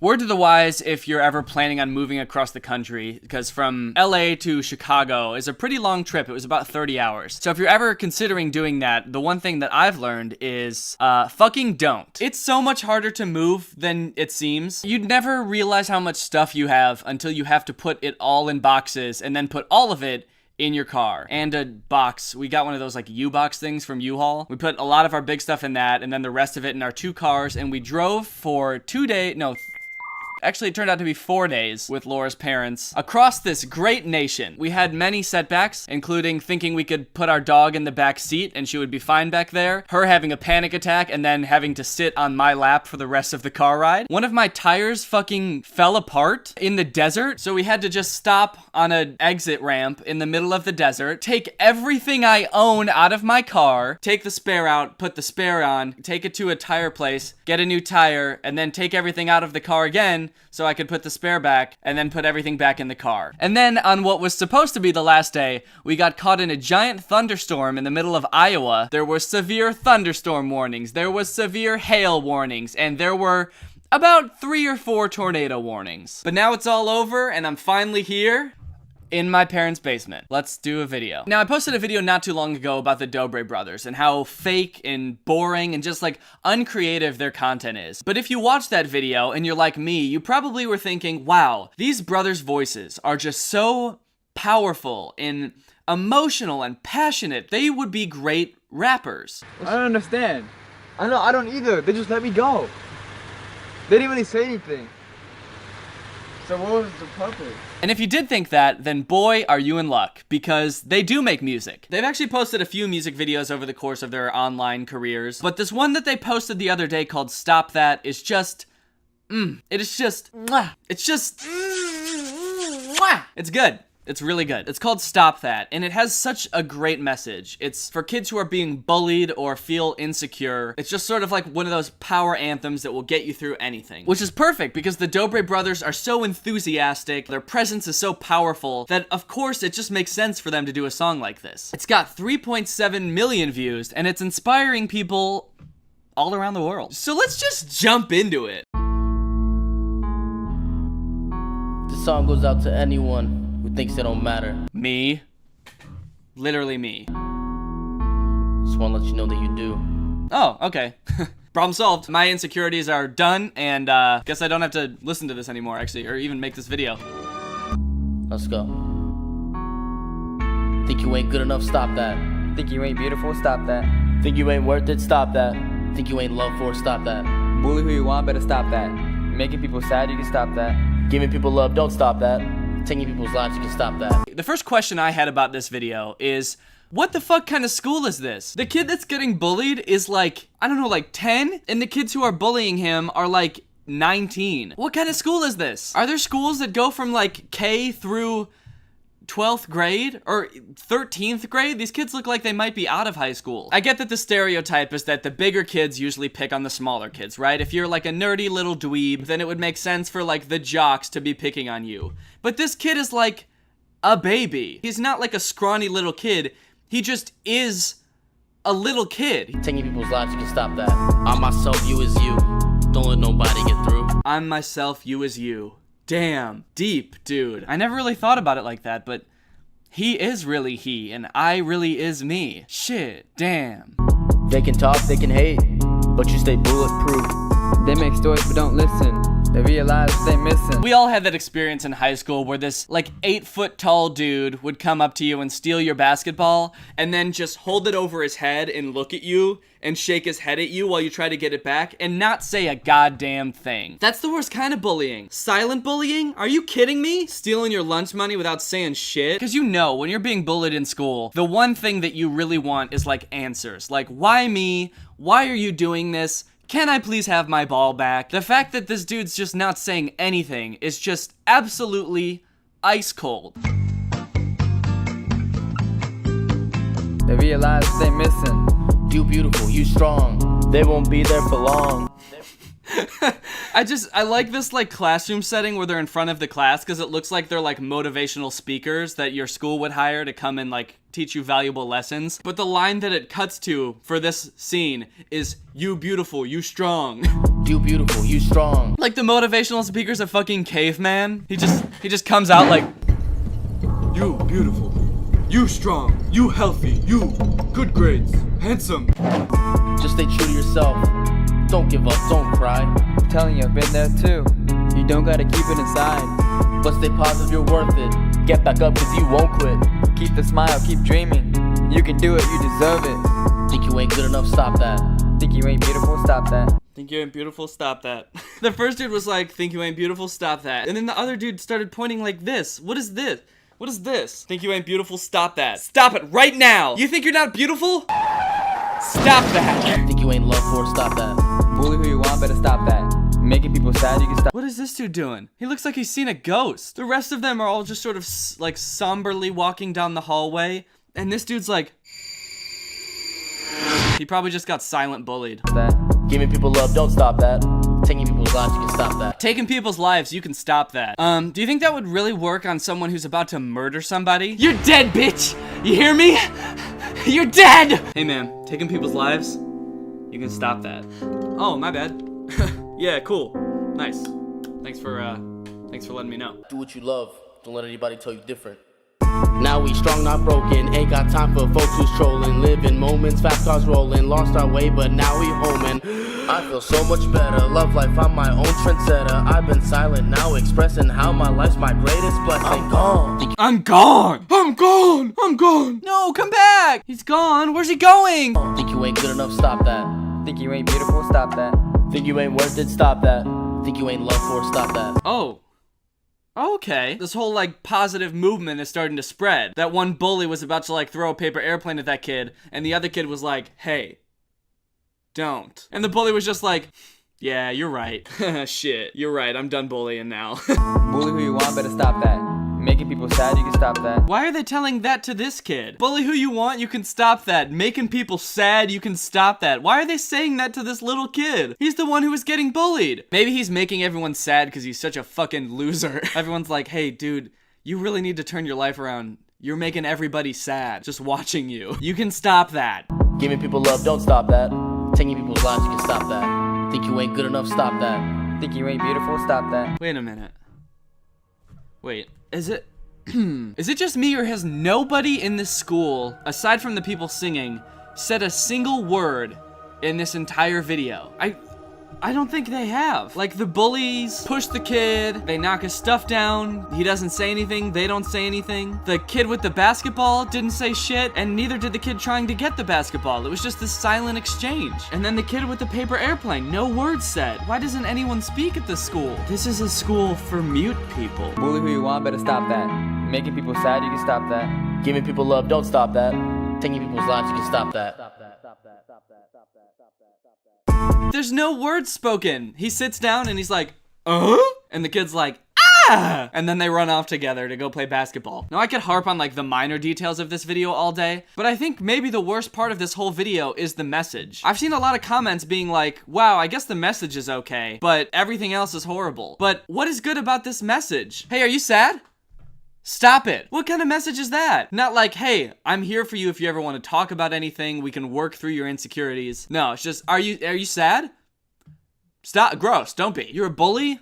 Maybe you have problems at home or something. You have a lot of insecurities. I don't give a shit. Stop. There's a song by Bo Burnham, who's one of my favorite comedians. It's called Kill Yourself. It's basically a parody of songs like this. It's like problems like self-esteem or depression and stuff like that. A song with a message like just stop it. It's not gonna help. You actually have to like work through these issues and find solutions. So the Dobre brothers, I guess you could say their intentions are in the right place, but then even the cynical part of my mind is just like, no, they're just preying off of kids who are insecure, trying to sell songs and make a quick cash grab. But if their intentions are in the right place, at the very least, they executed this very poorly, I would say. They have a lot of other songs, but they're mostly just like bragging about how rich they are. Easy money. About to get lit.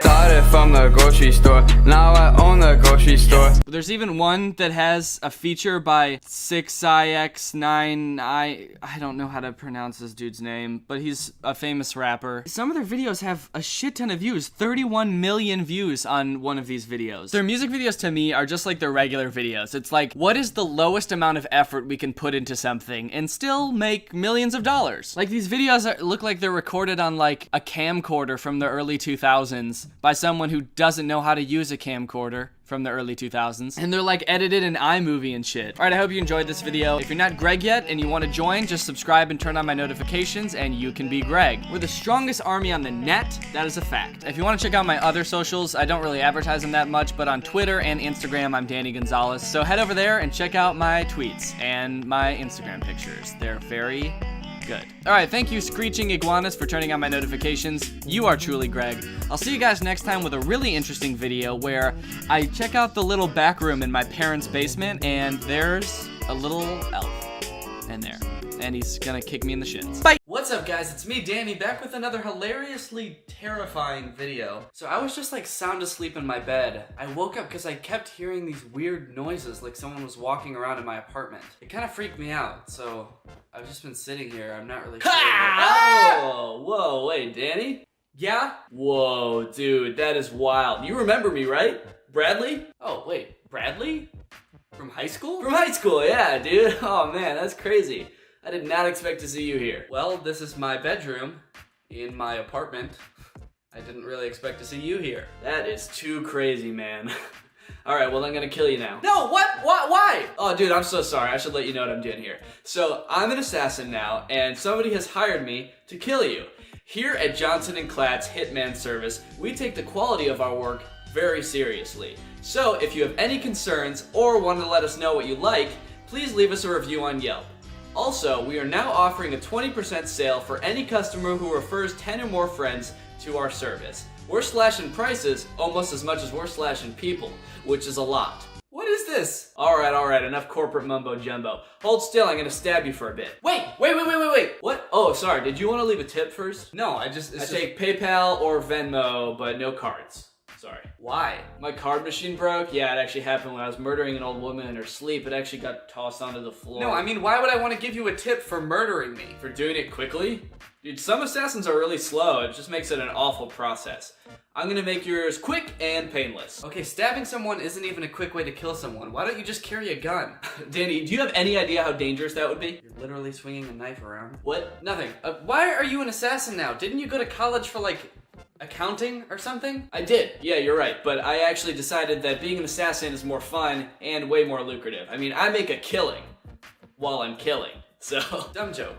Also, hold on. Someone hired you to kill me? Hell yeah. Who? Dude, I wish I could tell you, man, but I would be in huge trouble, so. Did they say why they wanted to kill me? I can't say that either, brosif. Is there anything you can tell me? Yeah, I'm gonna kill you. No, anything about the person who hired you. Oh, yeah, I guess so. What? They wanted me to kill you. Oh my god. Alright, dude, honestly, it's been super good seeing you and catching up and everything, but I'm like a little bit short on time, so I'm gonna have to kill you now. So no hard feelings or anything, it's just, you know, I gotta get paid. Uh-oh, wait, hold on, my phone's ringing. I don't hear anything. Yep, it's ringing all right. It's on silent, it's silent ringing, so. Oh yeah, for sure, yeah, go ahead and answer it, dude, I'll wait. Hello? Oh, wow, really? Oh my goodness, dude, you're never gonna believe this. It's the president of the National Assassin Society Association. What? Really? Uh-huh. Yeah. Dude, he's really impressed with how you murder people. He wants you to come over. Right now? Uh-huh. Yeah, he says you better come quick. Oh, dude, yes! Alright, just tell him I gotta kill you and I'll be right over. No. He says you gotta come immediately. Oh, okay, yeah, I'll come right now. Okay, sure. Oh, thank God. Hey, wait a minute. What? It was really nice seeing you, man. Oh, yeah, thanks, man, you too. I'm gonna be back tomorrow to kill you. No! Come on, really? Well, that's all I have for you guys today. If you're new here, make sure you subscribe. I post 3 times a week. Shout out to Vibes of Sasha for turning on my notifications. If you see that assassin walking around, please call the police. Thanks for watching, and I will see you guys next time.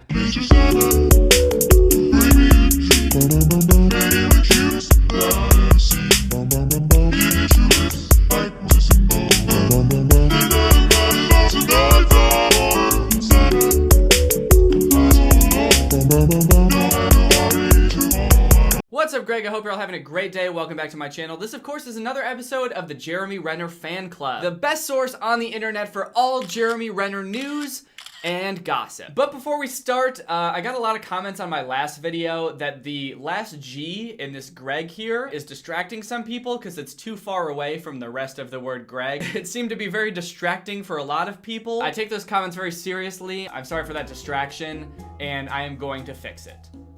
Oh, assistant! Could you fix the G? It's too far away from the rest of the Greg.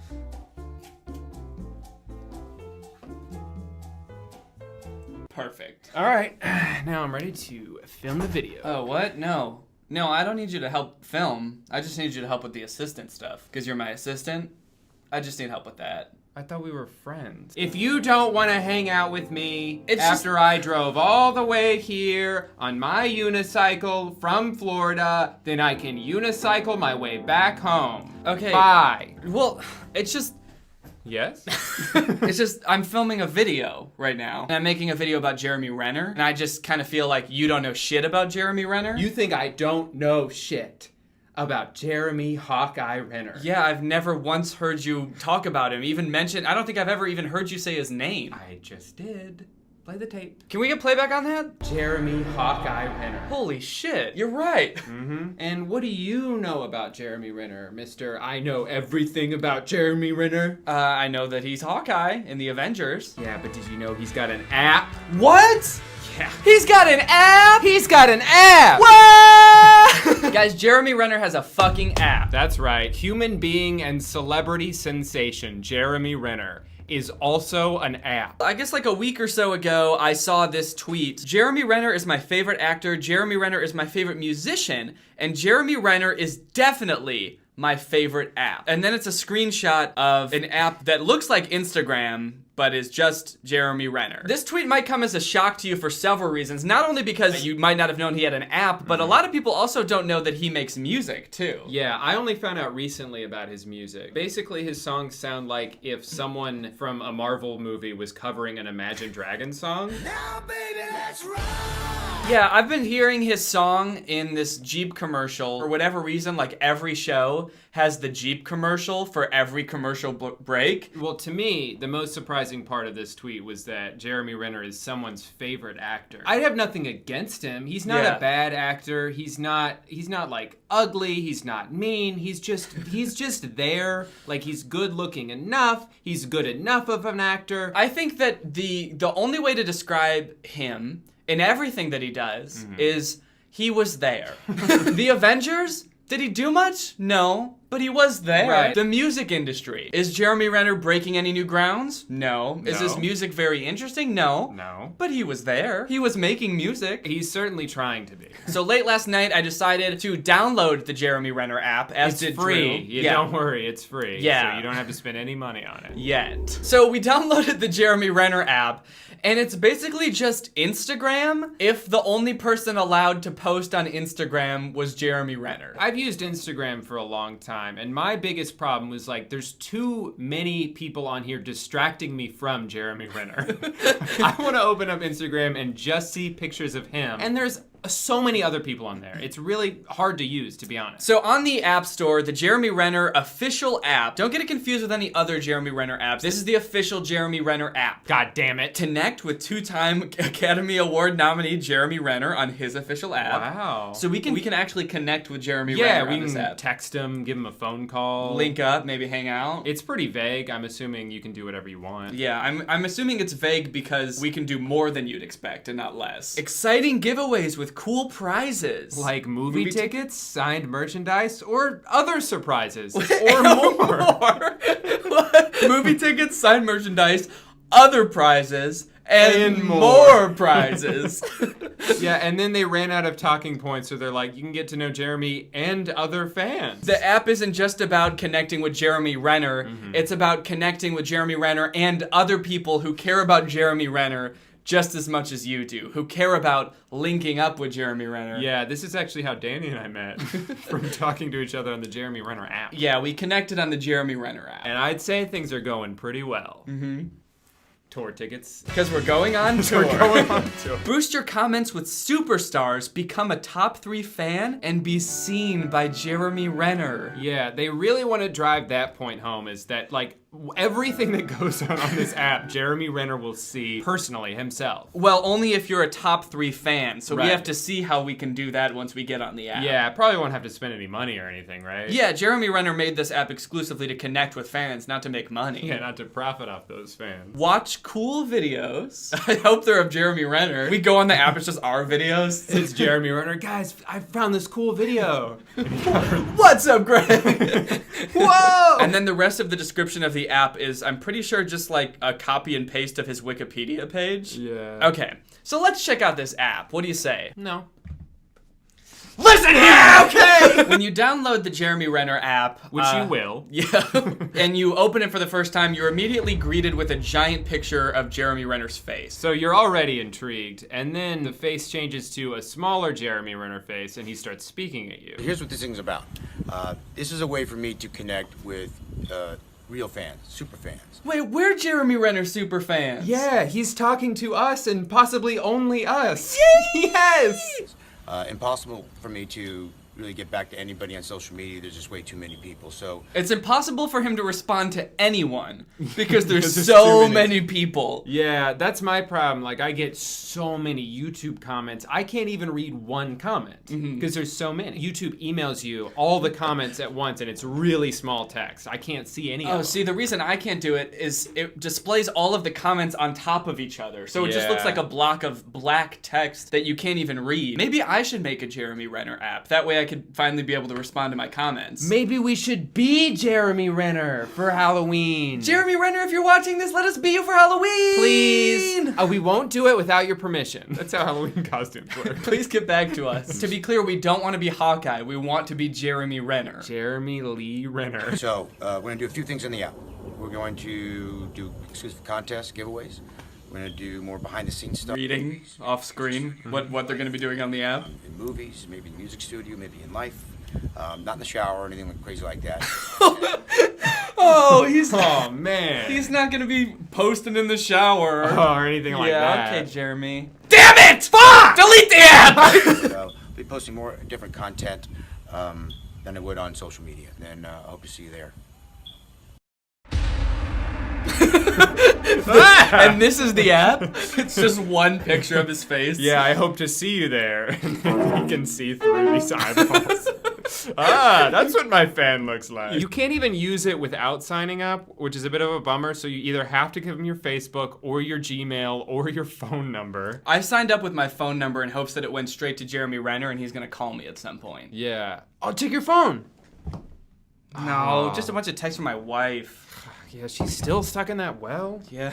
So last night, Drew and I both downloaded this app and we made accounts, and I would say we've had pretty different experiences so far. Yeah, tell him yours first. I mean, I was just enjoying the app, you know? I was scrolling, I got to keep up with Jeremy Renner and all of his fun updates, and I got to experience all the cool features. There's lots of them. You'll notice when you first create an account, you've got 100 stars at the top. Congratulations. And if you look in your activity, it actually, your only notification is that Jeremy Renner himself gifted you those 100 stars, or at least he did for me. I don't know if he does that for everyone or if he just did that for me. I got mine from Curtis Lepore. And you're probably wondering, well, what do these stars do? So Jeremy Renner gives you the stars, and then you can use those stars and send them to Jeremy Renner.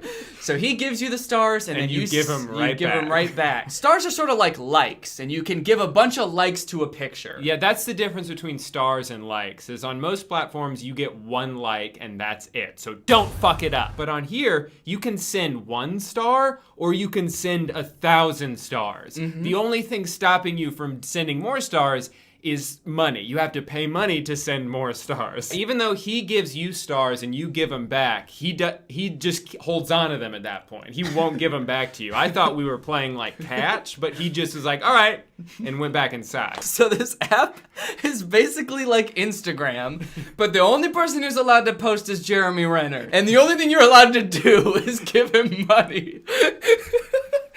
In the hopes that maybe he'll reply the most generic, low-effort reply to something. It's Friday, work is done, and you know what that means. It's Whiskey 30, so let the weekend, the shenanigans, begin. What are your weekend plans? For me, movie tonight. Shazam. Not my choice. Not my choice. If it was up to me, Jeremy, I'd be watching a movie with you in it. Yeah, like Born Legacy or Marvel 3. Hope you have a great rest of your day or evening. Much love and blessings from an amazing weekend to you. Form an amazing weekend. What a nice, long, thoughtful response to Jeremy's picture. Yeah. He seems to really care about Jeremy Renner. He paid money to have Jeremy Renner see this, and Jeremy Renner responded, promoting all weekend. No time for anything. No time to respond. I'm promoting all weekend. Yeah, Jeremy Renner's responses on this app are like the equivalent of you text your significant other a really long paragraph with all these feelings and something, and they just respond back like, cool. Sounds like you're having fun. Something like almost related, but not really, or maybe just like picking out one part of the paragraph and responding to that. Yeah, the part that you needed an answer to the least, or they just like it. By any chance, is there a contest/giveaway going on? Would love to meet you. I'm not running a giveaway right now, but that's why we downloaded the app. So Jeremy Renner posted a video of some deer. Someone commented, wow, what a wonderful thing to see and experience. Bambi meets Hawkeye. Just looks like the most amazingly place to be. And Jeremy Renner just responded, I'm Jeremy Renner, Hi. And I saw your comment. I didn't even have to read it. I'm just posting a random emoji. This is the face I made when I saw it. I dropped my phone. People just want Jeremy Renner to see them so bad. They're just willing to spend tens or hundreds of dollars. My existence is meaningless if Jeremy Renner doesn't know about it, is how I felt. Jeremy Renner, we don't want to be friends.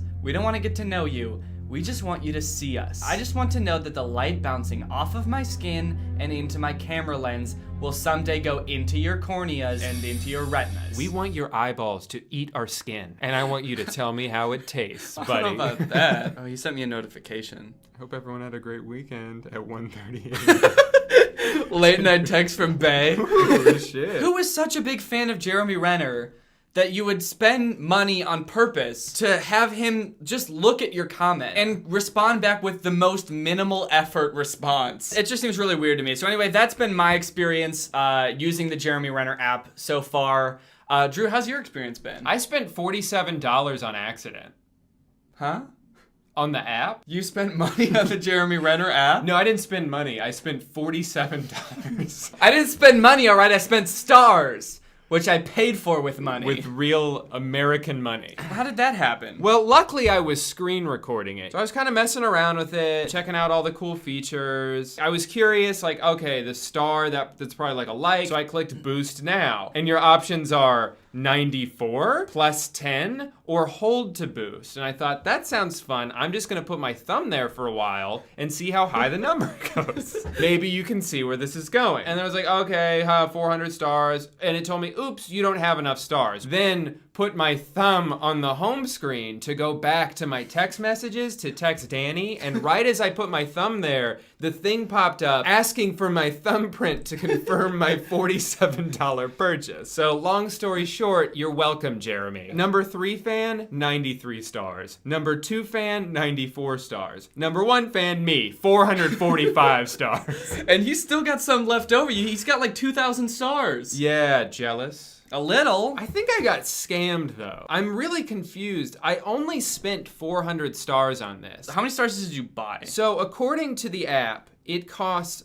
$46.99, which is what I spent to get 6,800 stars. I then used 445 of them on one post. Whoops. And now I have 2,400 left. Sounds about right to me. 6,000 minus 400 is 2,400. Mm-hmm. If anyone knows what happened to my stars, you look in your notifications and it says Jeremy Renner stole 4,000 stars. They don't put that in the description. Yeah. I mean, I'm still his #1 fan, but like, what the hell, dude? So the content that Jeremy posts on his app is top-notch stuff. It's stuff that you would never find on any of his other social medias, right? Right.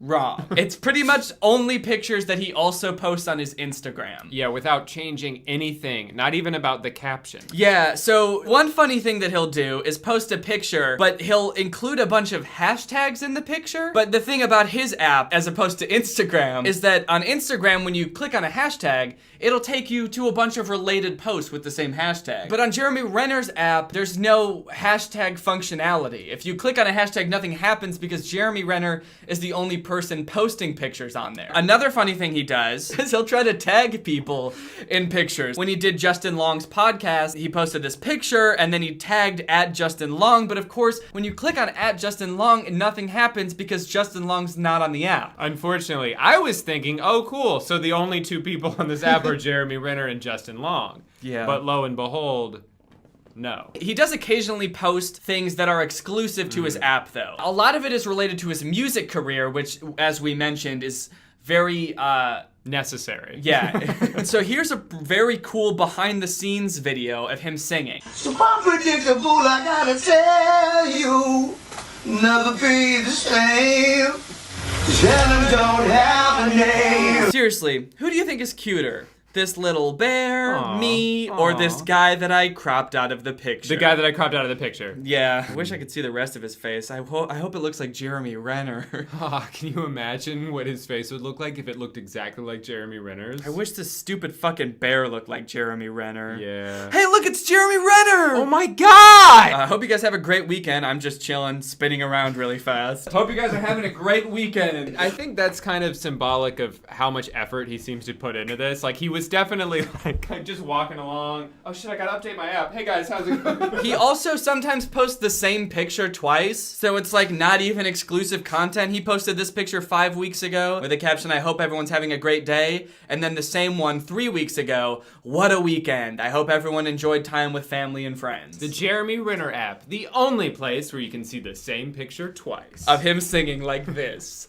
never be the same. Now this is great and all, seeing all this behind the scenes exclusive content about and of Jeremy Renner, but I feel like he advertised like fan content too? Is there? Yeah, so he did say in the description for the app, which I assume was written by him, that's why I'm saying he said. Yeah, he did. You can connect with other Jeremy Renner fans, and so far I haven't really seen any way to do that. But the reason we haven't seen that is because we've only been on the home tab so far, and there's many tabs. There's home, activity, fan feed, music, and menu. And the fan feed is really where you get to start connecting with other Jeremy Renner fans like you and us. And like me. And you said like us? Yeah. Okay, well like me as well. So this is like a picture that someone took of their computer screen while Googling pictures of Jeremy Renner. Oh, and you can actually also boost yourself on other people's pictures of Jeremy Renner. Oh, so they get the money? Yeah.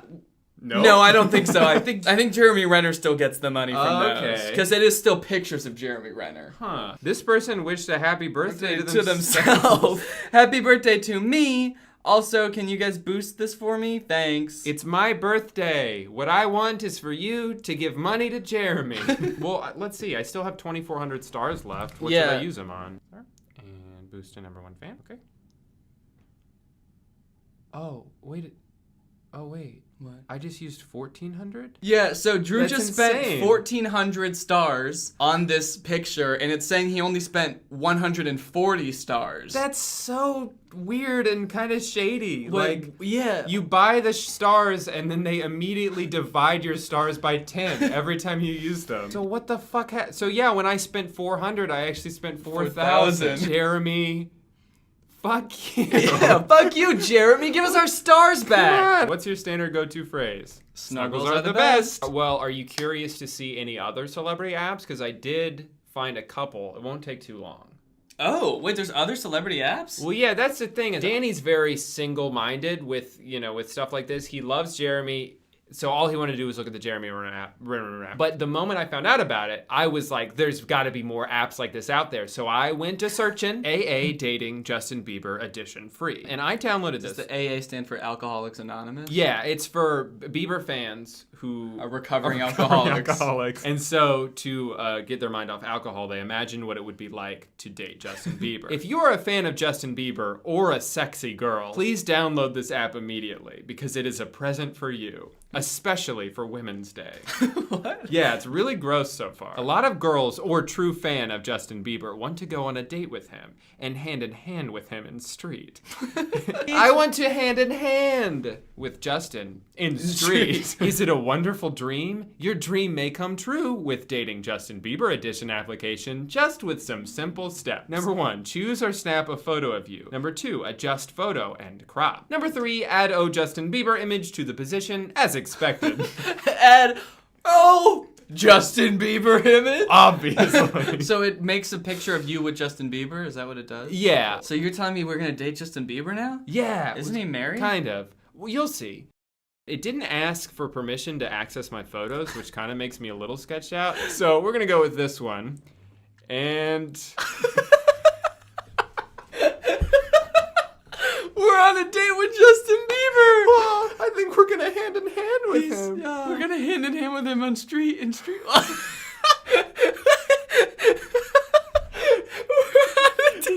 Yeah, I gotta mail this. Who should I mail this Mail it to? to Amanda. And off it goes. What did the message say? Yo!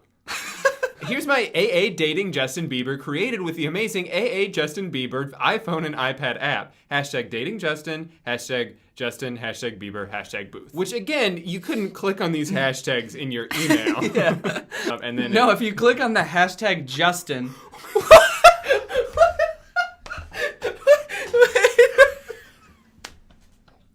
and emailed it to them with the crop outline on it. Oh shit. Now she's gonna know that it's not real. No, we gave it away. We went on the date with Justin Bieber and he was in a little box the whole time. Yeah, he was just jumping rope real fast. He was in a little cage. Yeah, we kept him there so he wouldn't run away from our date. We appreciate that you use our app. Instead of our thanks, we would like to give you 2 Justin Bieber. Dude, rate it 5 stars. Congratulations! Xmas item #4 and Xmas item #5 were unlocked. Let's check it out. #4. #4 or #5? Ooh, which one do you want to add? Well, I've already made up my mind. So guys, make sure you check out the Jeremy Renner app and follow both of us on it. And make sure you boost our picks so that you can give money to Jeremy Renner. And we can sort of just watch you give money to him and not really get involved at all. Yeah. All right, well, that's the end of this video. Thank you, Drew, for being in it. And thank you, Danny, for letting me fix your sign. It looks much better now. Yeah, I think you did. Good job. Yeah, agree. If you haven't gotten tickets for our show yet, do that! We're going on tour. We're going to a bunch of cities. It's just about to start. Depending on when I edit this, it might already be going on. So get your tickets. If you're new here and you haven't subscribed to Gagurgi, make sure you do that. Just subscribe and turn on my notifications to join the fastest army, fastest growing army, well, the fastest army and the fastest growing army on the internet. Yeah. Check out Drew's channel. He has videos there. Maybe. And stream Help Let Me Go. All right, guys, tune in next time for a really interesting video where I use Drew's body as a human jump rope. Bye. Like help, let me go, help, let me go, help, let me go tonight. You'll scream help, let me go, help, let me go, help, let me go. Stop kidnapping me. She was just a lady, not a care in the world till she's... What's up, Greg? I hope you're having a great day. Welcome back to another episode of me saying the same line over and over, trying to sound funny, and then editing out all the bad takes so that I sound really put together and clever. All right, gang, it's that time again. I know it's been a while, but today we're going to be watching another Disney Channel original movie. This one is called Pixel Perfect. I feel like I say this every time I do a Disney Channel movie review, but I have never seen this movie before. Actually, one of my friends suggested I make a video about this movie. They said it was a lot like How to Build a Better Boy, which, if you've seen that video, you know I love. And you know what? After watching it, I have to agree, it is very similar to How to Build a Better Boy, except that this movie came out in 2004, like 17 years ago. And you know what? It is probably the most 2004 movie you'll ever see. The music in this movie, the actors in this movie, it's got Ricky Ullman from Phil of the Future. The wardrobe, the book bags. Remember those book bags? I remember really wanting one of those book bags when I was 10. So this movie's all about holograms. The movie starts off with the main character, Roscoe. He's using his dad's computer to make a cat hologram. I guess his dad works at some hologram company. And unbeknownst to the dad, Roscoe sneaks onto his computer from time to time to make his own little holograms, and today he's made a cat. Roscoe's kind of the nerdy type, because this is a Disney Channel movie and he's the main character. And when he's not doing homework or making cat holograms, he's helping his friend Sam out with her band. Yes, this movie's also about a band, because this is a Disney Channel movie and that's just what they're about. Every Disney Channel movie is about a band. I don't know if he's like their manager or if he just like helps them market themselves. He goes to their shows and auditions and films them and sort of advocates for them. One of the first scenes in the movie is Sam's band auditioning to play at this club for kids. And the owner of the club is not enjoying himself.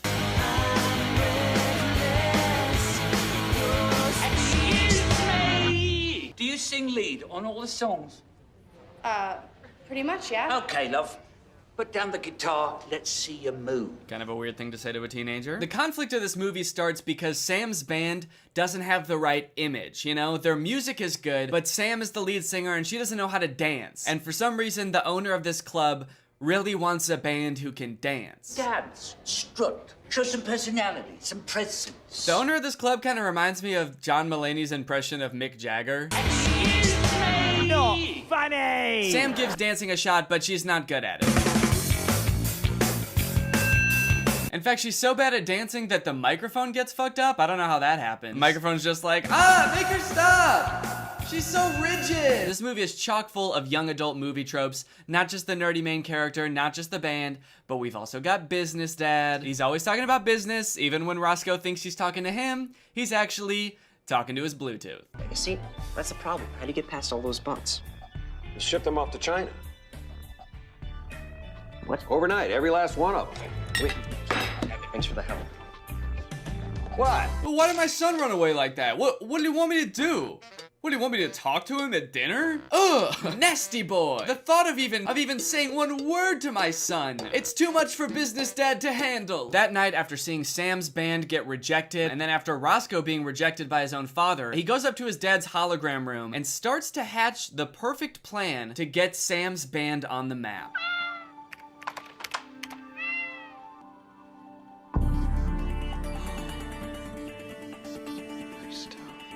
That's it! Nice tone. I'll make the cat sing. Singing cat hologram. Just kidding. He makes a girl. He makes a hologram of a human girl. So using references of a bunch of famous women actors, a bunch of pop singers, he gets to work crafting the perfect lead singer that can sing and dance and put on a show. It's a really good thing that Roscoe's dad has so many pictures of famous women in his office. I guess he must have known that they would come in handy at some point. I'm just not exactly sure why he had so many. Meanwhile, since Sam is feeling pretty down about her abilities as the lead singer, the band is holding auditions for a new lead singer. My life is a bad school lunch. It ain't no Sunday brunch. Yeah, the auditions are going so bad that nobody's even singing at them. They're looking for a new lead singer and nobody has sang yet. One girl's doing slam poetry, the other is Irish dancing. It's kind of weird. I feel like they just should have had people there singing poorly. It was kind of a weird writing decision to have people auditioning doing something not even related to what it is. I mean, I guess like slam poetry and dancing are close to singing, but like you can't just go to an audition and do something close to what you're supposed to do, right? Hi, I'm Danny. I'm gonna be reading for the part of Spider-Man. Awesome, let's see what you got. Whew, okay. Ah! Ow! What? What is that? I'm a spider. Yeah, I can see that, but it's Spider-Man. You're supposed to be auditioning for Spider-Man. Yeah, but this is like pretty close. Yeah, I guess kinda. But like, this is not gonna help you get the part. You're supposed to be a lovable superhero who goes around like solving crimes and shooting webs. Yeah, out of my ass, right? No. But just then, this girl Loretta shows up. And don't tell the band, but she's actually a hologram. Excuse me. I'm here for the audition. So they get all set up, and immediately, they're blown away.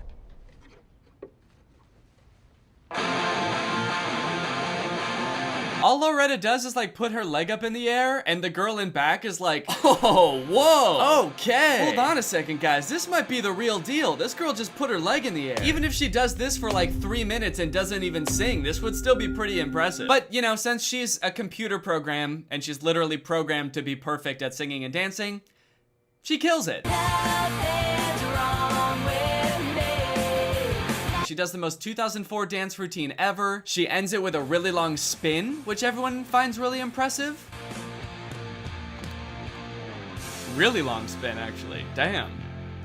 She's spun for a while. I do feel like Roscoe could have gone in a little bit more on the dance moves. Like, she's a hologram, so she can do like literally anything. She can defy physics. I feel like it'd be cool if Roscoe made her do some shit that's impossible for humans to do. That way, like, other lead singers can't even compete on any level. Like, this seemingly normal girl comes out of nowhere and she starts singing and she's like pretty good, but then she like, I don't know, turns into an airplane or something. That'd be sick. But yeah, whatever. I guess her kind of long spin was cool too. I don't think I caught your name. Loretta. Loretta Modern. Well, it's nice to meet you. Okay, I feel like they could have tried a little bit harder on that falling sequence. She tripped because she stepped on a cable, not like she tripped over the cable. She just stepped on it. And I guess that threw her off her balance so much that she like just collapsed. So nice to meet you, by the way. Whoa! Oh, who put this fucking death trap here? Ladies, meet your new lead singer.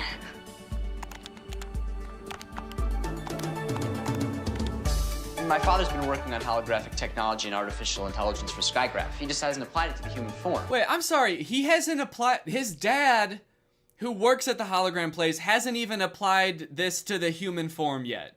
And somehow Roscoe made this overnight. Just in one night, he just kind of cranked out a girl. Before we get too far into this, there's a lot about the technology of this movie that, quite frankly, does not make any sense to me. I feel like it's just totally nonsensical. Like, they could have explained it better by just being like, it's magic, actually. And it's happened so much throughout this movie that it's almost to the point where, like, I don't even want to bring it up because I feel like it'll just be annoying for me to keep harping on this. Almost, though.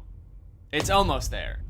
I will continue to harp on it. So how did Roscoe make a perfectly functioning human in one night? This is something that like scientists have been trying to crack for decades, like an artificial intelligence that can compete with like human intellect and expression and stuff like that. And Roscoe would just kind of got sad because his dad didn't talk to him one night and was like, fuck it, I'm gonna have to end these scientists' whole career, I guess. Boom. human. She looks photorealistic, she can speak English, and she can form sentences. Also, I just kind of want to know like how this hologram thing works in general. Roscoe, can you tell us how this thing works? The computer uses echolocation to measure the room and pulsing frequencies to hold her pattern. Oh, okay.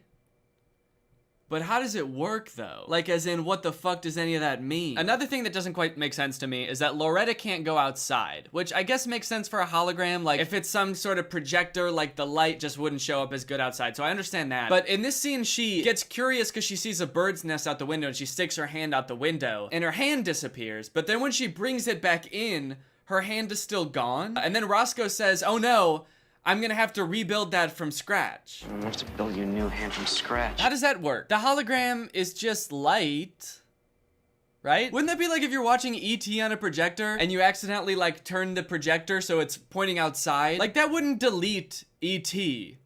from existence if you just pointed the projector outside. The movie E.T. would still exist. You wouldn't have to remake E.T. from scratch if that happened. Because E.T. is on the computer. There should still be E.T. There should still be hand. That night, we see Roscoe painstakingly rebuilding Loretta's hand from scratch. And it looks like some pretty serious, intense programming. I mean, just look at this. Click, click, click, and it's done. Damn, I guess that kind of explains how he was able to make a human so fast. All he had to do was just like click on all the body parts. And then he just made it. All right, Danny, let's develop this cure for Alzheimer's. And click. Okay, that's... Congratulations, you did it. Okay, that was pretty easy. Roscoe gets the band their first gig with Loretta, and people are digging it. Loretta kills it, dude. The audience is loving it. Yo, holy shit. Okay, that was sick. That was awesome. Now turn into a plane. Turn into a plane. Oh. The next day, Roscoe's doing an experiment where he's taking pictures of Loretta to see if she can actually show up on camera or if she'll just look like a TV screen kinda. And bad news, she just kinda looks like a TV screen. She looks all like warbly with lines all in her, and you can tell that she's not a real person when you look at pictures of her, which sort of makes Loretta start to have a little bit of an existential crisis. She seems like she gets kinda sad that she's not real. She'll never feel like human feelings. Why am I here? The Zetabytes need a new lead singer. One thing that they did that I don't think that they needed to do was make Loretta sound kind of like robotic when she talks. Hey, you like the rain? I don't know. It only happens outside. I can't go outside. Because when she's on stage, she like sings exactly like a normal person would. She's very expressive. Her voice has a lot of emotion in it. But then for some reason, the second she gets off stage, she's just like, I am a robot. This performance was at their high school, and it went so well, in fact, that one of Roscoe's friends tries to get Roscoe to hook him up with Loretta. You gotta set me up with Loretta. And he wants to go on a date with her so bad that he threatens to have Roscoe's dad fired. Hey, too bad about your dad, by the way.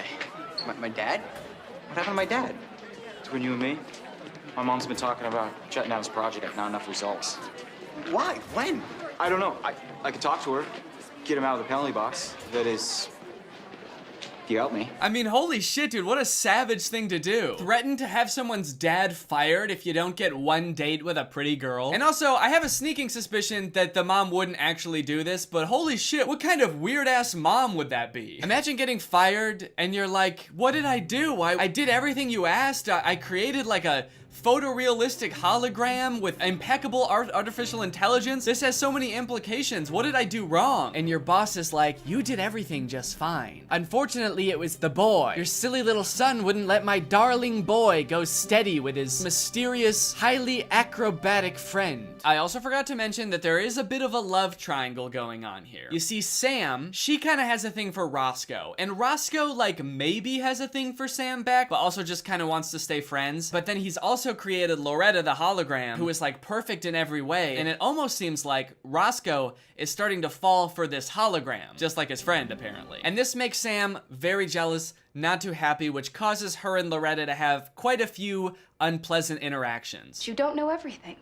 Yes, I do. Okay, maybe you do, but you don't understand any of it. You could know what a baby is, but you've never been one. You can know every type of bicycle, but you've never fallen off one and scraped your knee. You could know every type of airplane, but you still won't turn into one. Why won't you turn into an airplane? It would be so sick. She's not even real. She's just a trick of light. And you're nothing but water and a few pounds of chemicals. Maybe a few more pounds than you really need. What? Oh my god, dude, this robot is so mean. Why would she be mean? Why would that be something that's programmed into her? Why is she programmed to do anything except sing and dance? Did Roscoe program this hologram to be mean on purpose? Okay. I've got a very limited amount of time. I need to program this hologram to do everything that a pop star needs to do, which should be pretty easy because pop stars really don't have to do that much. All she's gonna have to do is she's gonna have to know how to sing and dance and be mean to me and be really mean to me, degrade me, fucking make me feel like shit and embarrass me in front of all my friends. That would be so hot, or I mean, that would be a really good pop star thing for her to do. Lord, I am so sorry. That's okay. I've been enjoying the rain. It must be wonderful What? to feel the rain. Oh man, this is kind of sad. She's sad because she knows she'll never be a human. She'll never get to feel the rain on her skin. She'll never get to feel any human emotions. Damn, I would feel bad for her if she wasn't so fucking mean. You are so mean, Loretta. And also, you are a robot with no emotions, so you're probably not even actually sad. And touching rain is not even that fun, so pick something else to be jealous about. The next day, Sam goes into Roscoe's dad's office and finds some stuff that, she doesn't really like. Save me. Please. Save me. Please. Save me.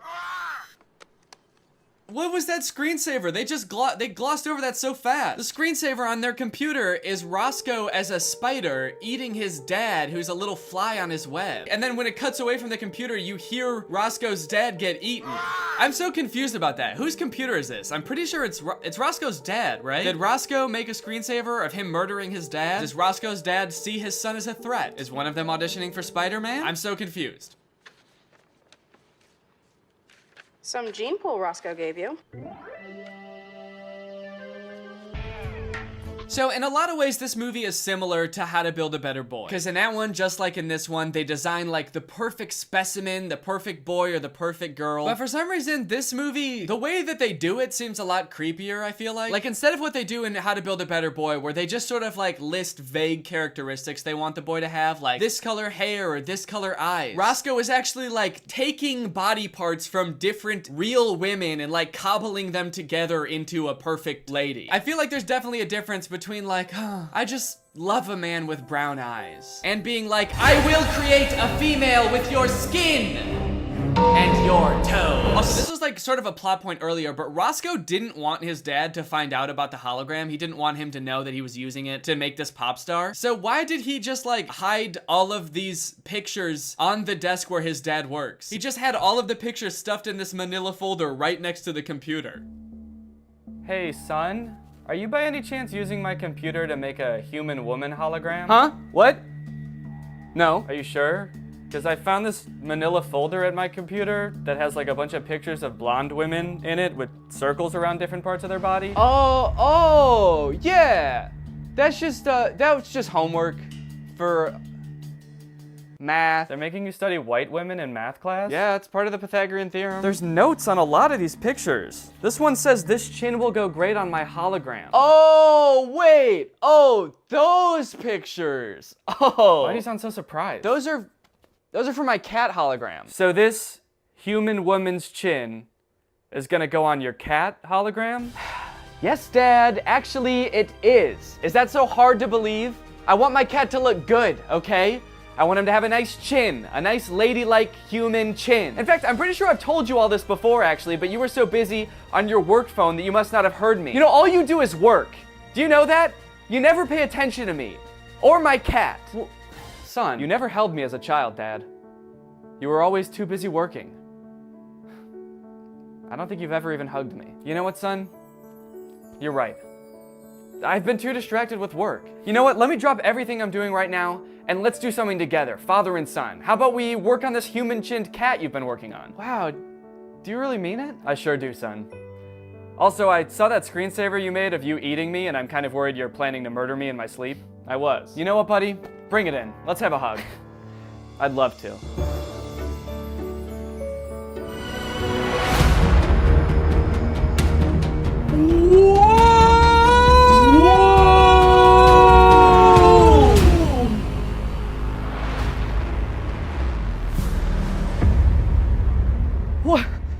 What the hell?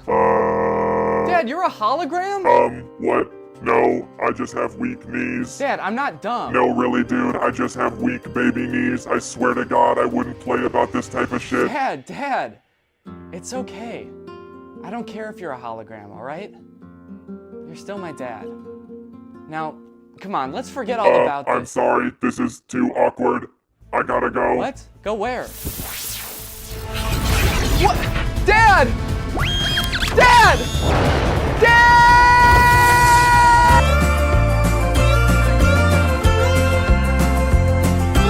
Hell yeah, dude. I told you it'd be sick if they turned into airplanes. We get to see Loretta and the band performing again. This time they're singing a kind of a sad song about wishing a boy would notice them, which, you know, is kind of thematically relevant.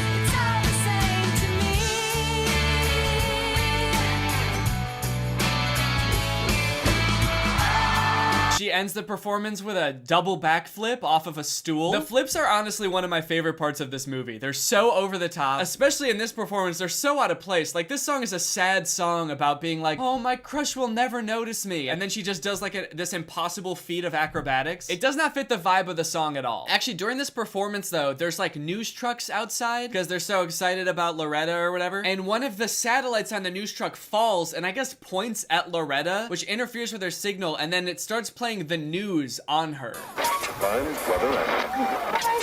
which is pretty silly. I like that. That's a funny little thing to have happen. I am confused though, because if we're to believe how they explained the technology before, this should be permanent now that Loretta is like this. Because when she lost her hand before, it stayed lost. Now she is the newsman for a second, so she should be the newsman forever now, right? Isn't that how this works? Then they get discovered by a talent agent. Mr. Giles, it's me, Daryl. Well, you must have found something if you're calling so late. Only, Hearthstone's next media sensation. Yeah, listen to this. This sounds like shit. It's just people cheering. It's not even music. Since this little bit of interference happens though, it makes everyone realize that Loretta is a hologram, which people didn't know before. And from there, Loretta blows up, dude. Everyone's obsessed with her. They get discovered by this talent agent. She ends up on TV, which apparently is okay. She can be on TV. I don't know why they had the scene of Roscoe taking pictures of her before. If they were just gonna throw that whole bit out the window because she is on TV now and she looks fine. And everything seems like it's going great for Loretta and the band. And they even start to record an album. Take a good look, because that is the future of the music industry. A month from now, every teenager in America is gonna want to be just like her. Smart, talented, high resolution. Album title. That actor looked like he wasn't paying attention at all until it was his turn to say a line. He looked like he was just like spaced out until it was his turn to say something clever. Take care of my girl, Roscoe. Your girl? Your girl? She's mine! Then there's this whole scene where Loretta and Roscoe have a big argument. You always want to change me. Why am I never good enough for you? And it ends with her getting so mad that she uploads herself to the net. She straight up goes into the World Wide Web and she's gone. And then Roscoe can't find her. Inside the internet, it is very weird. That whole scene is like a fever dream. There's a search engine that's just like a guy in a car going around. Okay, so now we're starting to approach the end of the movie. The band has a big show coming up, but they still can't find Loretta because she's busy in the net. Virus alert, virus alert. What? So they dress Sam up as Loretta to be the lead singer. For some reason, no one really seems to notice. But Sam gets a little too carried away with the dance moves and ends up dancing her way into a coma.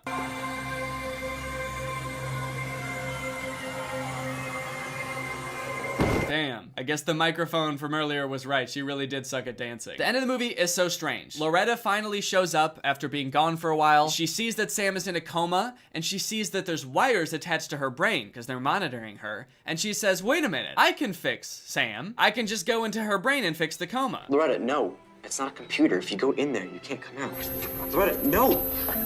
And she ends up going in there and then taking over Sam's mind. She's waking up. Hi, Roscoe.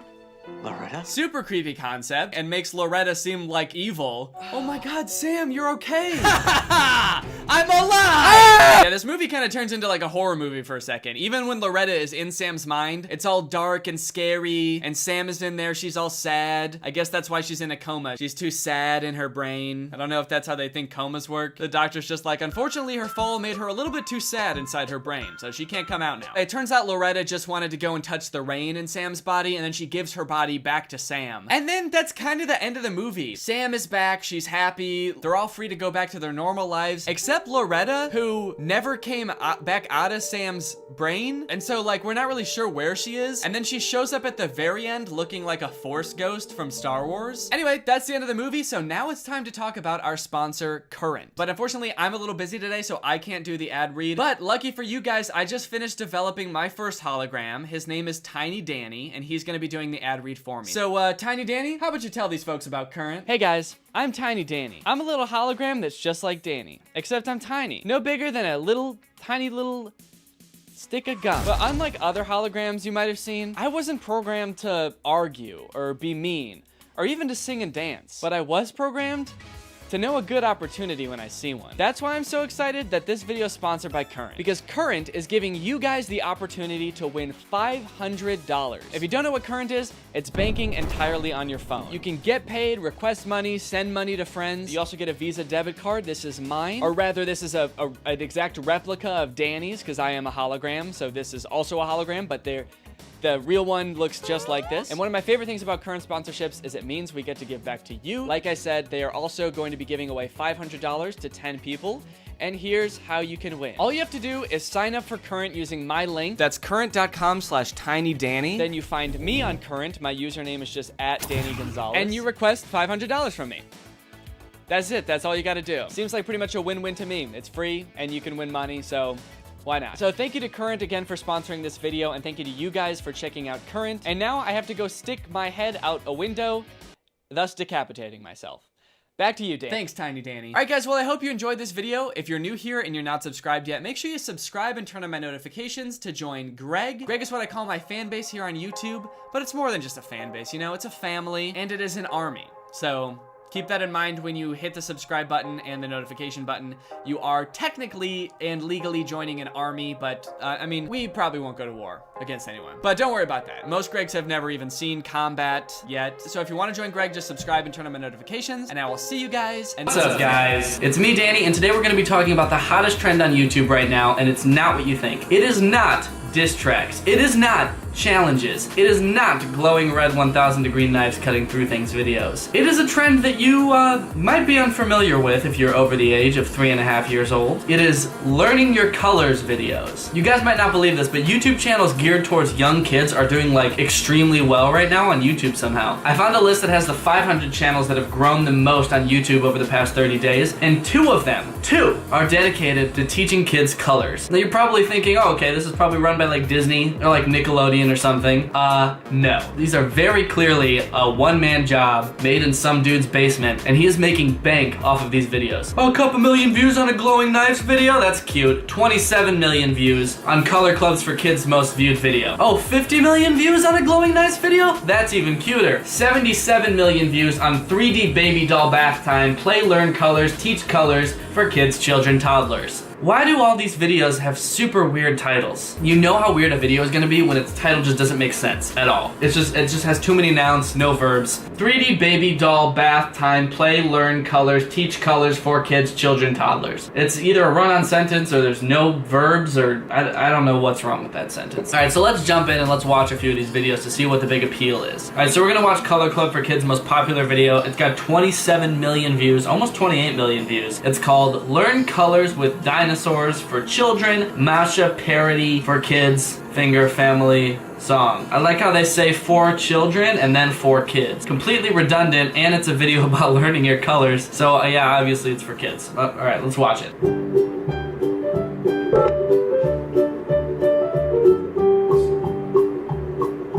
Purple. Okay, I'm I'm just gonna stop it right there. A few things. First off, you can tell that this is just a one-man operation. Some dude in his basement just cranking these videos out. He didn't even bother to animate the dinosaur walking down. He just got a picture of a dinosaur, made it purple, and then just literally just dragged it down the screen. And then that fucking mouth movement? He did not even try. He just stretched the he just like warped the picture to be stretched out, just like pink. Again with the stretching the heads out thing. At least he used a different dinosaur this time. Like at least it's not the same dinosaur, just a different color over and over. But honestly, the pink and purple is kind of confusing. I feel like this purple dinosaur is like pretty close to the pink color used on this. Purple and pink are really close together. Kind of hard to tell them apart. Am I colorblind? Alright, I think I get the gist of this video so far. I'm gonna skip ahead to see... Oh, actually he did use the same dinosaurs twice. You got long neck, T-Rex, another T-Rex I guess. Alright, so let's skip to the next segment here. One, two. Alright, now we're learning counting. Alright. I can't think of any jokes about this part. It's just fucking weird. 4.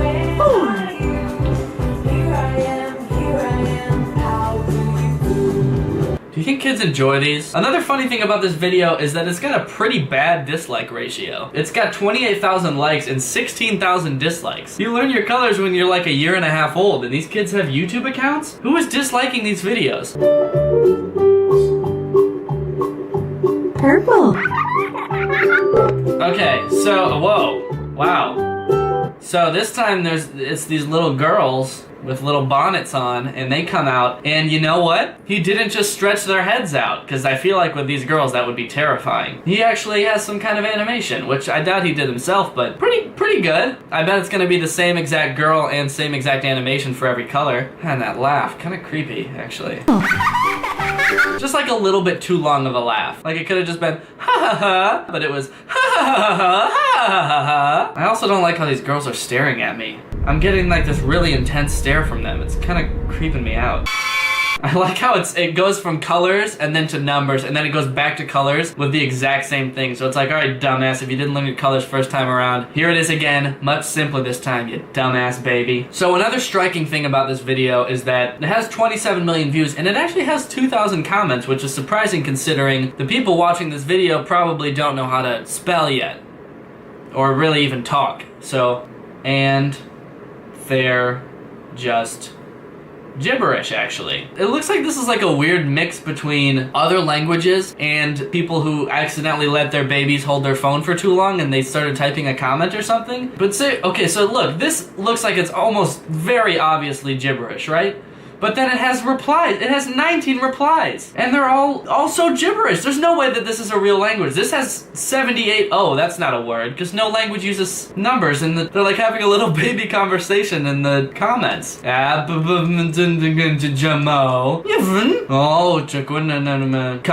comma. 1. Okay. Alright, so now we're going to go to this next YouTube channel called Billion Surprise Learn Colors and Nursery Rhymes. Now, I watched a little bit of one of these videos and it is considerably more creepy than the last one. So if you felt like a little weird about the first one, you might want to turn the video off now because it just gets like really weird. I'll be honest, the animations in this one are a little more impressive. It might be a whole production studio creating this one. It's a production studio of psychos, but they really are pulling off a whole operation here. So let's check out their most popular video, which has 77 million views. It is called 3D Baby Doll Bath Time, Play, Learn Colors, Teach Colors for Kids, Children, Toddlers. Again, what is up with these titles? Let's watch the video. Billion Surprise Toy. Alright, I did not like that title sequence one bit. That was creepy. Billion Surprise Toys! What accent is that also? Isn't this teaching English colors to babies?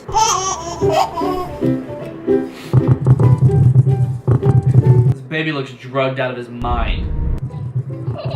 Balls are falling from the sky into this tub. This baby is just chilling, dude. Baby gets up. Ooh, baby's getting in the tub. Alright, what the fuck is going on with this penguin on the side of the tub, though, real quick? It's just floating there. Twitching. What is going on there? Okay, so we're gonna drop balls on a baby. They're gonna be a certain color. We're gonna say the color in a high-pitched French accent. Baby learns color. Are they gonna like bury this baby with balls though? I feel like this video would be much different if it didn't have the baby laughing and happy music sound effects and instead had a baby screaming with scary music sound effects. Okay, so now the baby decides, fuck it, I'm out. And you know what? Whoa, hold up, this is just the animation from before reverse. I can tell because that fucking penguin is floating there! Bye-bye. Oh man, this is gonna give me nightmares. Why is this baby wearing eyeliner? Or it just has bags under its eyes and above its eyes? That doesn't make any sense. And it has adult eyebrows for some reason. That's not what a baby's eyebrows look like. That's what a baby's eyebrows look like. That's not a baby's eyebrows. That's a grown man's eyebrows. Okay guys, well thank you so much for watching these weird ass videos with me. If you're not subscribed to my channel, please do. That would be a huge help. I'll be back in a few days with another video. And peace. Bye.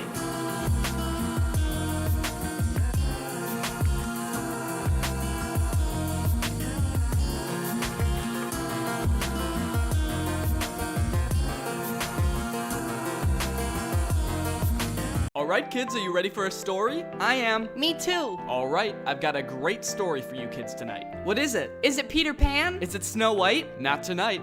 This is a story I wrote myself called The Dragon and the Peasant. What's a peasant? It's a type of bird, fool. Oh. No. A peasant is someone who doesn't have much money. Now are you guys ready for story time or what? Yep. Alright, let's get started. Once upon a time, there was a lowly peasant. He was so poor he could hardly afford to feed his own family. Dad? Yes? Can you change it to be a pheasant? I think that'd be more interesting. You know, I was just thinking the same thing. Oh, sure. Was it that uninteresting already? Yeah, and can you change the setting to something a little more exciting like modern day New York? Sure, yeah, I guess we could do that. Once upon a time in modern day New York, there was a lowly pheasant. He was so poor that he could hardly afford to feed his own family. Though the pheasant worked and worked on the fields of modern-day New York, he couldn't seem to raise enough crops to make any money. But one day, on his way to the well, something strange happened. He noticed giant footsteps that crossed the dirt road. Wait, I'm confused. Why are there dirt roads and wells in the middle of modern-day New York? You just told me to make the setting modern-day New York. I don't understand. Well, yeah, but now the story doesn't make any sense. Well, I guess I should add that this is a very poor neighborhood and they haven't converted to using asphalt and concrete yet. Ooh. Anyway, the pheasant decided to follow these giant footsteps to a nearby cave, which are also pretty common in low-income neighborhoods. Yeah, obviously, yeah, definitely. The pheasant was afraid of what he might find in the cave, but curiosity got the best of him. He decided to take his chances. As the pheasant entered the cave, he heard snoring. As he looked around, it seemed like the snoring was coming from a large, scaly boulder in the shadows. But as the pheasant drew closer, he realized it wasn't a scaly boulder at all. It was a scaly dragon, which in retrospect made much more sense to the uneducated pheasant. When the pheasant realized he had discovered a dragon sleeping in the heart of modern-day New York City, he screamed. What? Or maybe he just chirped loudly. This chirping woke up the slumbering dragon, who roared. Wait. What? What does the dragon look like? He's blue. What else? He's a cool dragon. How cool? Real cool. Well, anyway, the dragon was quite mad about being woken up. I'm mad. Why did you wake me? Have you come to slay me? This part's gonna get kinda hard because the pheasant is actually supposed to start talking. Well, I guess since the pheasant can only chirp, he somehow conveys, I'm sorry, Mr. Dragon, I'm not here to slay you. I'm just a lowly pheasant who can't even sell enough crops to feed his own family. By chirping. A pheasant, eh? How about we make a deal, pheasant? The pheasant chirps inquisitively. Well, it seems like we both have a way we can help each other. For instance, you need to sell more crops. If I could destroy your neighbor's crops, everyone would have to buy yours. The pheasant asked, how could he possibly destroy so many crops? Well, I can breathe fire. And lasers. The pheasant chirped that it sounded like a wonderful idea, but he wondered what he must do in return for the dragon. Well, you see, I get very hungry in my cave here, and I try not to leave very often as the knights of modern-day New York City are out to slay me. So, I request that you bring me a plate of my favorite meal. And, oh, this is going to get kind of weird, but I guess I'll just go with it. A roast pheasant. If you can bring me this, I will destroy your neighbor's source of food. And, well, I guess the pheasant obliges, and... Oh. Well, I guess I could just end the story here then. They all die, the end.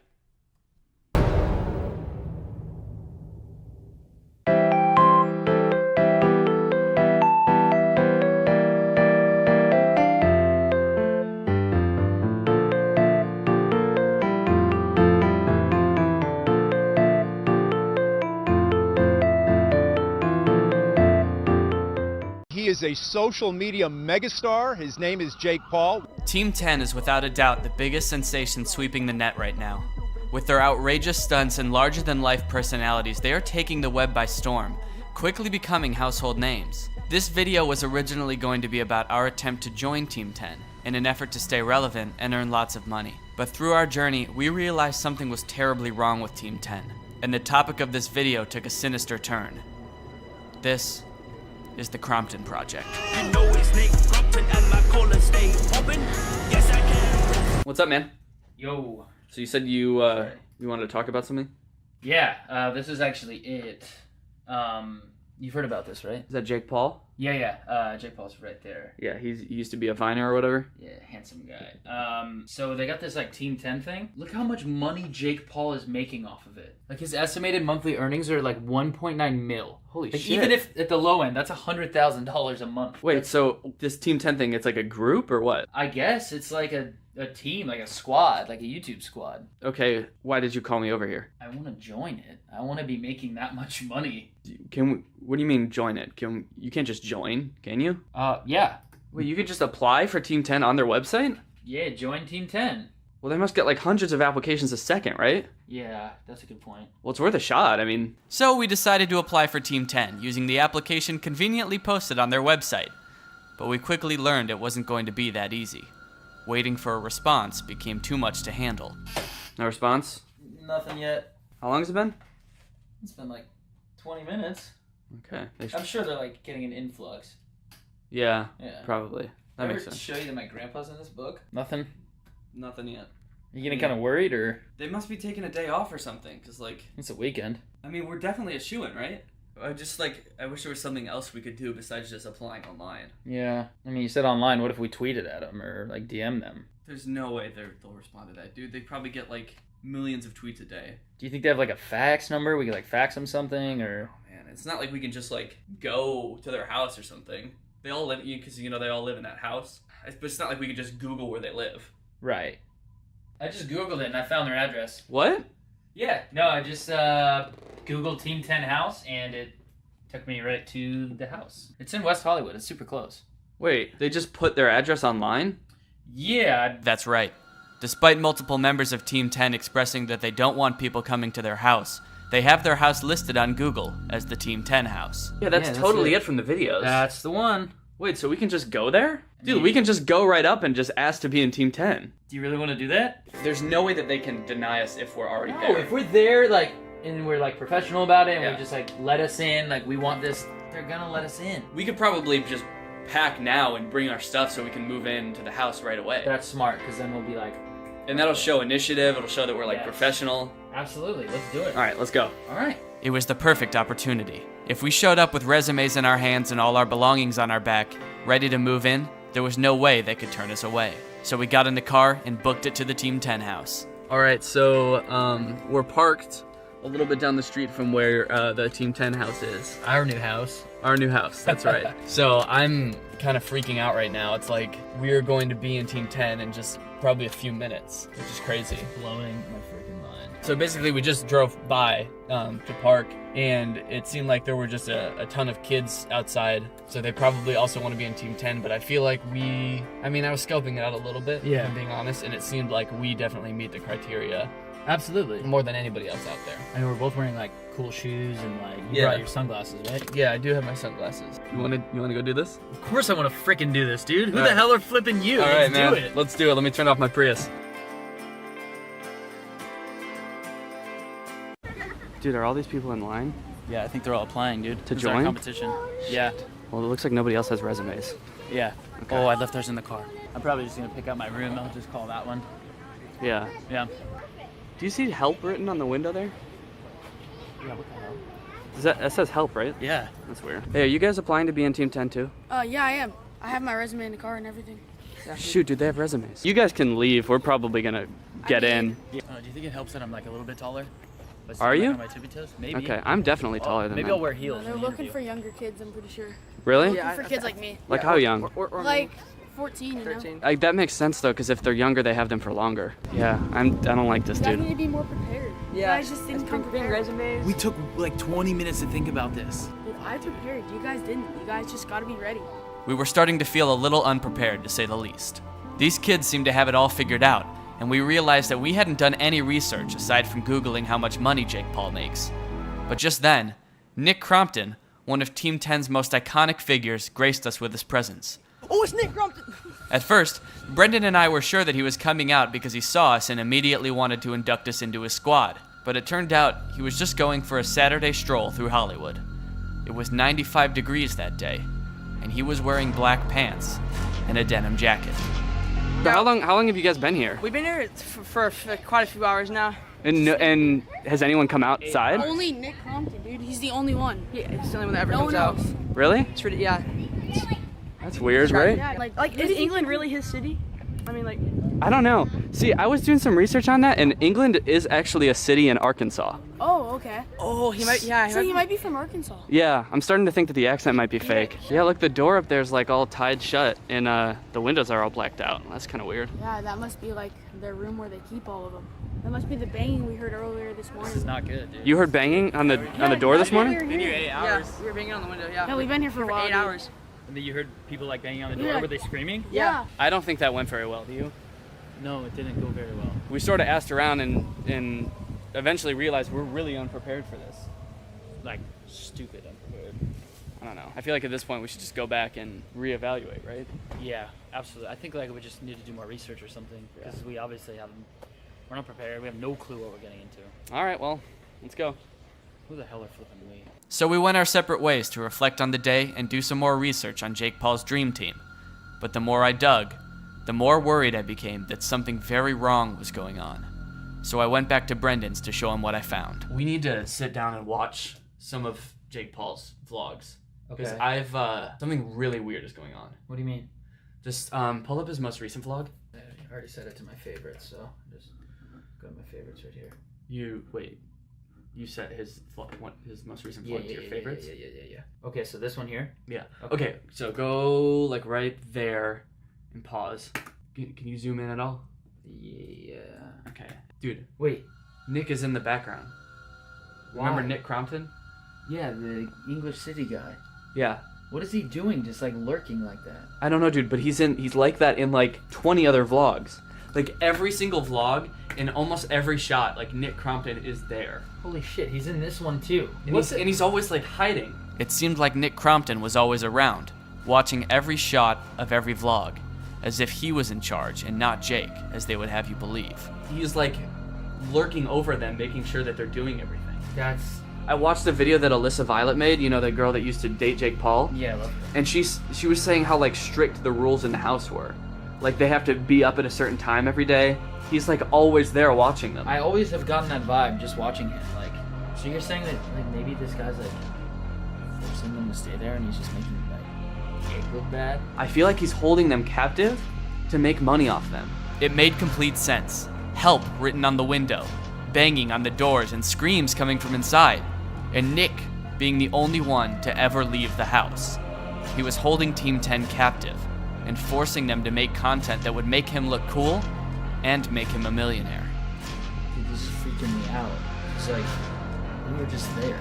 Like that could be us stuck in that house. Okay, so all that is weird, right? Now I want you to watch some of the footage that we shot earlier. Dude, you're freaking me out. So go to that shot right there. Let's skip to like halfway through. All right, well, let's go. Who the hell is it? What the fuck? Look, dude. It's like he knew we were coming. He's looking straight into the fucking lens. He's like always there.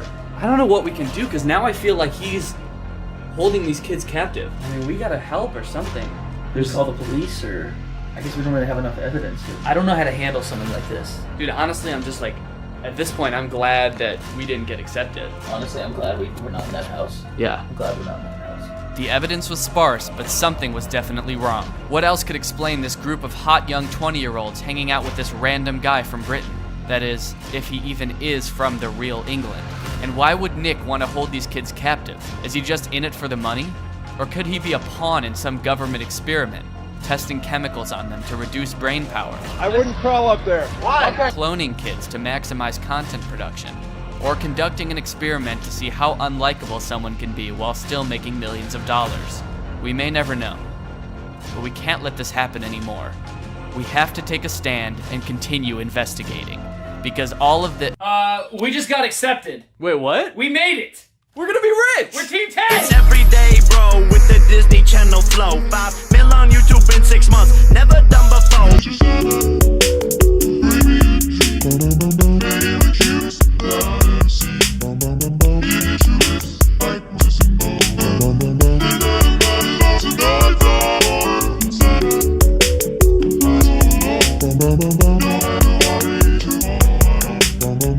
Hey Greg, welcome back to another episode of What the Fuck Are Kids Watching These Days?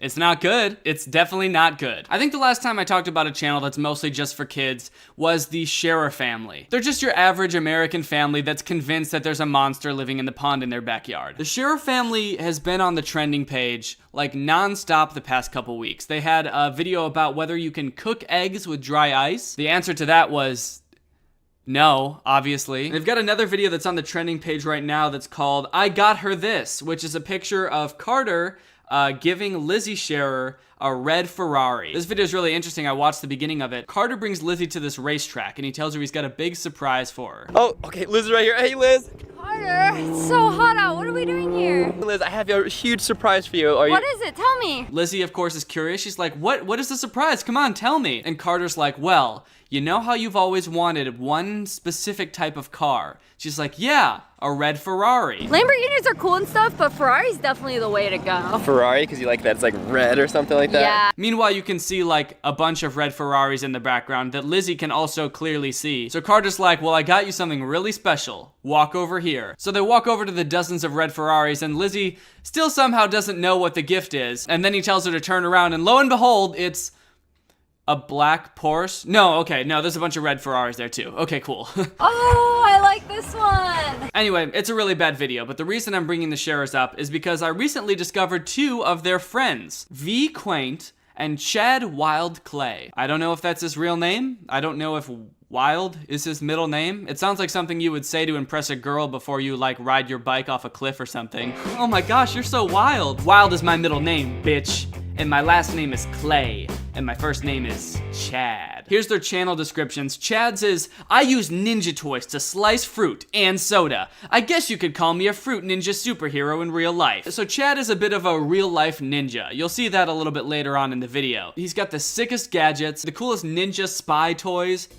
He's a very cool guy. You can tell just by looking at him. V, on the other hand, is more of a girly girl. Hi, my name is V. I like to make lifestyle hack videos for laid-back girly girls, which is great for me because I am a very laid-back girly girl. If you like fashion, makeup, and DIYs, but you don't want to spend a lot of time doing it, then you are in the right place. That's right, if you're really passionate about makeup and DIYs, like you just love it more than anything in the world, but you absolutely hate spending time on it, this is the channel for you. So the descriptions of these 2 channels are pretty different. You know, Chad Wild Clay is more focused on ninja gadgets. He's a real guy's guy. Do not eat my peanut butter. Meanwhile, V makes videos for laid-back girly girls. But they do have one thing in common, and that's that they've both been kidnapped by a hacker. That's right, over the past, I want to say 2 months, they've been on and off kidnapped by a hacker. It's sort of like this on and off relationship they have with this hacker where sometimes he's kidnapped them and locked them in an abandoned prison or in an abandoned hospital room, and sometimes they escape and they just go right back to their house and do the same shit all over again the next day. Before we jump into the real thick of the plot, I just gotta say, this video is sponsored by Squarespace. If you're looking to get a great domain name, build a beautiful looking website or online store, Squarespace is the place for you. You can go to squarespace.com/Danny to get 10% off your first purchase. So, There's that. So all the backstory you need to know on V and Chad is that they're being sort of like chased by this hacker. He's been hacking their YouTube channel and trying to delete videos. He's apparently been doing it to other YouTubers too, but they've never actually shown any evidence of this. Just all in all, stalking them and being very creepy. So that's what you need to know going into this video. It all starts when Chad Wildclay and V Quaint are hanging out with the Sheriff family. They're actually scuba diving for an abandoned safe and pond monster at Sheriff Fam house, exploring underwater pool. If you watched one of my other videos about the Sheriff family, you know that there was this whole other storyline with an abandoned safe. I guess Chad Wildclay is looking for another abandoned safe in this pond. I guess at the Sheriff family house, like, abandoned safes are just a dime a dozen. They grow like weeds over there. You can't look under any rock or really even take 2 steps without tripping over an abandoned safe. Oh, there's definitely something down here. I think I found the safe. You did? There's something metal and square down here. Let me go down and see if I can grab it. So this is towards the end of this video. Chad is in the water looking sick as hell, like the real ninja he is. He says he's found something that feels square and metal underwater, and he thinks it might be the abandoned safe. So let's see what he pulls up. I got it. Oh, I got it. I got it with my hand. Do you need my help? It's coming up. Oh my gosh, it's really heavy. Oh, here it comes. I might need your help to pull it up. Here it is. What is this? Wait, this doesn't look like a safe. Wait, this doesn't look like a safe. Wait, he's right. That doesn't look like a safe at all. How the fuck did he feel that underwater and think that was a safe? Jeez, Chad, I can't believe you pulled this whole thing up. Yep. And look how long it is. How did he think that was a safe? Okay. It's got like a ridged edge and it's like 6 feet long. But it is made out of metal, so it could be a safe. But what happens next is not for the faint of heart. Hey, I think I might have found it. Really? I found something square and metal down here. It's super heavy. All right, come, bring it to me. I'm gonna see if I can go down and get it. Chad, something is in the water! Hurry, come towards me! Oh my God, hurry, Chad, come on! Oh my gosh! Are you okay? Are you okay? Chad, hurry, hurry, hurry, Chad! Come on, hurry! Chad! Chad! Chad! Chad! Chad! Chad! That must be traumatizing. Can you imagine that happening to you? I should probably have mentioned this, but they're married. I mean, this poor girl V is just watching her husband get absolutely destroyed by what can only be described as a pond monster. Anyway, that's the end of that video. It's a pretty good cliffhanger. Now, if you had to guess what was going to happen next, I'll give you 3 options and tell me which one you think would be the best approach for V to take. Call some sort of search and rescue team to help get her husband out of the pond. Jump in the pond herself and risk getting attacked by the pond monster to save her husband. Or throw some sort of flotation device into the pond for her husband to grab onto. Well, if you guessed any of those, you would be wrong. But if you guessed that she thought that Chad got sucked down the drainage pipes of the pond, so she followed the drainage pipes to some random farm to look for Chad, then you would be correct. Congratulations, you win $5,000. Now this theory may seem a little far-fetched, like she just saw Chad get attacked by a monster, why does she think he got sucked down a drainage pipe? That's a great point, but when you see how thick the drainage pipes are, it starts to make a lot more sense. I have to do a little bit of investigating to see where this go, but come on. Chad! Chad! One thing's for sure though, she hasn't stopped screaming Chad between the last video and this one. Chad! Chad! Chad! Chad! Chad! Chad! It's Chad! Oh my gosh! Oh, he says, "Hey V, it's me, Chad. I found something really cool." Well, duh, I know it's you, Chad. It's from your cell phone. Just when she's about to lose hope, she starts getting text messages from Chad. But he's acting a little suspicious in the text messages. And we find out later that it was this hacker the whole time. Are you okay? He says, "I'm fine, perfect health." Well, I'm really glad he's in perfect health, but that's really weird. So what happened? Okay, so he wrote back, "I got sucked through the drainage pipe." I guess we guessed correctly. Well, I guess she's not as dumb as we thought. He really did get sucked through those 1-inch PVC pipes that we were just looking at. Damn, Chad is slimmer than I thought. He's a slim little guy, slim little boy. I'm gonna ask him where he is, because that's pretty important. What? This is a weird respawn. Take 50 steps north and 30 steps east. So this mysterious person who she thinks is Chad starts texting her clues on how to find Chad. He leads her to this building, she tries to get in, but Chad? That doesn't work. Eventually Chad's clues lead her into this weird, like, living room area. Where am I? Why am I in this weird living room? That's weird. Somebody frame a dollar bill. Maybe it's the first dollar that I ever made on their job.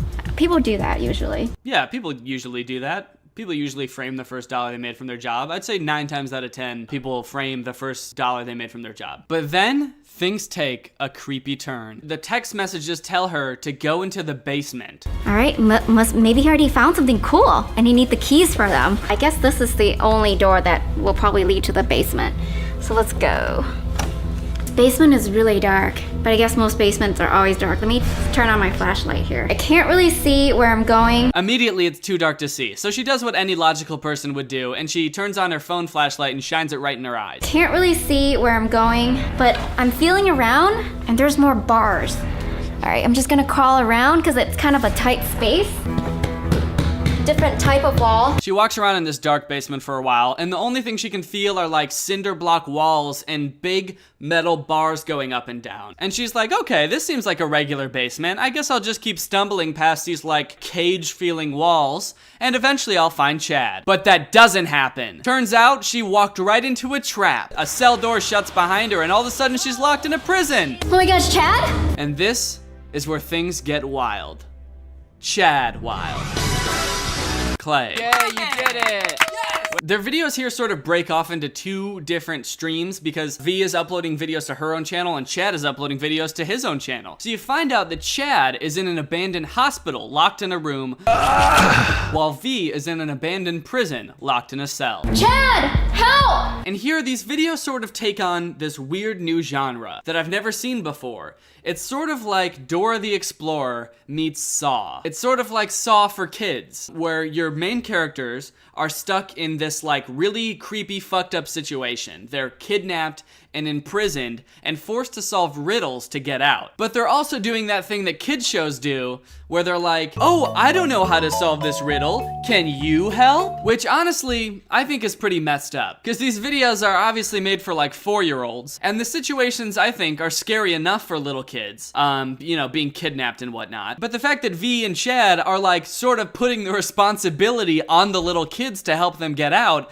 is even scarier probably for the kids. They're trapped in these creepy ass rooms. There are these weird creepy voices from their kidnapper playing all over the place. There's riddles, there's clues, and they need you, a 4-year-old, to help them get out. And what makes these videos 10 times better is that this villain, the hacker, seems to be the world's dumbest, most sloppiest criminal. He's constantly leaving clues and riddles to help the characters get out of these situations, which, I mean, if you were trying to kidnap somebody, you wouldn't do. Like here, there's this riddle, and he wrote, how many triangles do you see on the wall? And eventually, when she gets that right, it ends up being part of the combination to unlock her from the cell. Like, why would he even write that down in the first place, unless he wanted the characters to get out? It doesn't make any sense. They do this really weird thing when they're asking the audience for help. They don't just do it like in Dora the Explorer, where Dora's like, do you see the little nutcracker guy in the background? Where is he? Oh, he's there! Thanks for yelling it at the TV! Where Dora pretends to be able to hear you speaking to the TV in real time, they ask you to comment your answer, and then they pretend that they can somehow see those comments before they've edited and posted this video. So take this triangle puzzle, for example. Okay, all right, help me out. Let me know how many triangles you see. And I'm gonna try it and figure this out by myself too, but I need your guys' help. Then she tries to figure it out for herself. She gets it wrong. Like a fucking amateur. But then she goes back and says she's going to look at the comments everybody else read. Maybe I didn't do that correctly. I'm gonna look at your comments right now to see if you guys gave me any different numbers. And then she ends up getting it right, and she thanks us all for helping her out by commenting. It's just like a really weird thing. I've never seen anybody pretend to be able to read comments on a video that they haven't posted yet before. That's the biggest indicator to me, that these videos are for people so young that they can't even like conceptualize how YouTube works, that you like film a video, edit it, and then post it, and by that time, like, what is in the video has already happened, like hours ago, days ago. This is clearly meant for people who just have no idea how videos work. There's lots of weird inconsistencies in these videos too. We can see that in Chad's video where he's trapped in the hospital. He's going around trying to like figure out clues and trying to figure out why he's in this abandoned hospital. And is this an X-ray of my brain? Did they remove half my brain? In the first video, he's filming himself, you know, he's like vlogging it. He's like, I have no idea what's going on. Hello? Is any doctors here? Then that video leaves off on a cliffhanger.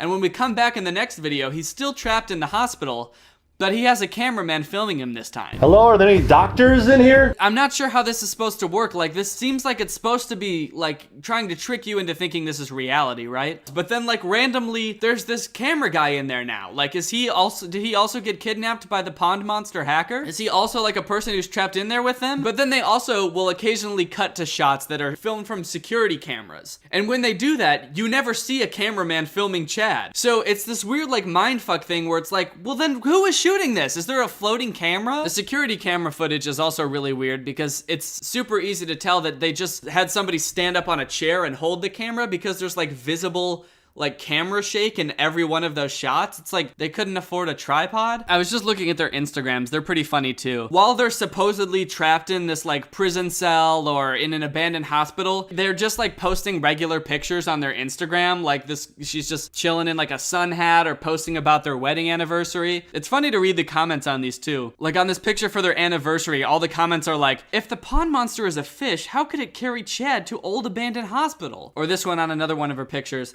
I know who the hacker is Jake Paul, but it's she doesn't do box forts, and he's doing your Tesla one in his videos. Well, I think it's safe to say that this guy has cracked the case. Now, by now, you're probably pretty attached to these characters, and you're wondering how this whole thing ends. Well, unfortunately, there's not really any real resolution. In their most recent videos, they're still being followed and stalked by the hacker. They did get out of the prison, though. V got out of the prison, Chad got out of the abandoned hospital, they met out, and they had this epic drone chase. Come on, drone, I'm gonna get you! And, well, do you remember earlier when I said that Chad is sort of like a ninja? Well, you're about to see that in full effect here. I'm gonna do a jump spin side kick, a ninja kick. I kick the thing down. I think that'll knock it out of its commission. You get on the other side of it to distract it, and then I'll jump spin side kick it. Ready? Okay. Go, go, go, go.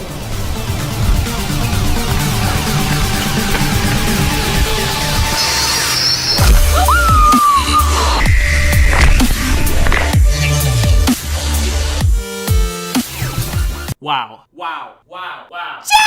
I mean, I told you he was a ninja, right? So that's about the end of the story so far. They do have another video that they've posted since then, but it's not really about the hacker. It's Chad pranking his wife V to think that the hacker is inside their house chasing them, which is something that you would totally do to your wife after such a traumatizing experience of being kidnapped, but it doesn't really have much to do with the actual hacker. Well, guys, now that it's the end of the video, it's time for me to do my ad read for Squarespace. So here it goes, just a regular old ad read. I'm gonna do it right now.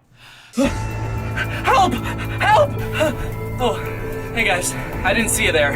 I don't really remember what happened. All I know is I was just washing my hands when I got sucked down the drain and ended up here, totally dry in different clothes. I don't really know what happened, but I think the hacker might be behind this. Oh no, guys, I think that might be the hacker. Hey, let me go! Oh, I'm not gonna let you go unless you solve these riddles. Oh, you just want me to answer a few riddles? Yeah? What do you mean? I don't know. It just seems like you kind of put a lot of work into getting me here. You defied the laws of physics just to get me through those pipes, and you're just gonna let me go that easily if I just solve a couple riddles? Well, isn't that what bad guys do? Yeah, I guess. I mean, if you say so, dude. Alright, here it goes. If you want to show off your online business, sell products, or make an online portfolio or any other online project, what is the best all-in-one platform to get the job done? Squarespace. You can do everything from picking out a domain to designing the perfect website by choosing from one of their beautiful designer templates. Yeah, Squarespace. What did you say? Are you just doing an ad read for Squarespace? They've got awesome 24/7 customer service, and you can even set up your own online store in just minutes. Okay, did Squarespace like hire you to kidnap me and tell me about all their features? That seems like way more work than it needed to be. No. Dude, I've already used Squarespace before, and I've heard like every other YouTuber talk about it. I don't need to hear about the features. Well, you've solved it. But now for the next riddle. Saw off your legs. That's not a riddle. Too bad, dude. That's the only way you're getting out of those chains. So, just start sawing. You didn't even chain me by my legs, you chained me by my hands. I don't know what to tell you, man. Here you go. This is a hammer. Jesus, dude, is this all you do is complain? I'm giving you an out. I kidnapped you, and I'm gonna let you out. Just, all you have to do is saw off your legs. You don't need those. Well, alright.